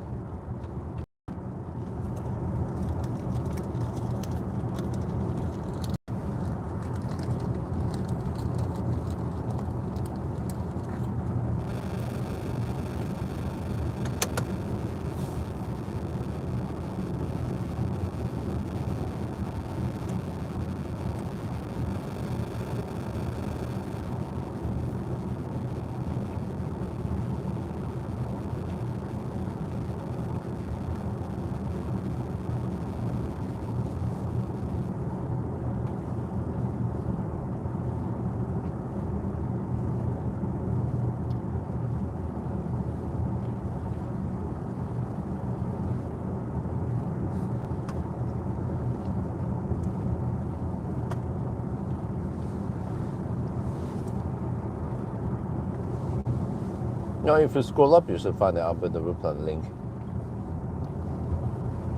What are your thoughts on the Capri? I think they could make very old cooler. But yeah, I mean, Capri is not the real Capri, you know. It's supposed to be a sports car, sports sedan or whatever. So, but it's an overall nice car because it's based on the MBB platform.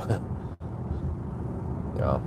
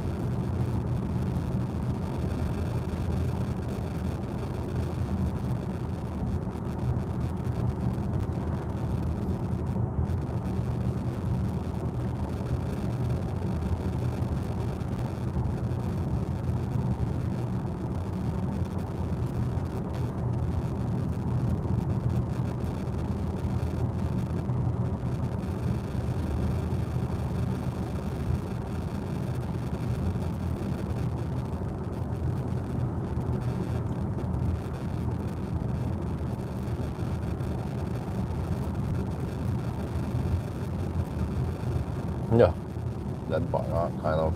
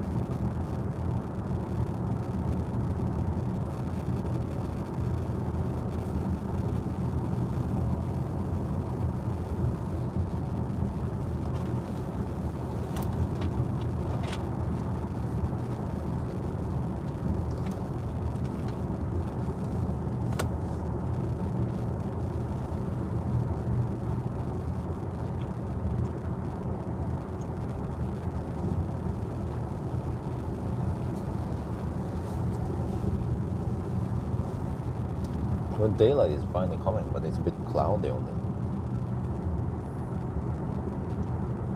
Which means that it might be bright by the time we are home. Trying to estimate now, 90 kilometers away from Alvdal.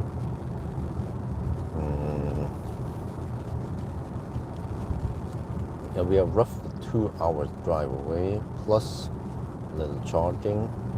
5, 6, no, yeah, I should be home by 7. Started about half an hour past midnight. And then 6.5 hours total.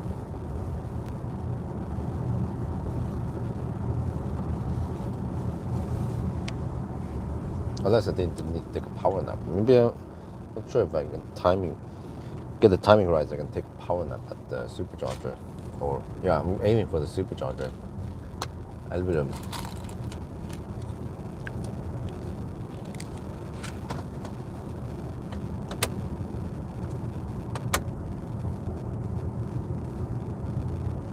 Are you gonna be a father again? Oh, that one.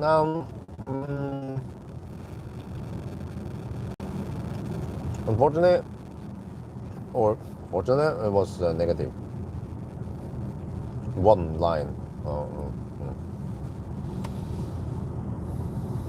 Maybe I need to get sterilized. I think at least for me, 2 kids are enough. Other people, man, they get like 3 or 4 kids. I'm like, holy crap. Good luck to you guys. Or if you get kids with many years apart, then that's easy to deal with.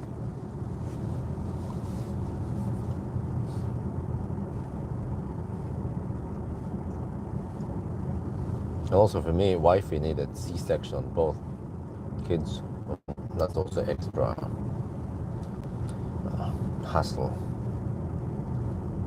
after the surgery.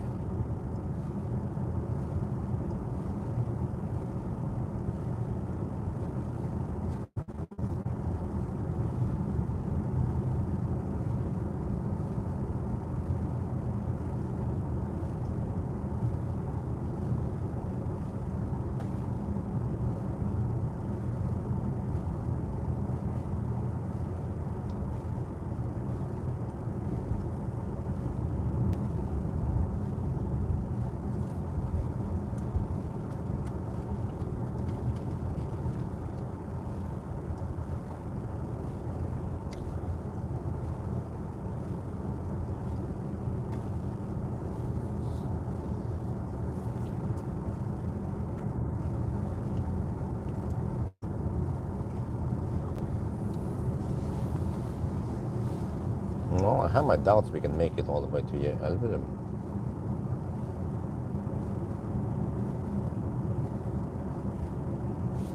We have 15.3 kilowatt hour left and still 87 kilometers to go.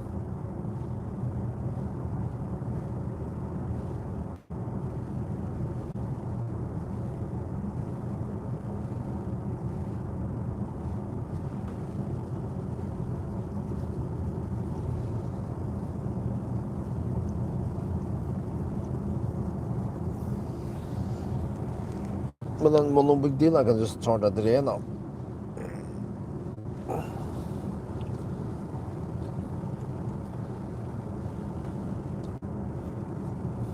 Yeah, it's still quite impressive. Oops. Yeah. That you can drive that far. It'll be way over 400 kilometers, and it's minus half degrees Celsius over here. It's cold.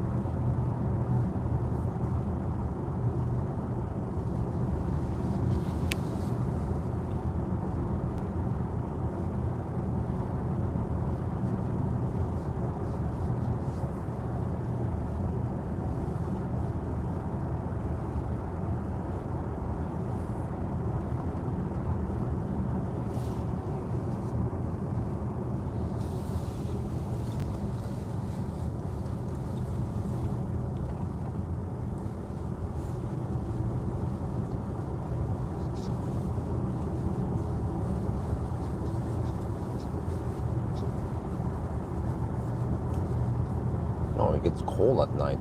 Still around 0 degrees.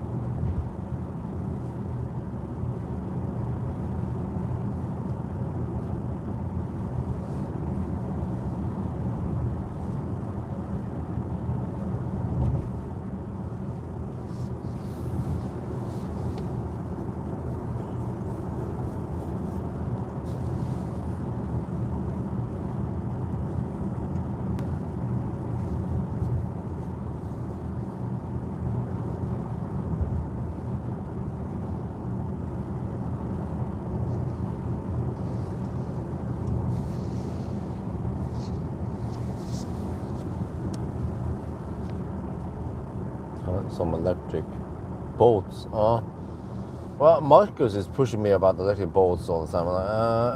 We'll see. They might not be that important. I mean, that popular in my channel.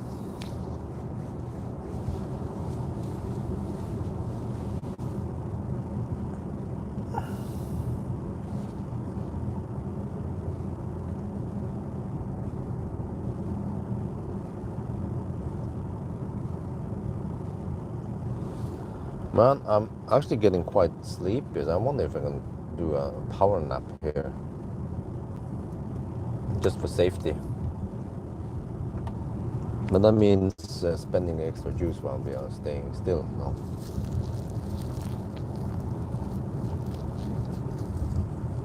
Yeah, let's go for it.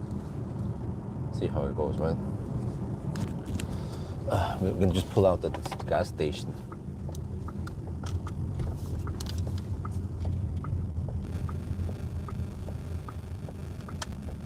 Okay, I'm not sure where the heck we are right now. There's a gas station here, but I'm just so sleepy now. I want to take a power nap, but that means that we have to spend some energy while stationary. So it's not ideal, but it's not a strict test we do. It's more like a road trip, right? So, but for safety, let's take a nap here. Okay. Maybe I should park better. Yeah, but like this ish. Well, there's another spot here I could use, but I actually don't want to be too close to the main road. Just try to park okay-ish. Like this. Well, actually, it was quite bad parking. Okay, whatever. There's no one else here.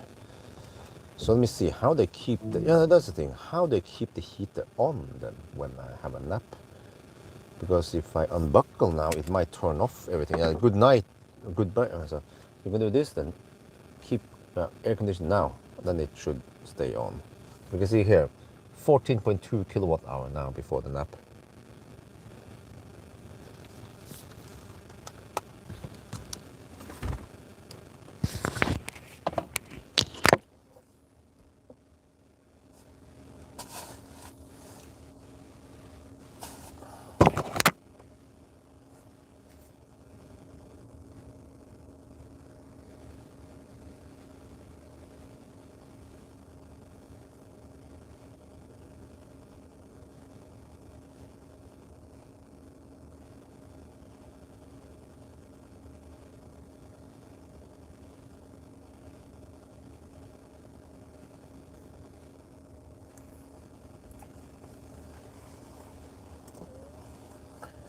Well, let me just try to get some sleep. I have to wake up also.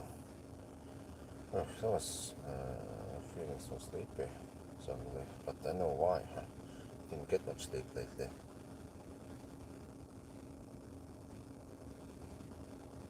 Try to sleep for 15 minutes.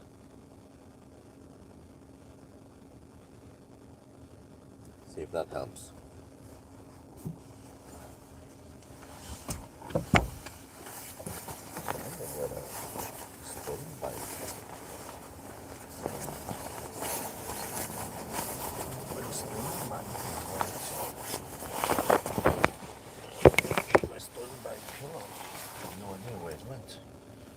Mystery, whatever.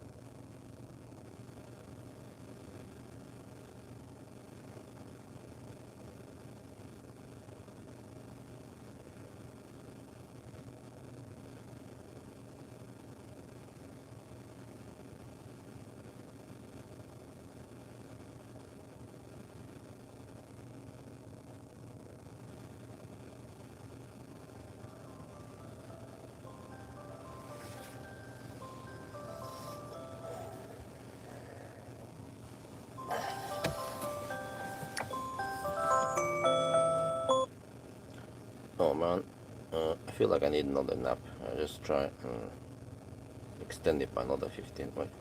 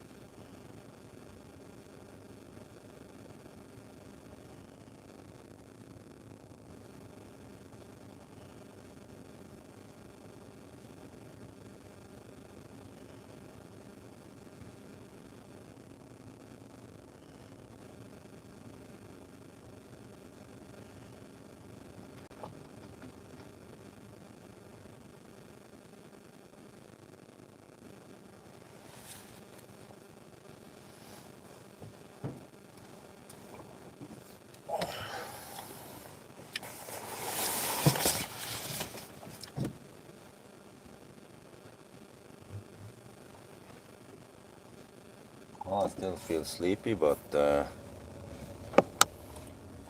we must proceed.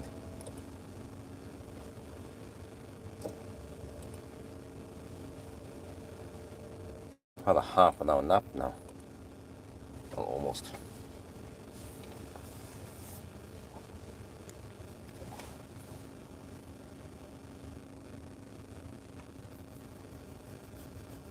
Well,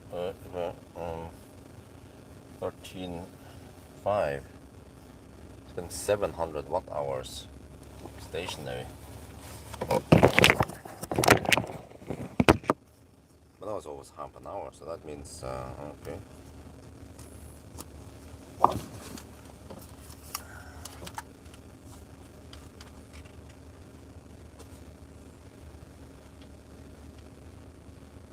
Alright, that was almost half an hour nap, but I cannot nap too long. I need to get back home, so let's try to proceed now. So we have 13.5 kilowatt hours. That means we spend 700 watt hours. Oh, is that only around 1.5 kilowatt then? Okay, well, let's go then. And hopefully that almost half an hour nap made any difference. I was so dead tired. Alternatively, I considered taking this trip tomorrow instead, tomorrow night, but then I'll be dead tired on Monday.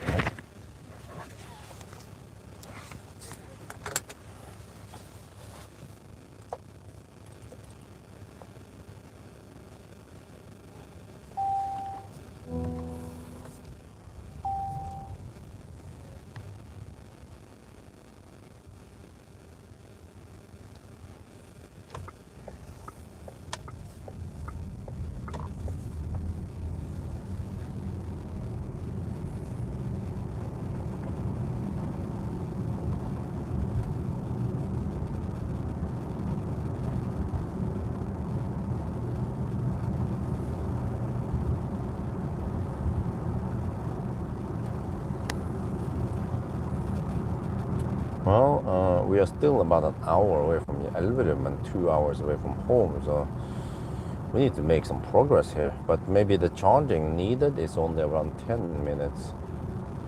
I don't care if I arrive with 5% at home. I just want to go home, and but then can I get sleep? Not sure. Isabel might wake her up around 7:30, which is when I should be home.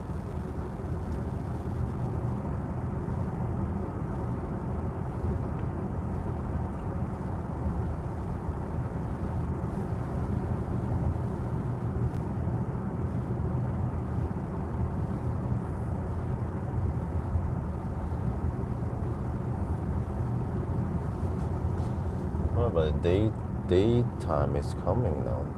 Daylight is coming. Wow, that half an hour just went away quite fast.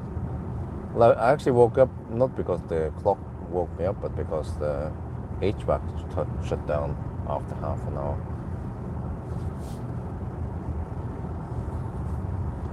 Let's hope I can survive now. Ideally, I should have taken a nap when I was charging.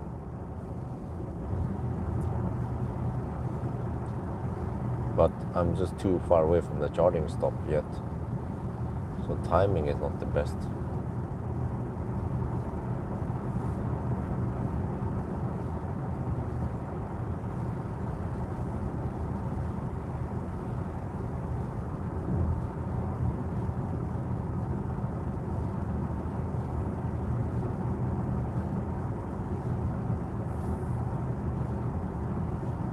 Usually about half an hour power nap should make wonders, just to survive the next or the next 2 hours.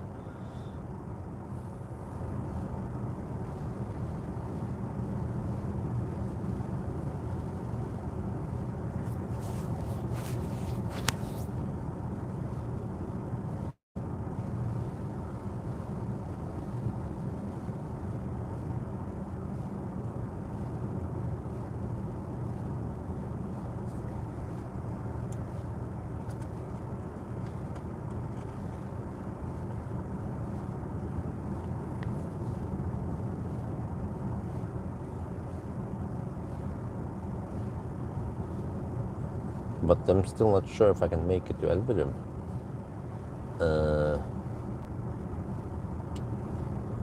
We can calculate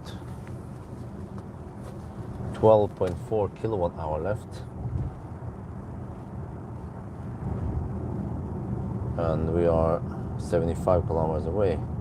That means only 165 watt hour per kilometer. Let us switch over to Sing Start now.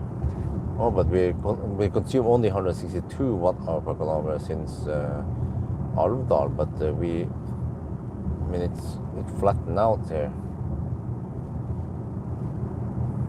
Plus that there's a 90 zone before Elverum. I want to go a little bit faster, right? So there's a possibility we have to bail out at Riena. Not sure what's over there. I bet there's nothing there.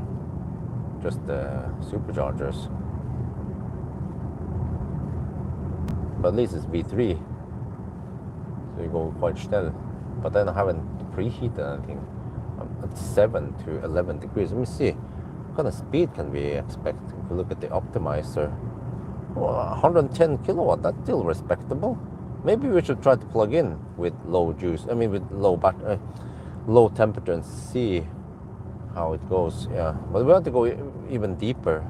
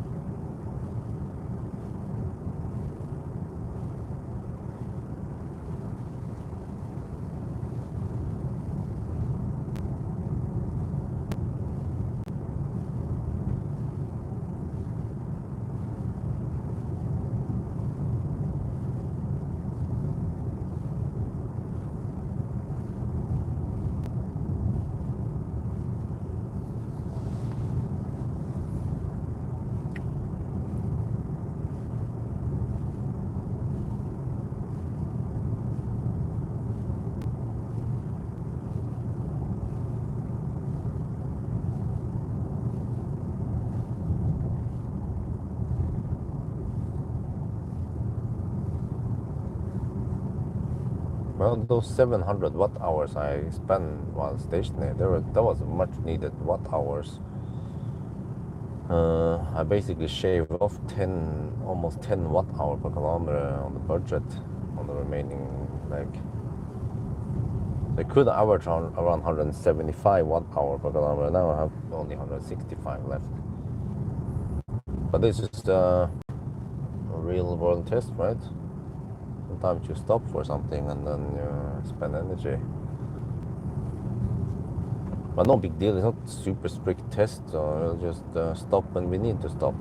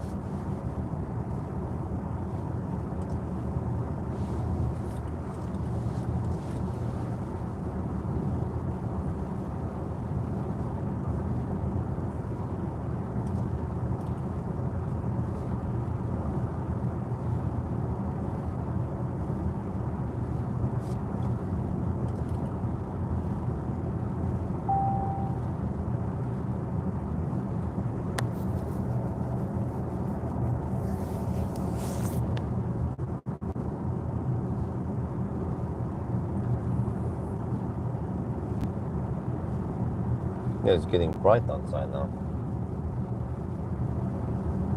So by the time we reach Rena, Elverum will be bright-ish.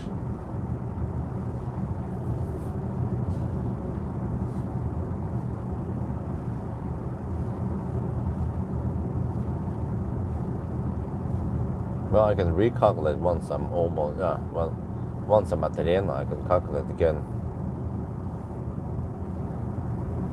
if we make it or not. But it seems like we can't make it to Elverum. But I mean, just going to Rena is already quite awesome. That means around 400 kilometers of range in this cold weather, including that Autobahn hammering we did initially, which is around 1/4 of the distance we drove now.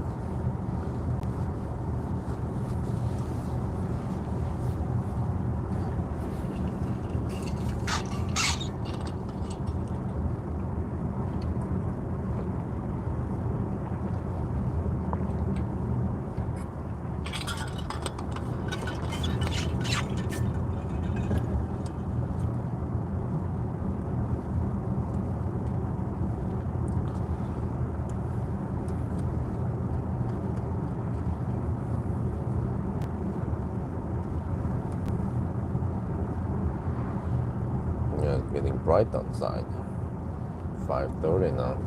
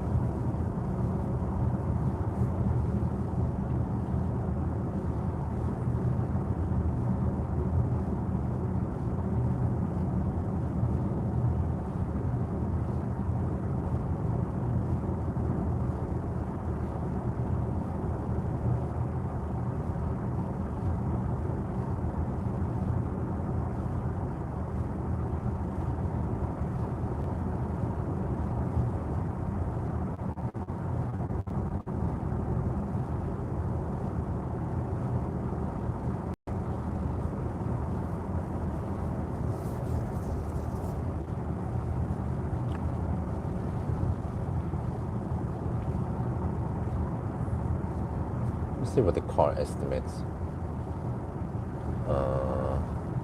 It says no juice at Elverum. Okay. If you go for it. The battery is getting cold. 7 to 11 degrees. I want to see what kind of speed we get at that temperature. But we're going to go deep. We're at 12% now. So if we go for Elverum, we might be at around 5%. The deeper the better for the speed.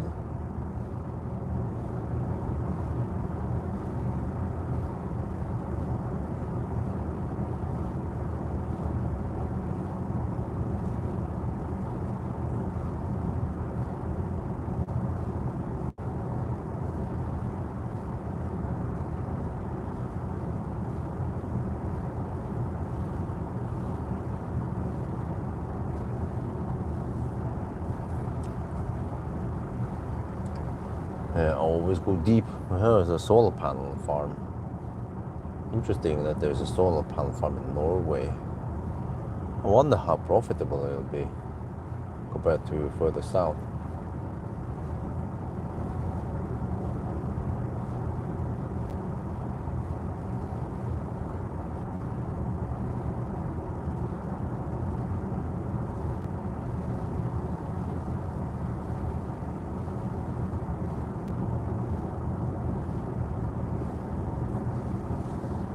Oh, it would have been a lot brighter outside if it wasn't cloudy.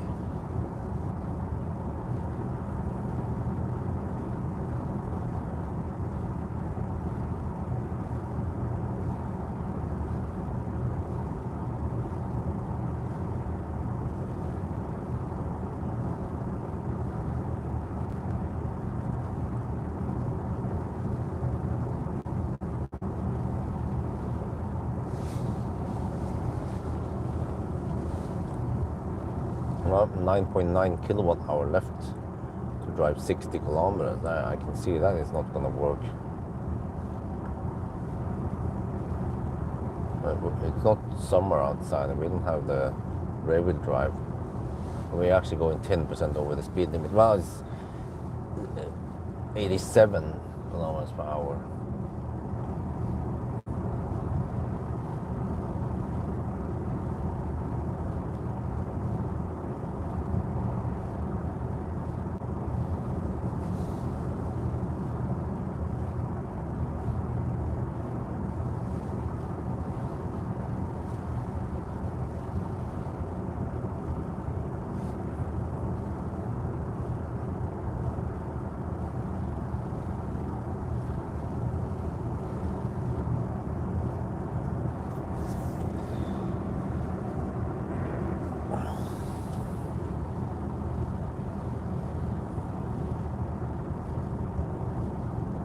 Oh, the road in Österund is so comfy.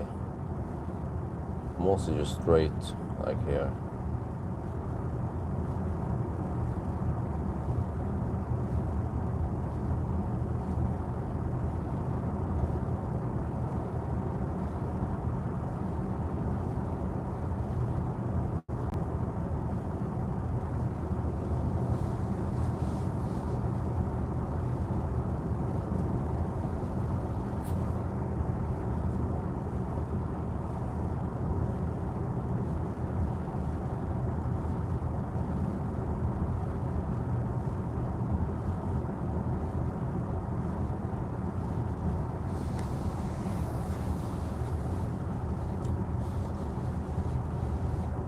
Well, you see, this is one of the last 60 zones before we go 80 all the way now towards Alvdal.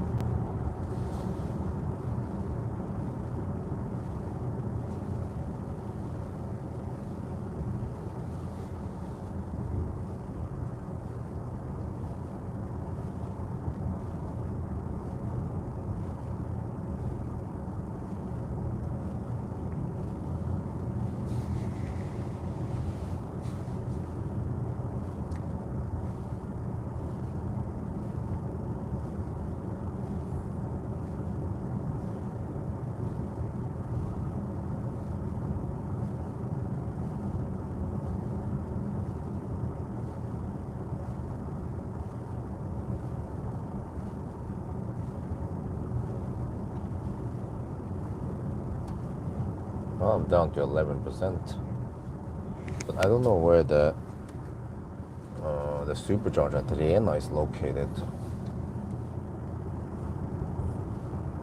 Rena is a small town, right? So I wonder if it was around Remen somewhere.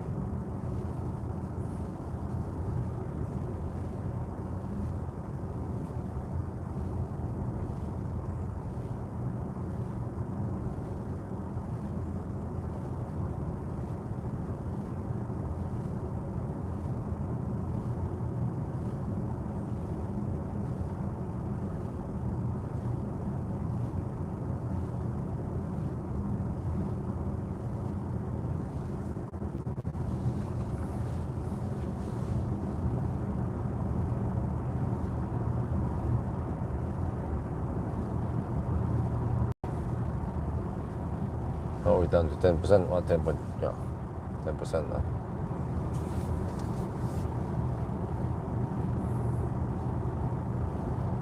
Okay, we're 25 kilometers away from Rena. Yeah, okay, that will work. Oh, I see. We just go straight and we'll find it. Alright.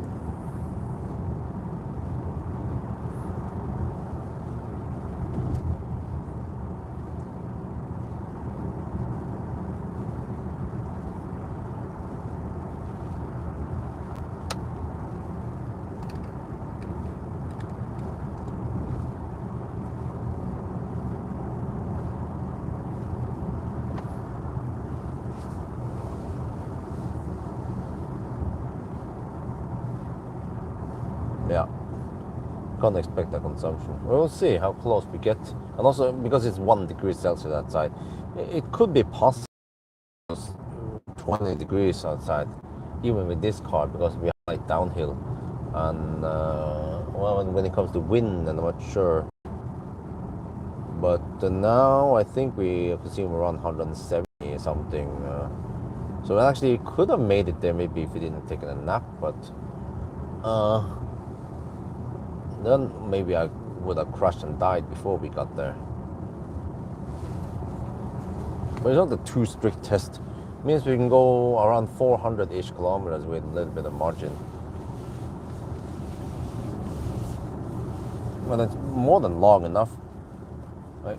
I would, of course, plug it in at Alvdal, for example, during the 10 minutes I stayed there. That would have given me lots of juice.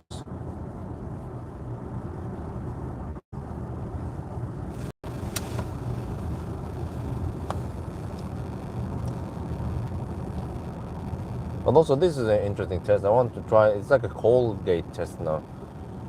We go deep, but we try to charge with cold battery, see what happens.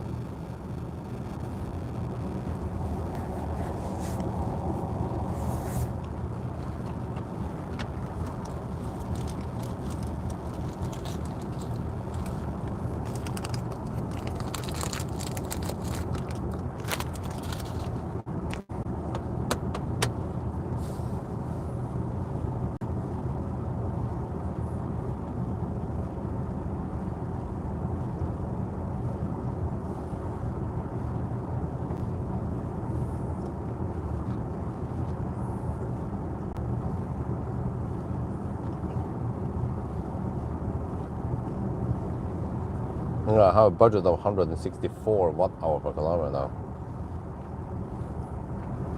If I want to go to Alvdal.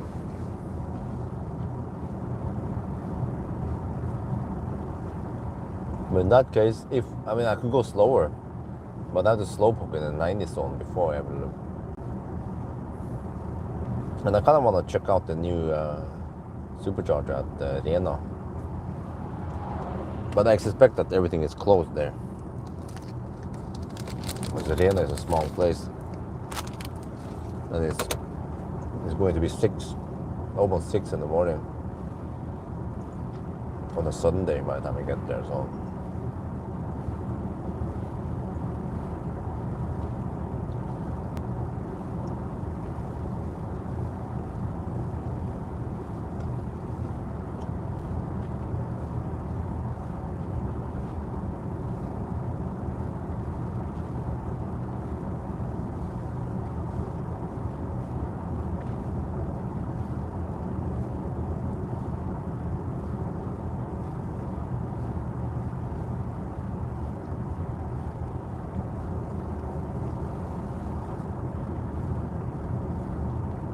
but yeah, from Alvdal to here in the downhill, we consume 164. It's not too bad. Total stats so far, 196 watt hour per kilometer. 384 kilometers done.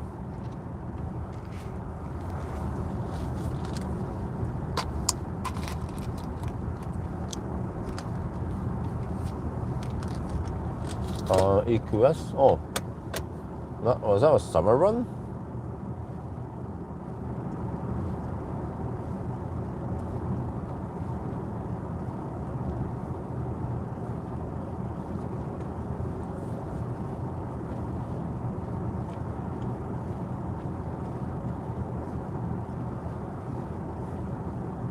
Oh, okay, well, summer temperature helps, definitely. Now it's 0 degrees outside.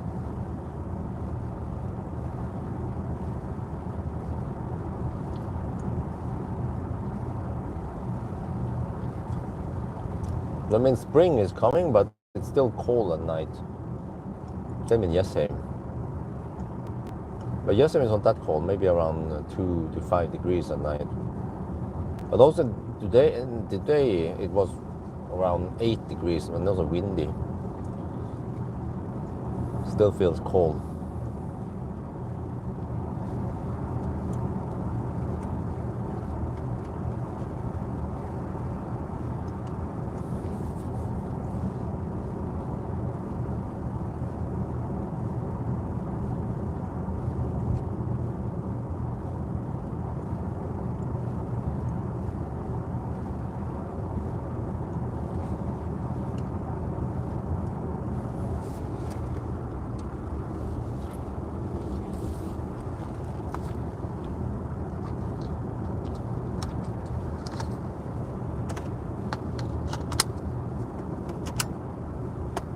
what the heck? Suddenly the auto steer decided to give up right when I swapped batteries.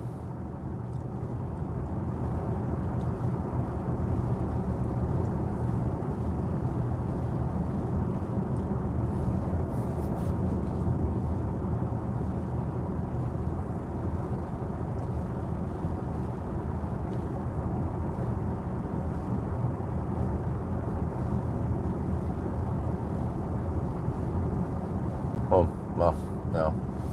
We just drive slow, like dog slow, 70 kilometers per hour. It'll take 15 hours, right? Without charging. I'm not sure what is the point to that, to drive that far.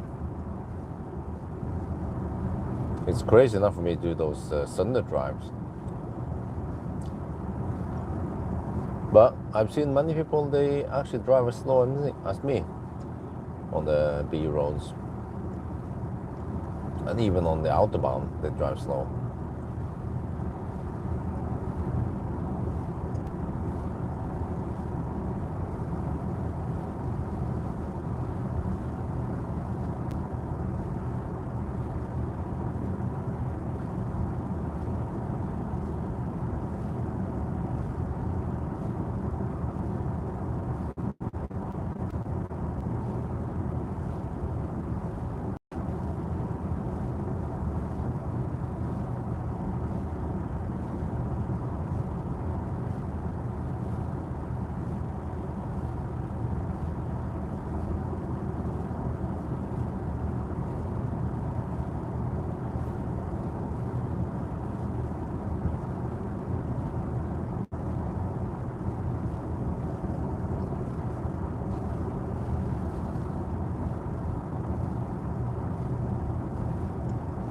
Well, but in summer it'll be easy. Then you can drive all the way to Alvdal. I've seen it when I tested that temperature affects the consumption, of course, as expected. So if it will be 10-15 degrees Celsius warmer, we will have lower consumption.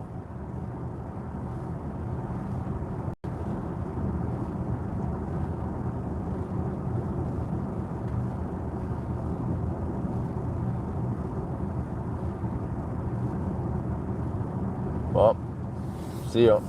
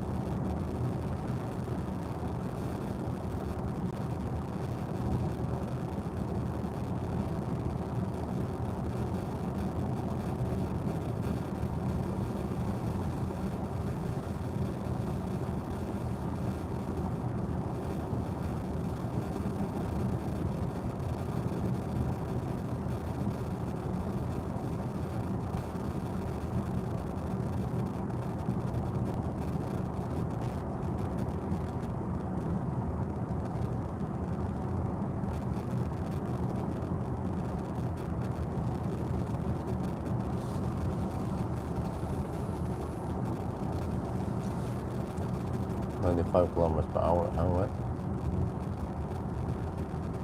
Oh, yeah, really? You average 95 kilometers per hour. I mean, you get 115 watt hour per kilometer consumption, really? 95? Must be 25 degrees outside at least.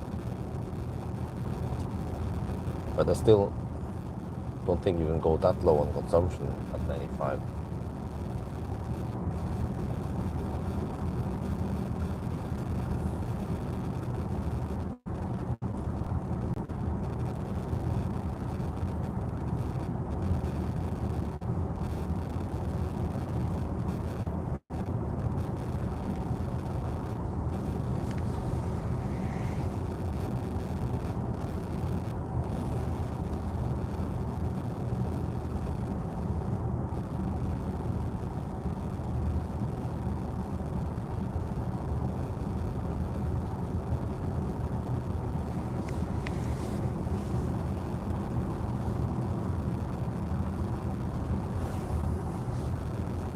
Okay, let me ask you guys, is the better route planner link still working?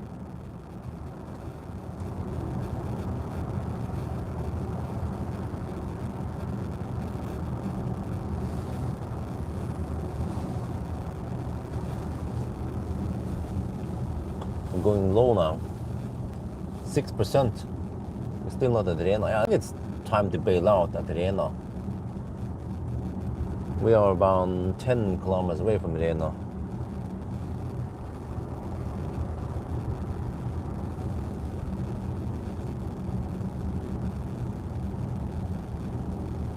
%30% low consumption. Well, if you're driving slow in the beginning, then drafting is not going to help that much. I mean, it will help some, but 30% sounds like a lot. I would assume around 15-20%. For efficient cars, then drafting doesn't help that much. Versus bricks.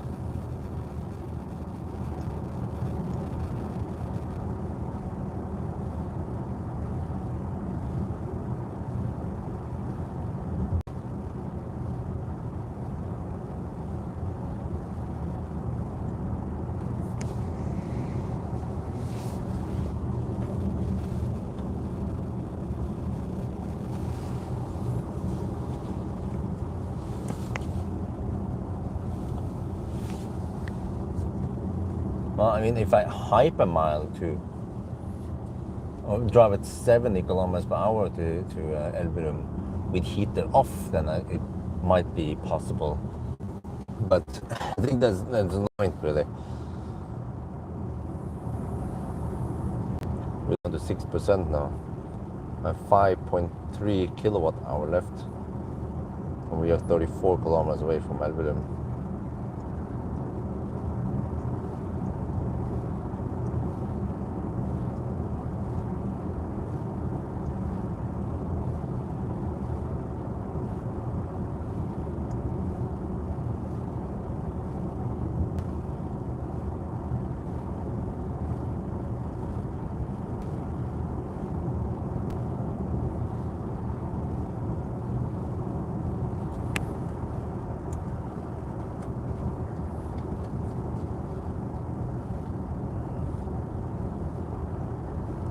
Okay, let me check the optimizer.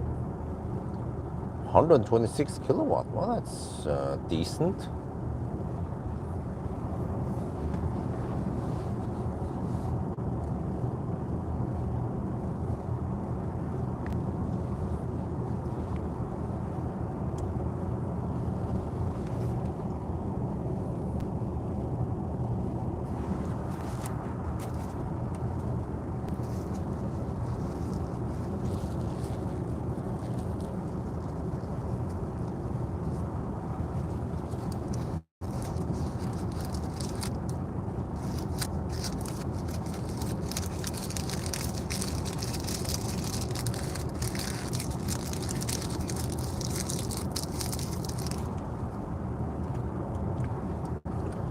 Well, Rena, here we come. 6%.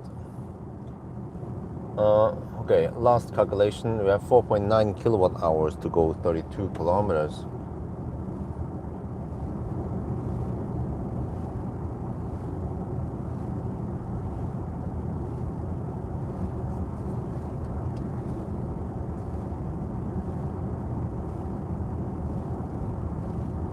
And that's 150 watt hour per kilometer budget. Okay, that's not gonna work. We must bail out here. Fortunately, there's high power chargers here.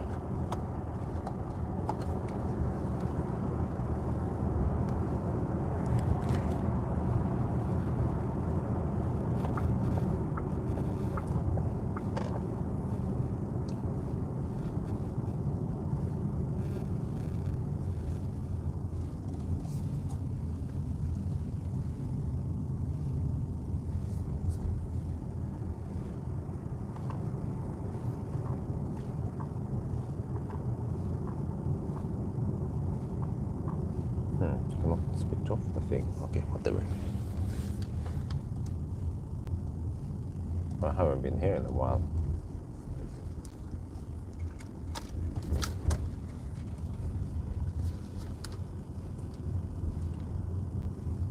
We are now at Arena. We have to bail out here because we are down to, well, okay, here, 5%, 29 kilometers of range, and well, we are too far away from Elverum.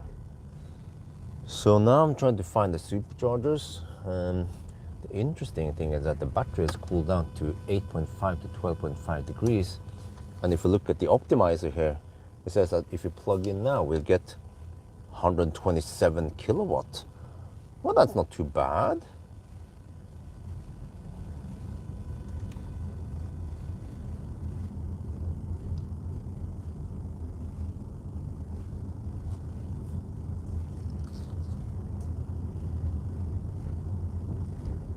Oh, there they are. Huh? What? This is a weird location. There's nothing here. Wow. Normally there'll be something nearby, right? Okay, we have Byggetorget here, huh? There's no shops, nothing, just a bunch of superchargers here. Well, let's plug it in then.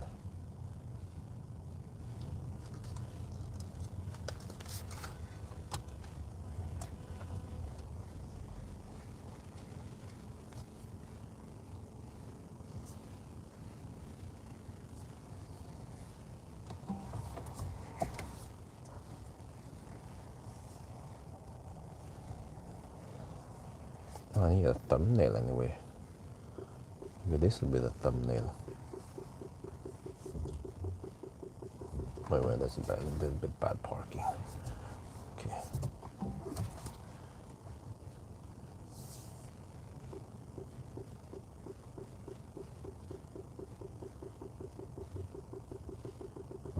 There. Okay. Wait, I need to prepare also for the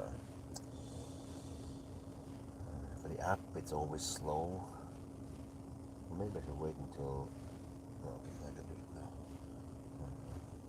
To believe, because it's going to be brighter then. I might forget about it.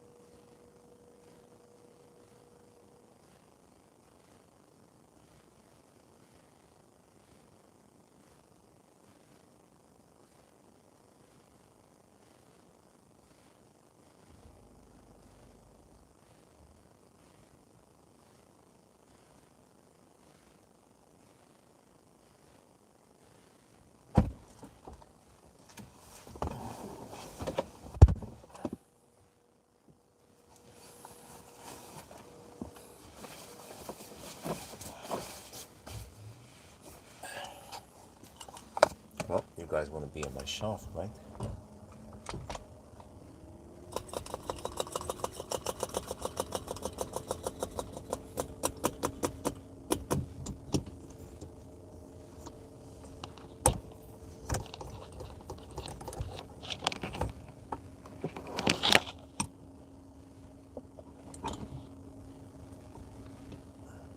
There we go. Mic or something.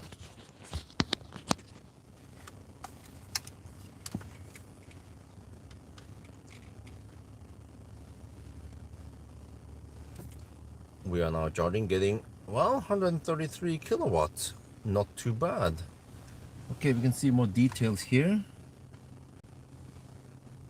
Yeah, the battery is heating up quickly now.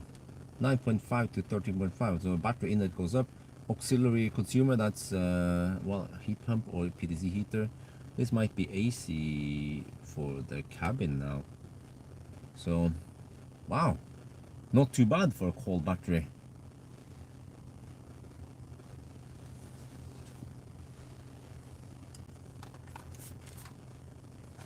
Okay, but let me see. Now I need to go back to Rema 1000. We put, let's see, 130 kilometers away. Okay, so try to estimate roughly how much I need. I bet around 250 consumption. So I need 32 kilowatt hour. Around 50% should be enough. Even 45 should be enough. So it shouldn't take too long. You can see now this is a Colgate test. We already at 140 kilowatt after just a couple of minutes of charging. How many minutes so far? Let me see.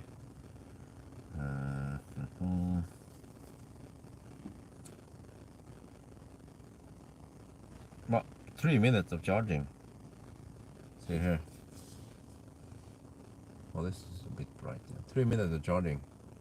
We're already at 145 kilowatts.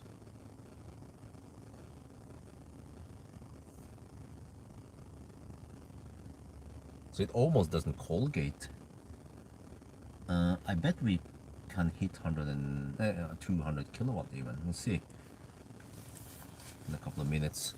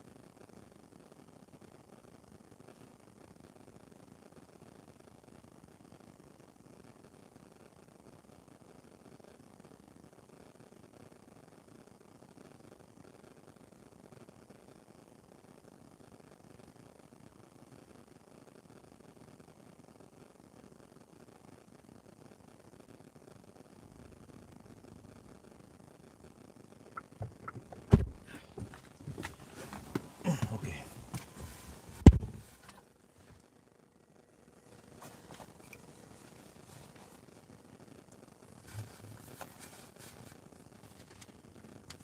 Let me go outside and film a bit.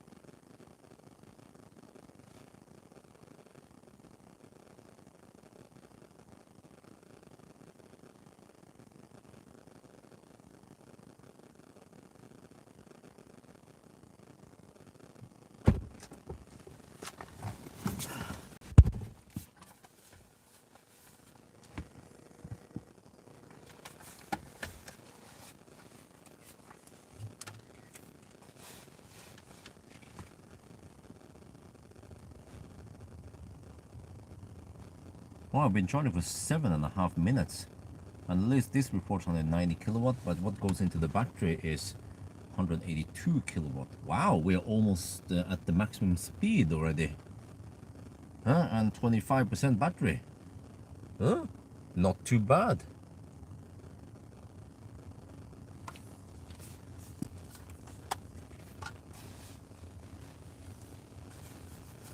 Yeah, there is almost nothing to do here. Well, in the daytime there will be some food at the food stall and some cafe nearby. But not on Sundays. It will be on weekdays and Saturdays. Yeah, 7. They open at 7 on weekdays and 9 on the Saturday. So it's a weird location, but I bet Tesla couldn't find other locations in Rena, and they wanted to place one in Rena. So, yeah. This is one of the downsides of EV mobility as of today, is that you don't get the prime spots. What I want is toilet and food, mainly, when I stop at some place.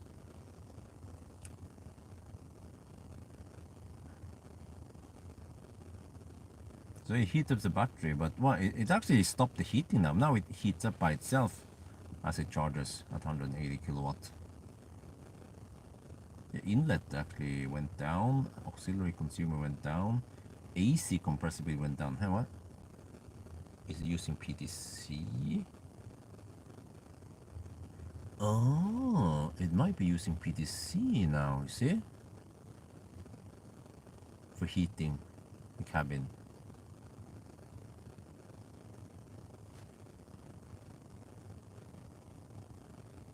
That's pretty smart. Let's see if I can highlight that.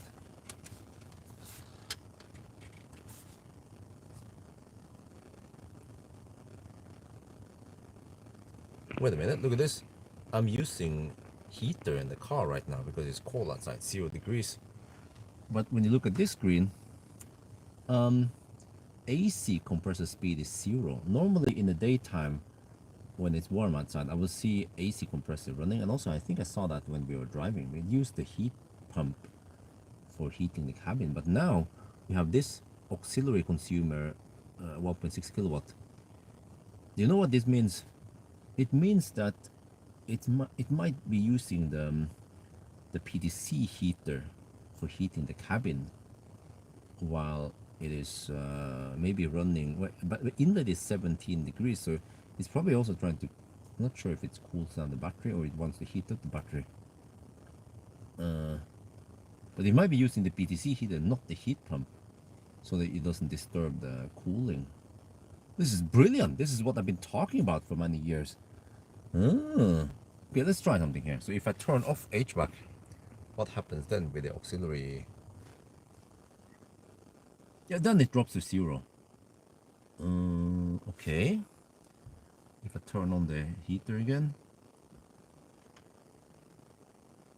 then it should ramp up. Well, I'm gonna try something else. Wait for it to ramp up. Okay. You hear that thing going there? Yeah. Auxiliary consumer goes up.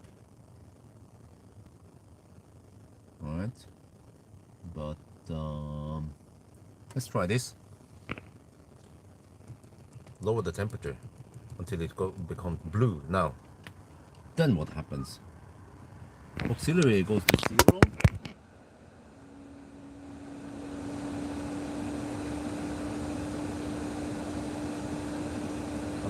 Seems like it's doing some kind of only fans, but where's the AC compressor? Maybe it figures out that the outside air is already cold, so it doesn't run an AC compressor. Huh. So it means that if it's summer, it might just run only fans to prevent it from overheating the battery.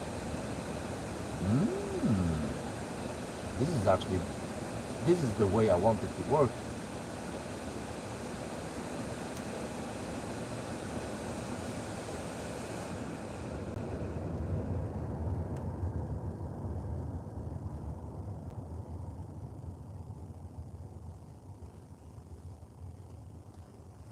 Well, it's actually kind of slightly cold getting, but we're already at 40%. think I have enough. Well, I said 30. I said 45 should be enough. But maybe I'll just go for 50 just to be sure. But okay, we have 130 kilometers left now to go to Yes home, and if I take this 36 kilowatt hour divided by 130, that's a budget of 277 watt hour per kilometer. It's unlikely we're gonna spend that much. So we should have enough already. We're gonna go deep once we go home. Because we can't go too fast around here, and then over there, and then I think we can leave already. No nap for me, but yeah.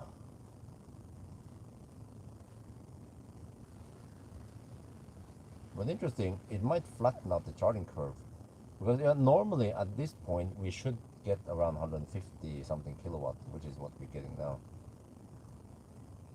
So we just start with a cooler battery and then flatten the curve a bit.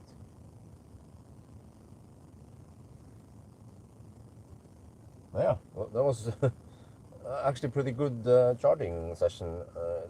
Didn't cold get that much. Cold get it slightly, but still hit some awesome speeds. Well, let's get ready to leave.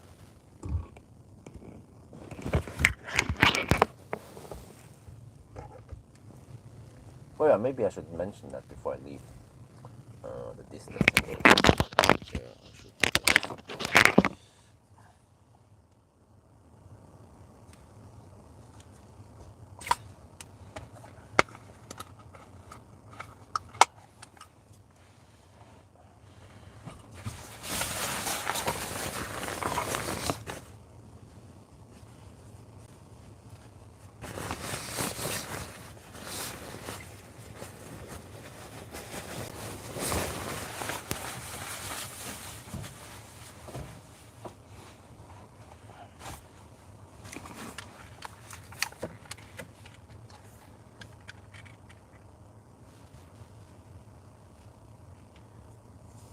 But if we look here, we managed to drive 400 kilometers and we still had 5% left.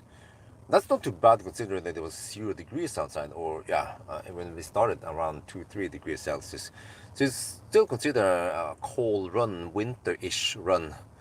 400 kilometers, and also I remember that from here to here, and then from here to here, roughly, we had motorway. So roughly 1/4 of that stretch was a motorway stretch with 110 zone. So okay, but now we should have enough. We can do quick math here.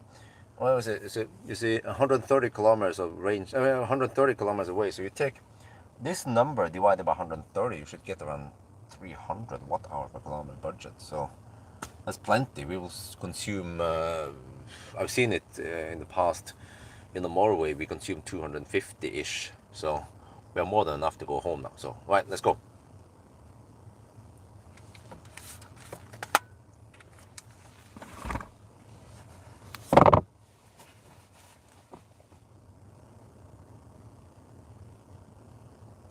Almost 16-minute charging.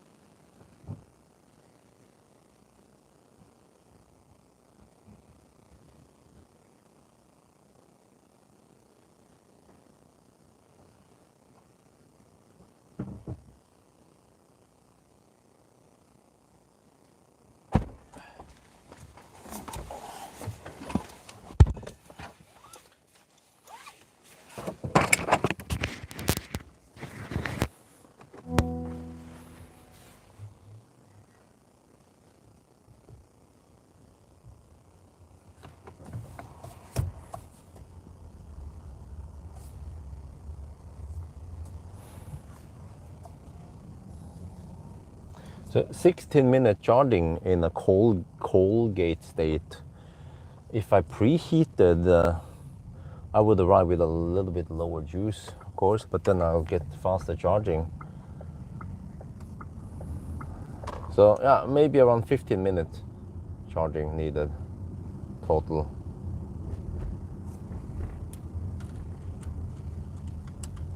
Catch Rena before I leave it. There.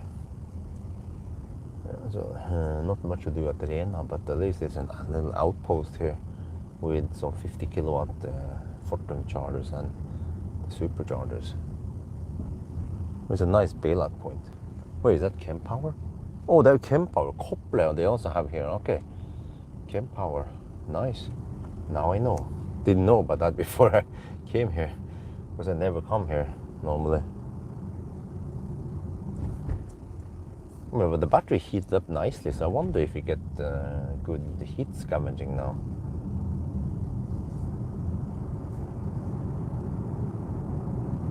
$37, $39 degrees, the battery.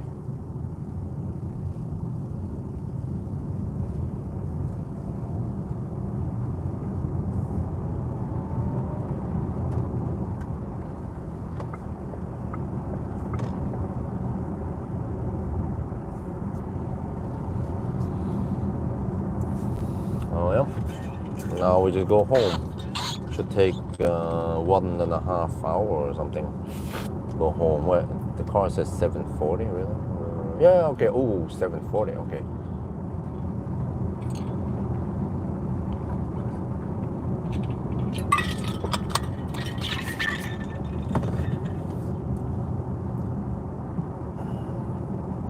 That's a short little trip. Would be interesting if I tried the same trip with e-golf. Oh shit.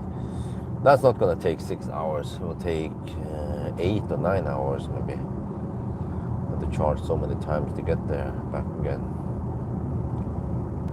And I have to drive slow on the Autobahn also. Plus that I might rapid gate. Well, that would be interesting to try, but I'm not sure if I have time for it. So tomorrow, Monday, well, today is technically Sunday now, but tomorrow, Monday, I return this car. And then I have one day with it before I, on Tuesday, pick up the Porsche Macan. But it's basically the same as the Q6 A6 anyway, in battery size. So I don't have to measure that, I just have to measure the consumption and talk about handles, and then maybe check out the interior and banana box test. And maybe do 1,000 kilometer challenge again. What the heck, man? I feel like I do lots of 1,000 kilometer challenges. I might skip it. What do you guys think, huh? Should we do it, or 1,000 is interesting if you test a battery you haven't tested before. But as long as you have the exact same charging curve, and okay, the car might be slightly thirstier or more efficient or something, so it should get the similar time as the Q6 anyway.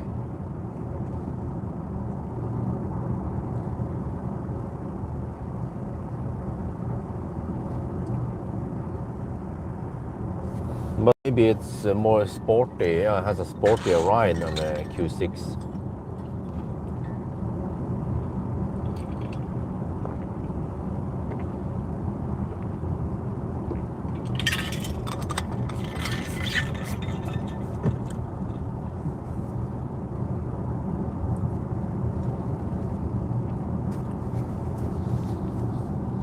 Wow, is the chat bugged again? Let me check.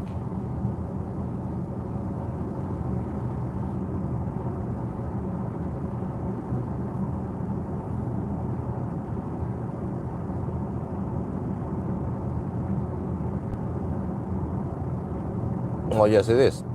Wait, no, it's not. It's not. It's not.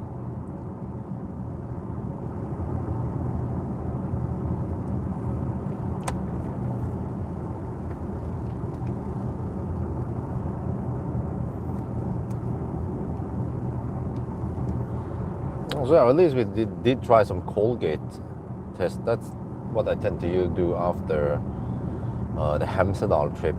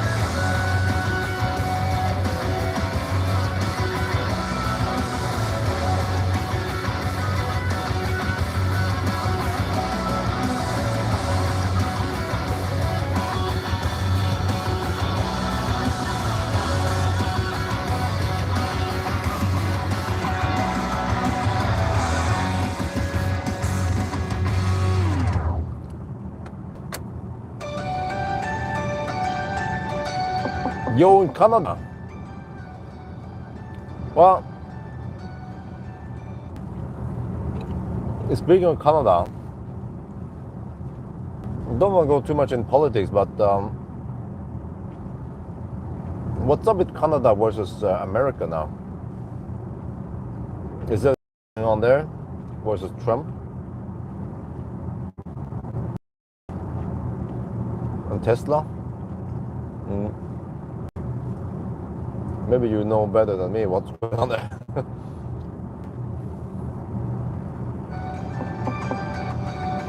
Will we ever go to Arctic Circle this summer?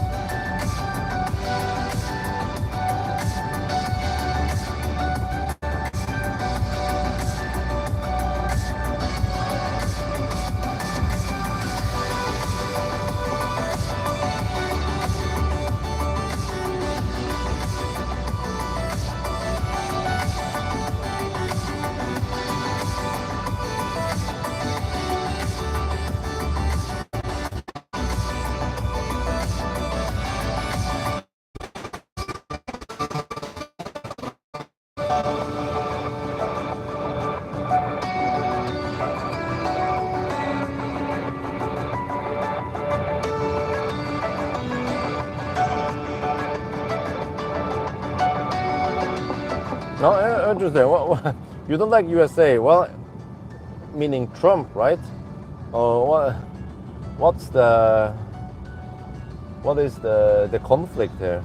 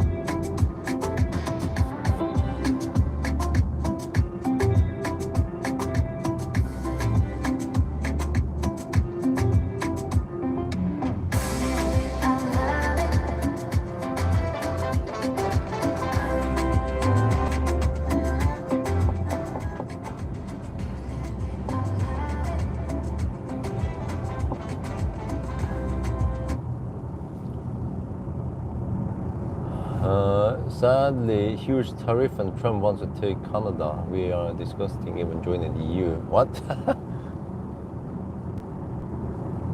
Okay. Yeah. I, just like I said in the video, also, I haven't read too much into what Trump is doing. Unlike other people who are interested in politics.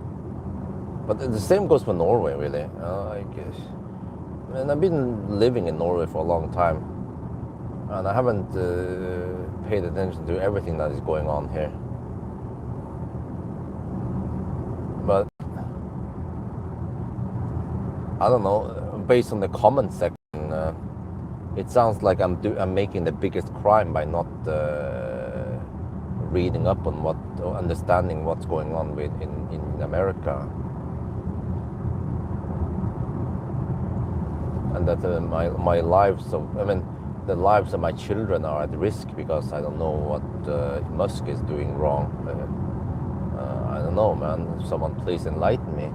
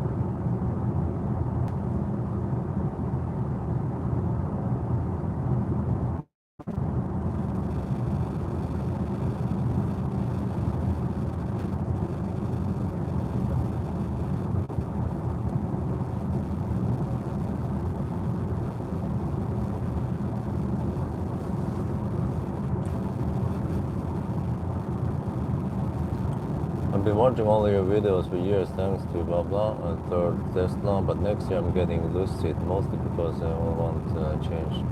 Okay. Yeah, that's what I get the impression of. Many people they protest and of course they don't want Tesla. Fully understandable.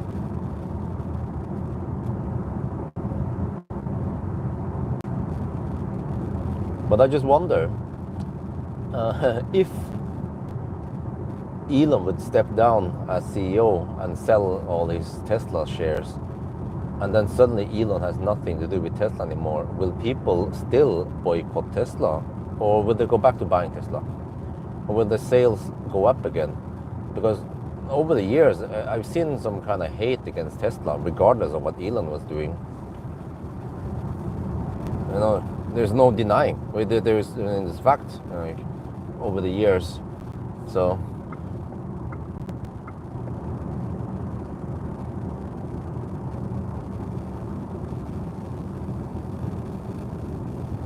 And I've been talking about it also for years, that many of the design choices are a bit weird, like the removing stalks, removing the ultrasonic sensors. What else is it? Don't remember right now. I think there was some other stuff also.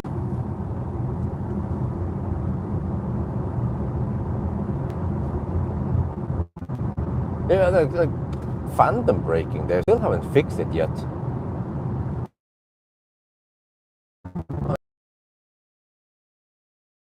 Some shareholder meeting that Elon said that, well, about autopilot, and they just want to ensure that it doesn't crash. So that was his excuse or explanation why it phantom brakes. So it's better to just brake, slow down, than to crash, to minimize the risk. Yeah, but the problem is that many of the situations, it was not remotely close to any accidents. And other cars that test, they don't phantom brake in those situations. I've seen other cars phantom brake. Well, it doesn't brake hard, but it will slow down in a left curve, like here. So I will illustrate for you. If I would be in this lane and there be a truck in the right lane, then many cars will slow down, because it's unsure whether that truck is in front of us in our lane or in the other lane. Well, that's pretty much where I've seen phantom braking. I've not seen phantom braking on B roads, where I also can use auto steer on other cars. So it is strange that Tesla doesn't bother fixing it.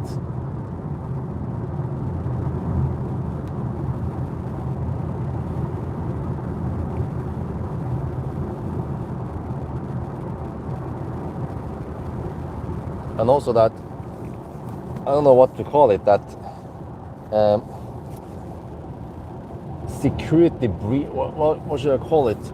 Privacy breach, that Tesla, they have access to the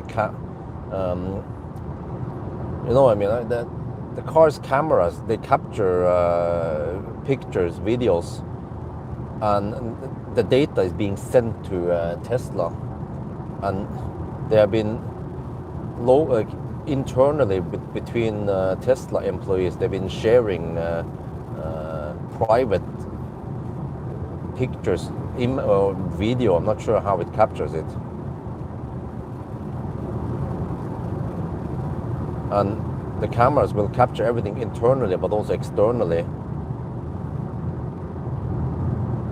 And supposedly it captures and sends more data than Tesla claims it does, or promise it will do. So that is a big concern, privacy concern.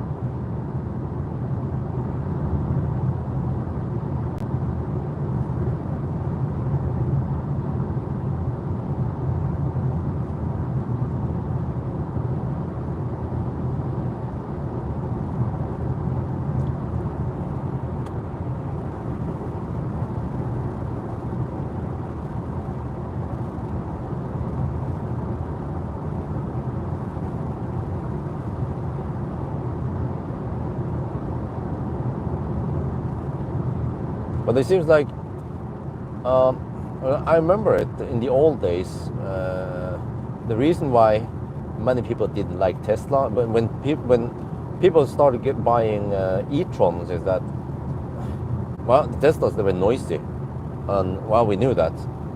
compared to e-tron, for example. For that price you pay, yeah, that's the thing, because that premium price you pay for Tesla, you would expect it to be quiet and comfy and have good headlights, but it was basically to pay for R&D and for the battery.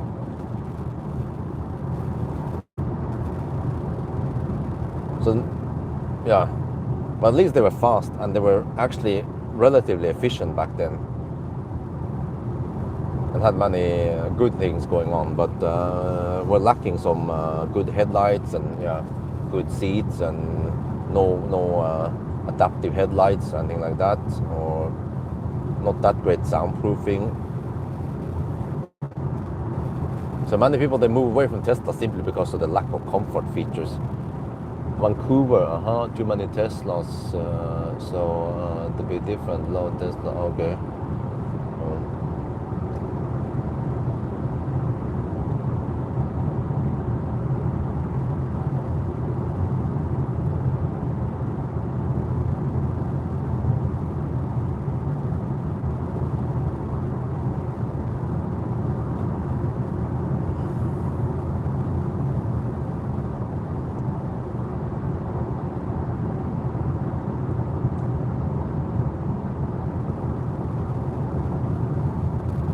But it was most likely because of Tesla that we have so many EVs nowadays.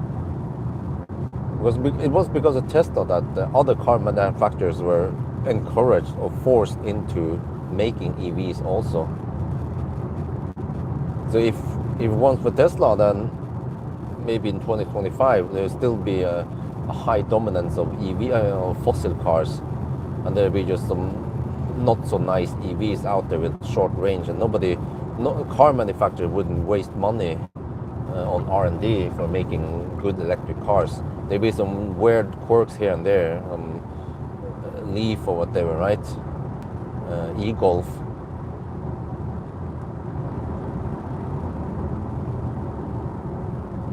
And Tesla also has the energy, so the stationary storage and solar.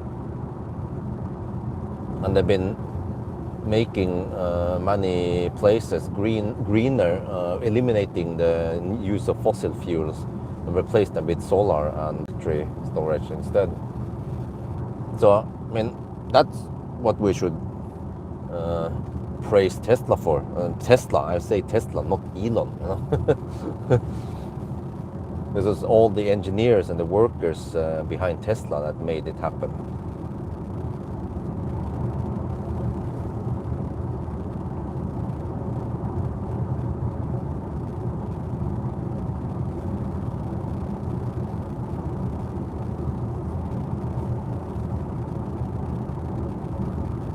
Is he Canadian? I thought he was from South Africa.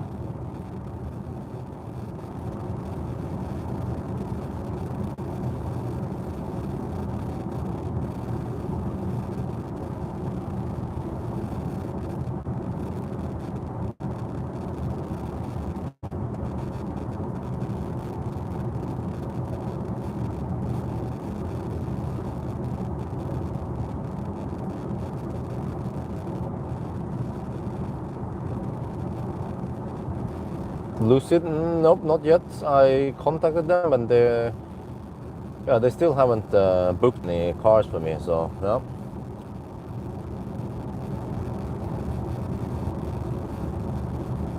I hope the software is less laggy now, less buggy. Because last time it was almost unbearable. It was, yeah, it is glitchier than most other cars I test.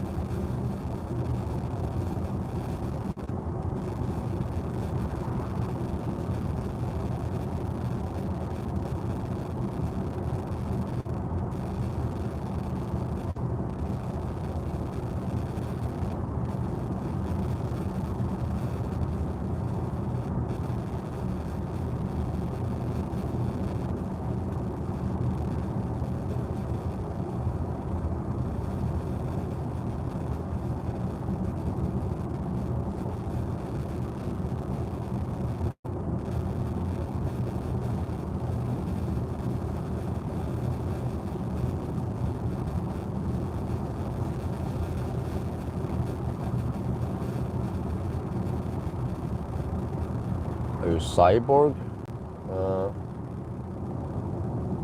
Well, what do you mean I don't sleep? Let me repeat again. Last night, from 9 in the evening until midnight-ish, or roughly there, plus minus, I had around 2.5 hours of sleep. And then earlier now, during this drive, I had a half an hour nap. But I'm tired. So, would like to get more sleep, but it's just that the kids, they are keeping me awake in the daytime. I'd like to have some naps here now and then, but it seems like it's hard. Hopefully it's going to be better in a couple of years once Isabella is 4 or 5 years old. Doesn't need all the attention all the time.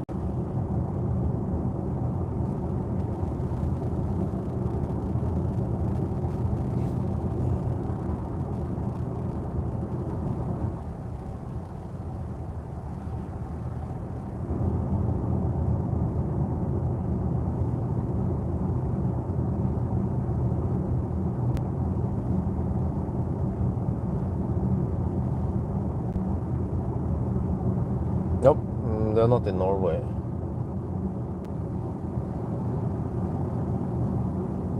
Just look at Ford, man. They are actually doing okay with the F-150. So Rivian would have sold in Norway. I bet also many other places in Europe. Adrian donated 50 RON.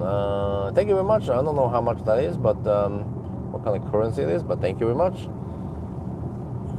How can I do this? Like, oh, I can like it. Oh, cool.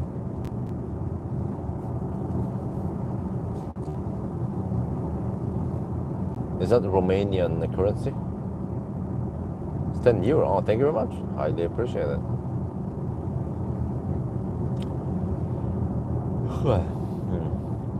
Just want to take this trip. Not sure how interesting it will become in the finished product, but yeah. So I've been doing 1,000 kilometer challenge, but that's more like that's only autobahn hammering or motorway hammering. I haven't gone on any trip to yet or Alvdal, or I did a range test, regular road trip just to get some work.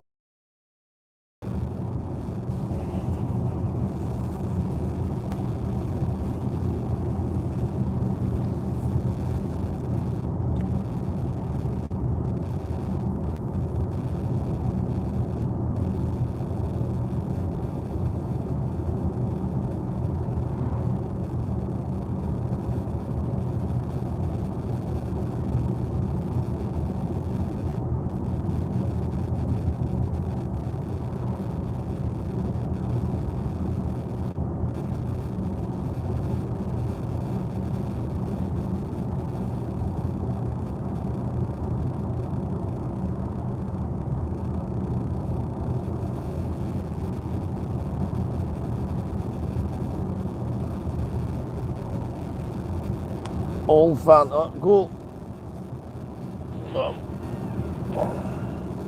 At least you're not my only fan.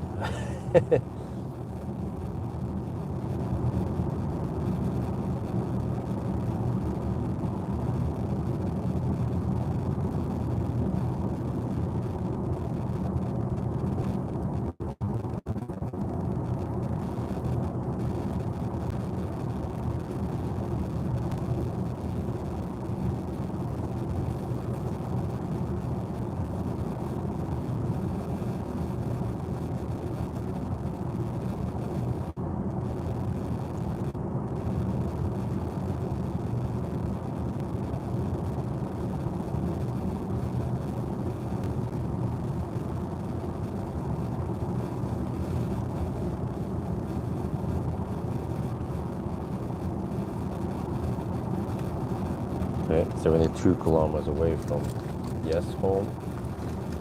Ford Puma Electric. No, I haven't seen it. What is it? Is it also based on the MEB platform? Is it yet another Explorer-ish car?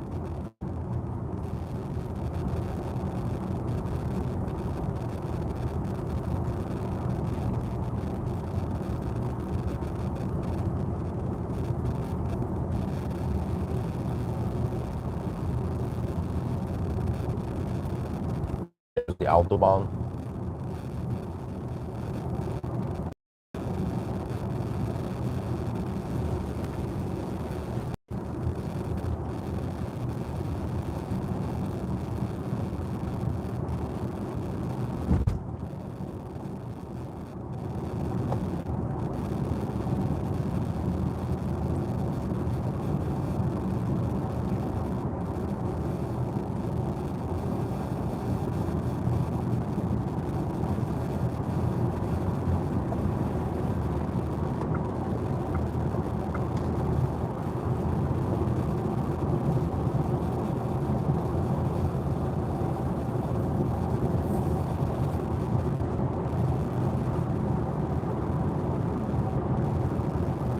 Made in Romania, okay.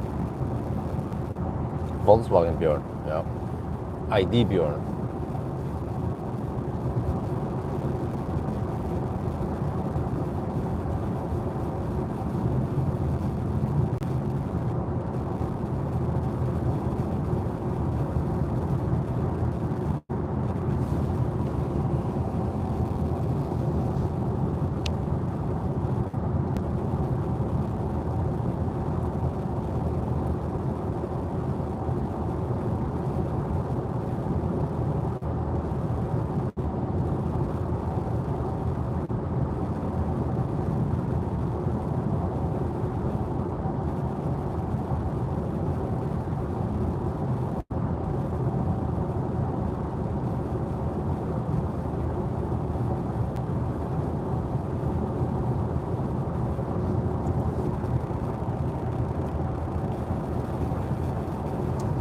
Air quality. Since you go more electrical than not really.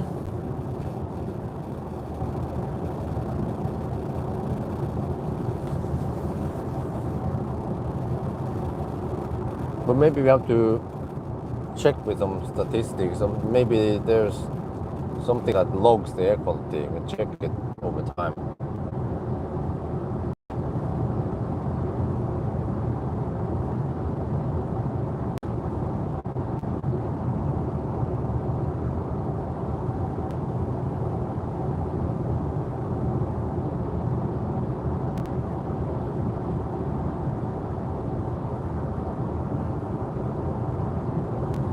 But yeah, it should be better with more EVs on the roads.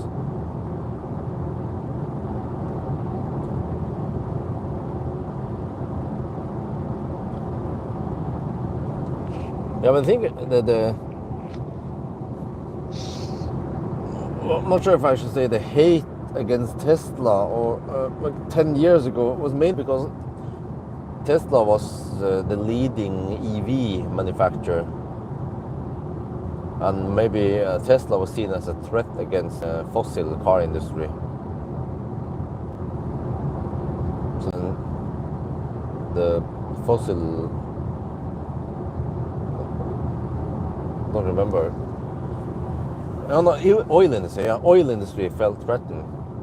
So maybe they paid the Sun and other news sites to create some fake news about the electric cars.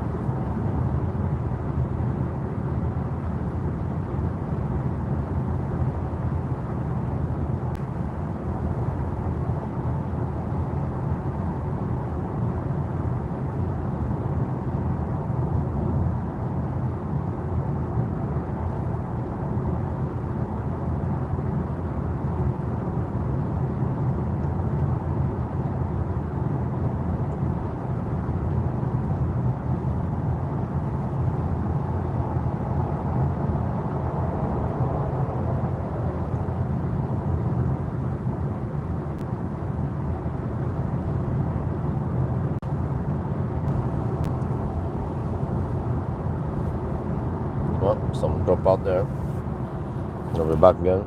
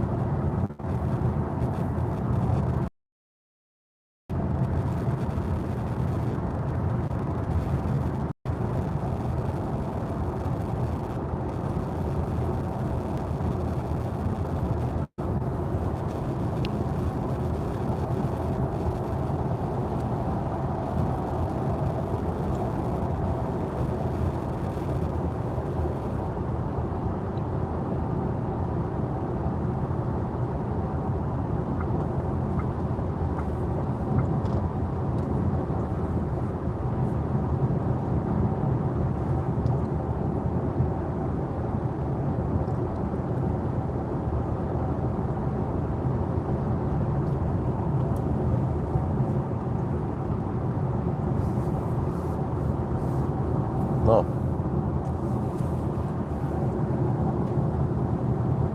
That's nice.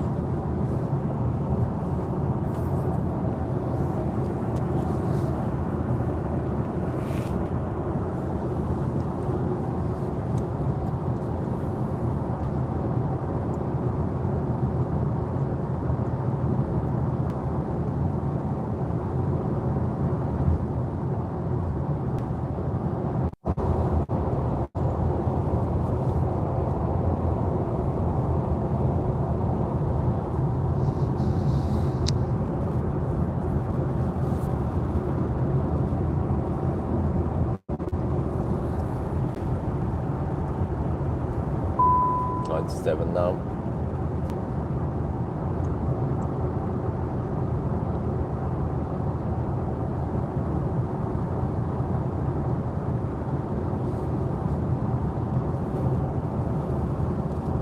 Do you know which trim level EV3 you get? Oh, I don't know about that. Usually I tend to get the higher trim, so the top trim.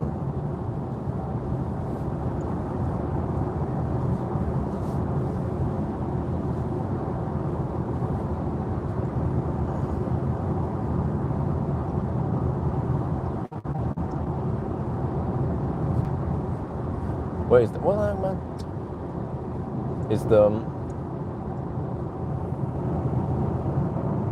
17 on GT now. Yeah, like it's usually the top trim I get, and I cannot choose what trims I can get. Because normally they just spec up a car and keep it in the inventory for a while, and that becomes the press car that we can borrow. One or two different variants of the press car, but I rarely test bare bone cars.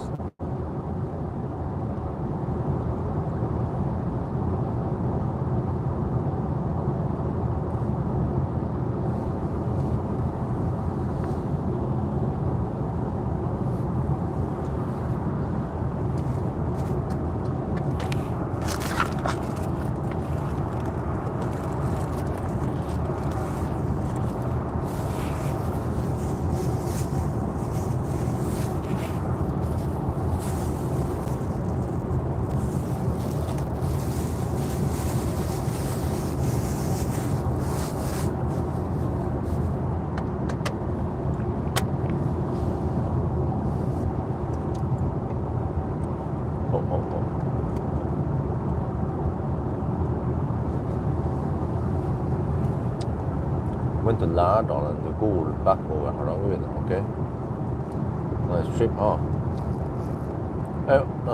Galte, what do you do on those trips? It's still cold here, so now it's only 2.5 degrees.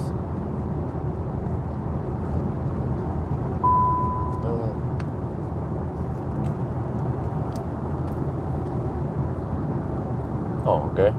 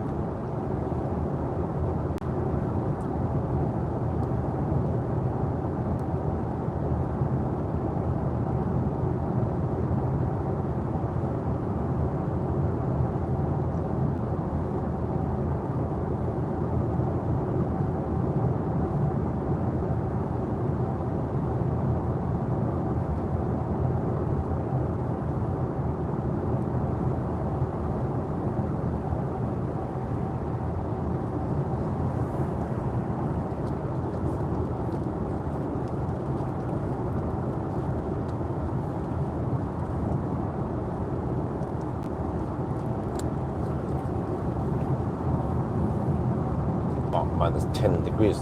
Wow, it's still cold outside and in the mountains.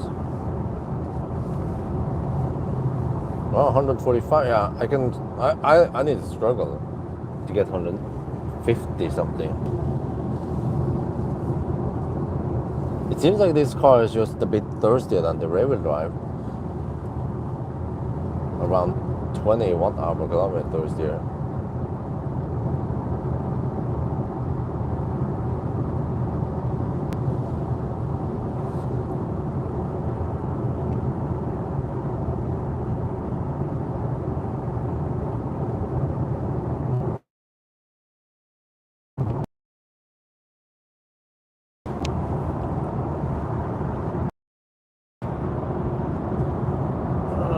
ID Pro, huh?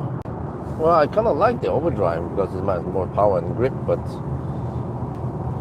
it's also heavier, 160 kilograms heavier. Yeah, but I think it's this I prefer. It has a bigger battery, but it's less efficient. But overall, it's still a nice car.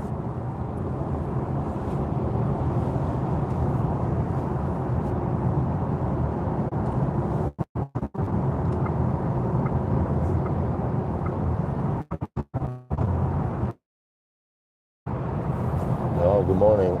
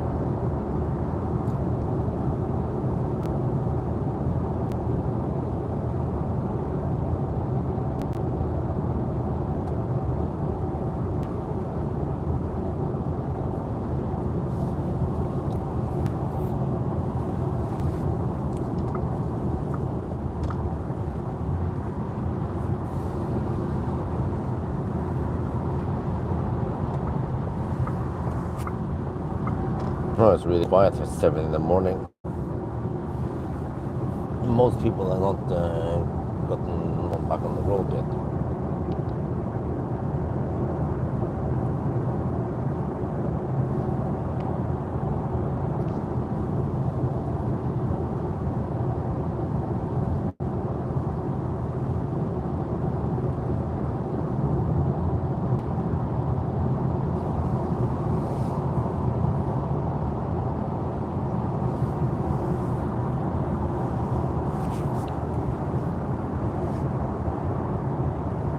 This is time, usually the time where Isabella wants to wake up. Oh.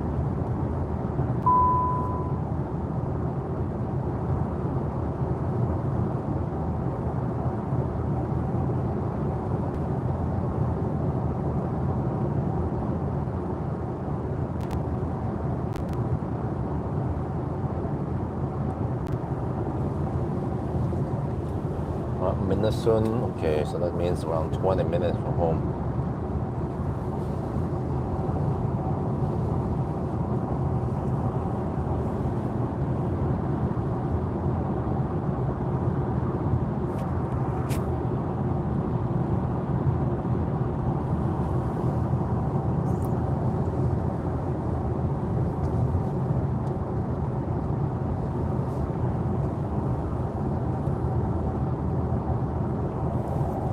Yeah, Sunday, correct. It's too cold for Sunday drive. It's 2.5 degrees Celsius outside.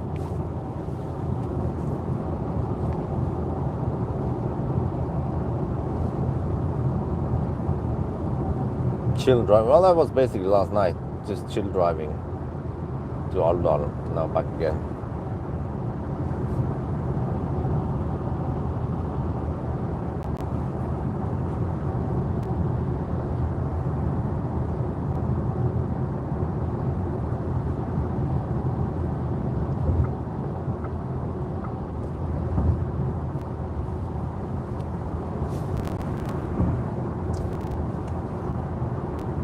How was the trip? Well, it was great.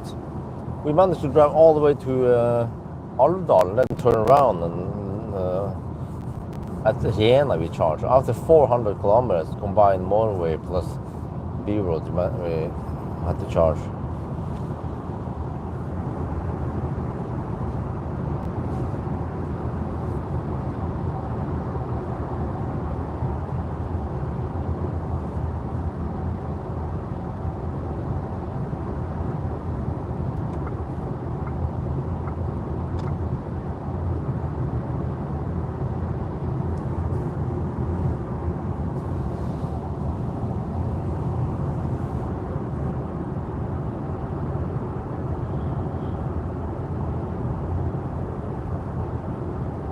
Well, on the motorway, when it was cold outside, it consumed 260 watt-hour per kilometer.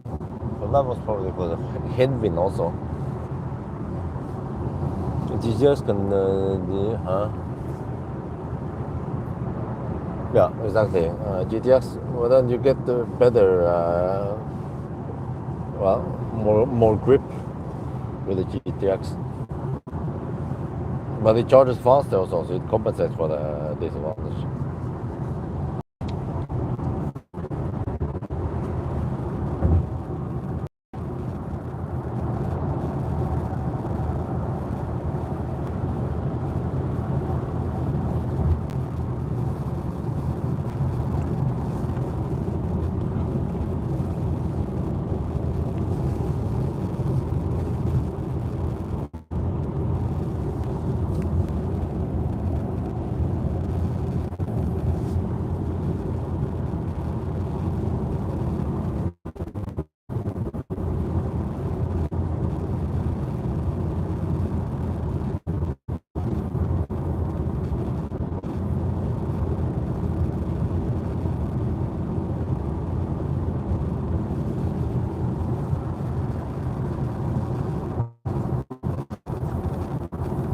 Let's slow down.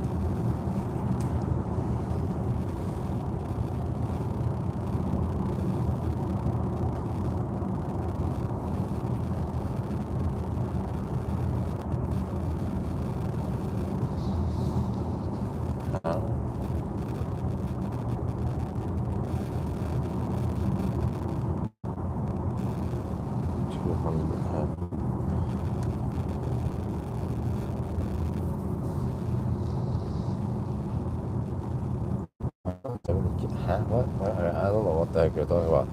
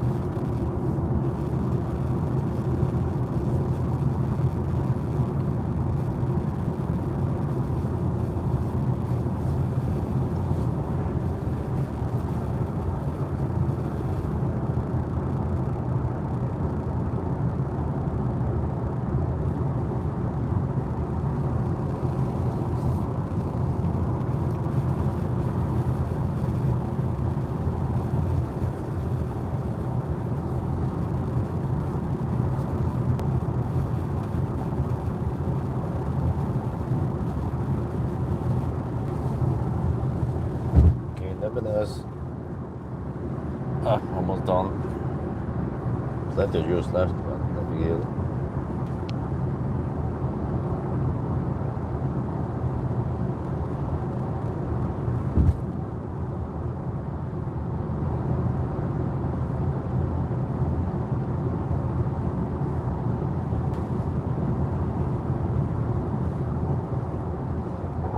What the heck, man? Sometimes it would just stop working randomly without any warnings.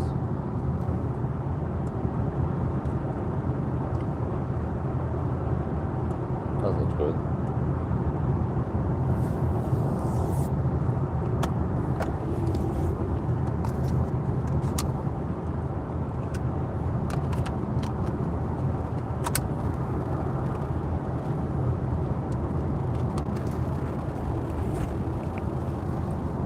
Okay. Well, let me see if I switch over to sit start.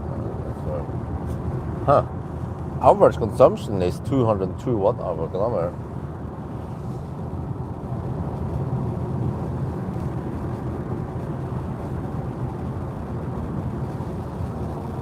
No, I think that it starts hugging the right lane more for no reason.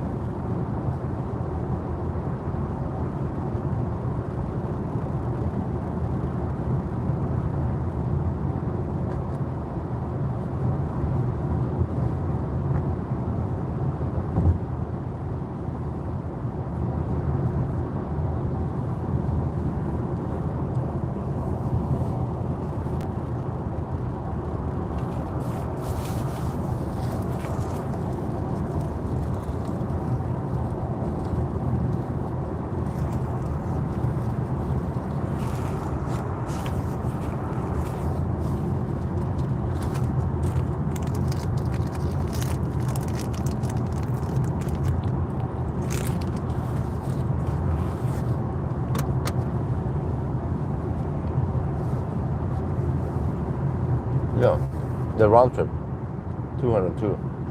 That's not too bad.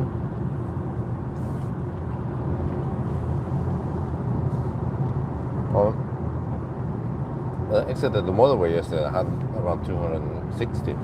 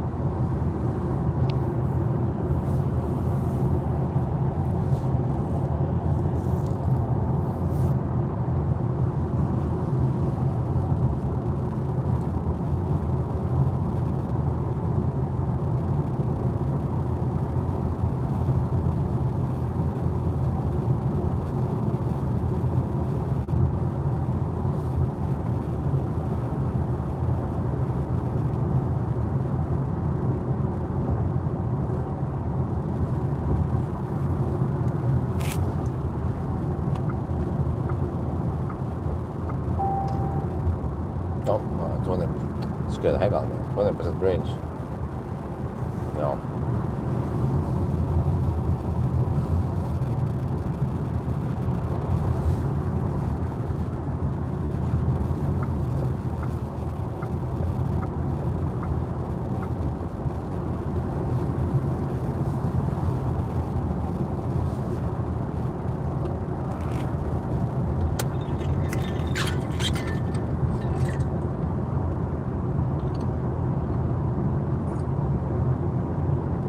No,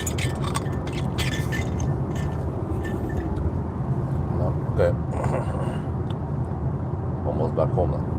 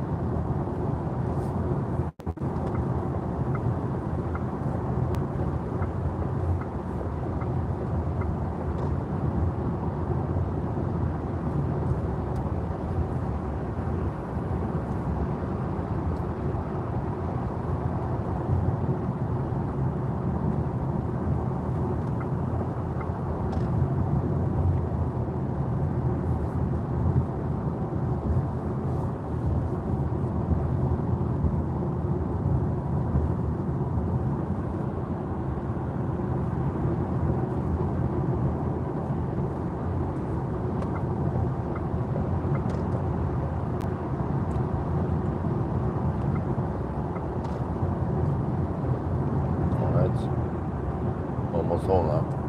Så slett med meg kledvis.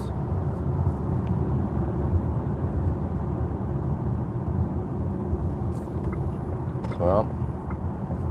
203 concession. And 533 kilometers driven so far. This whole trip.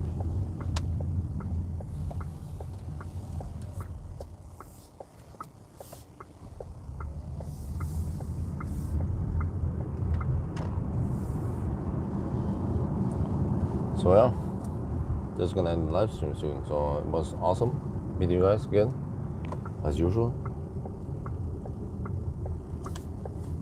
Oh.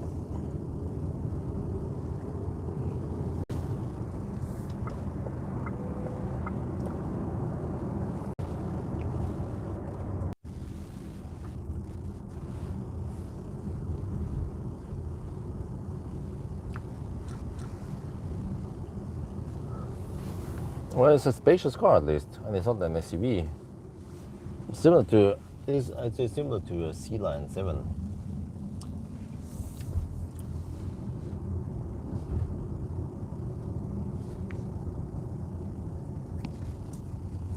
But yeah, so I guess that's it. Next week, Macan, Porsche Macan.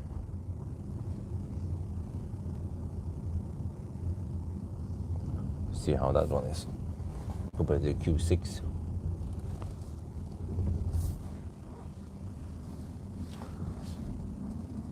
But man, I'm so tired now. 7:30. So I left at around half an hour past midnight. I spent exactly 7 hours.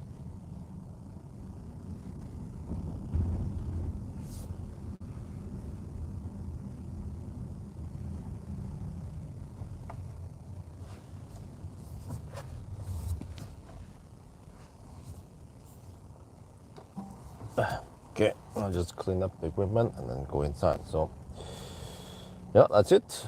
Nice little road trip. And talk to you guys later next week.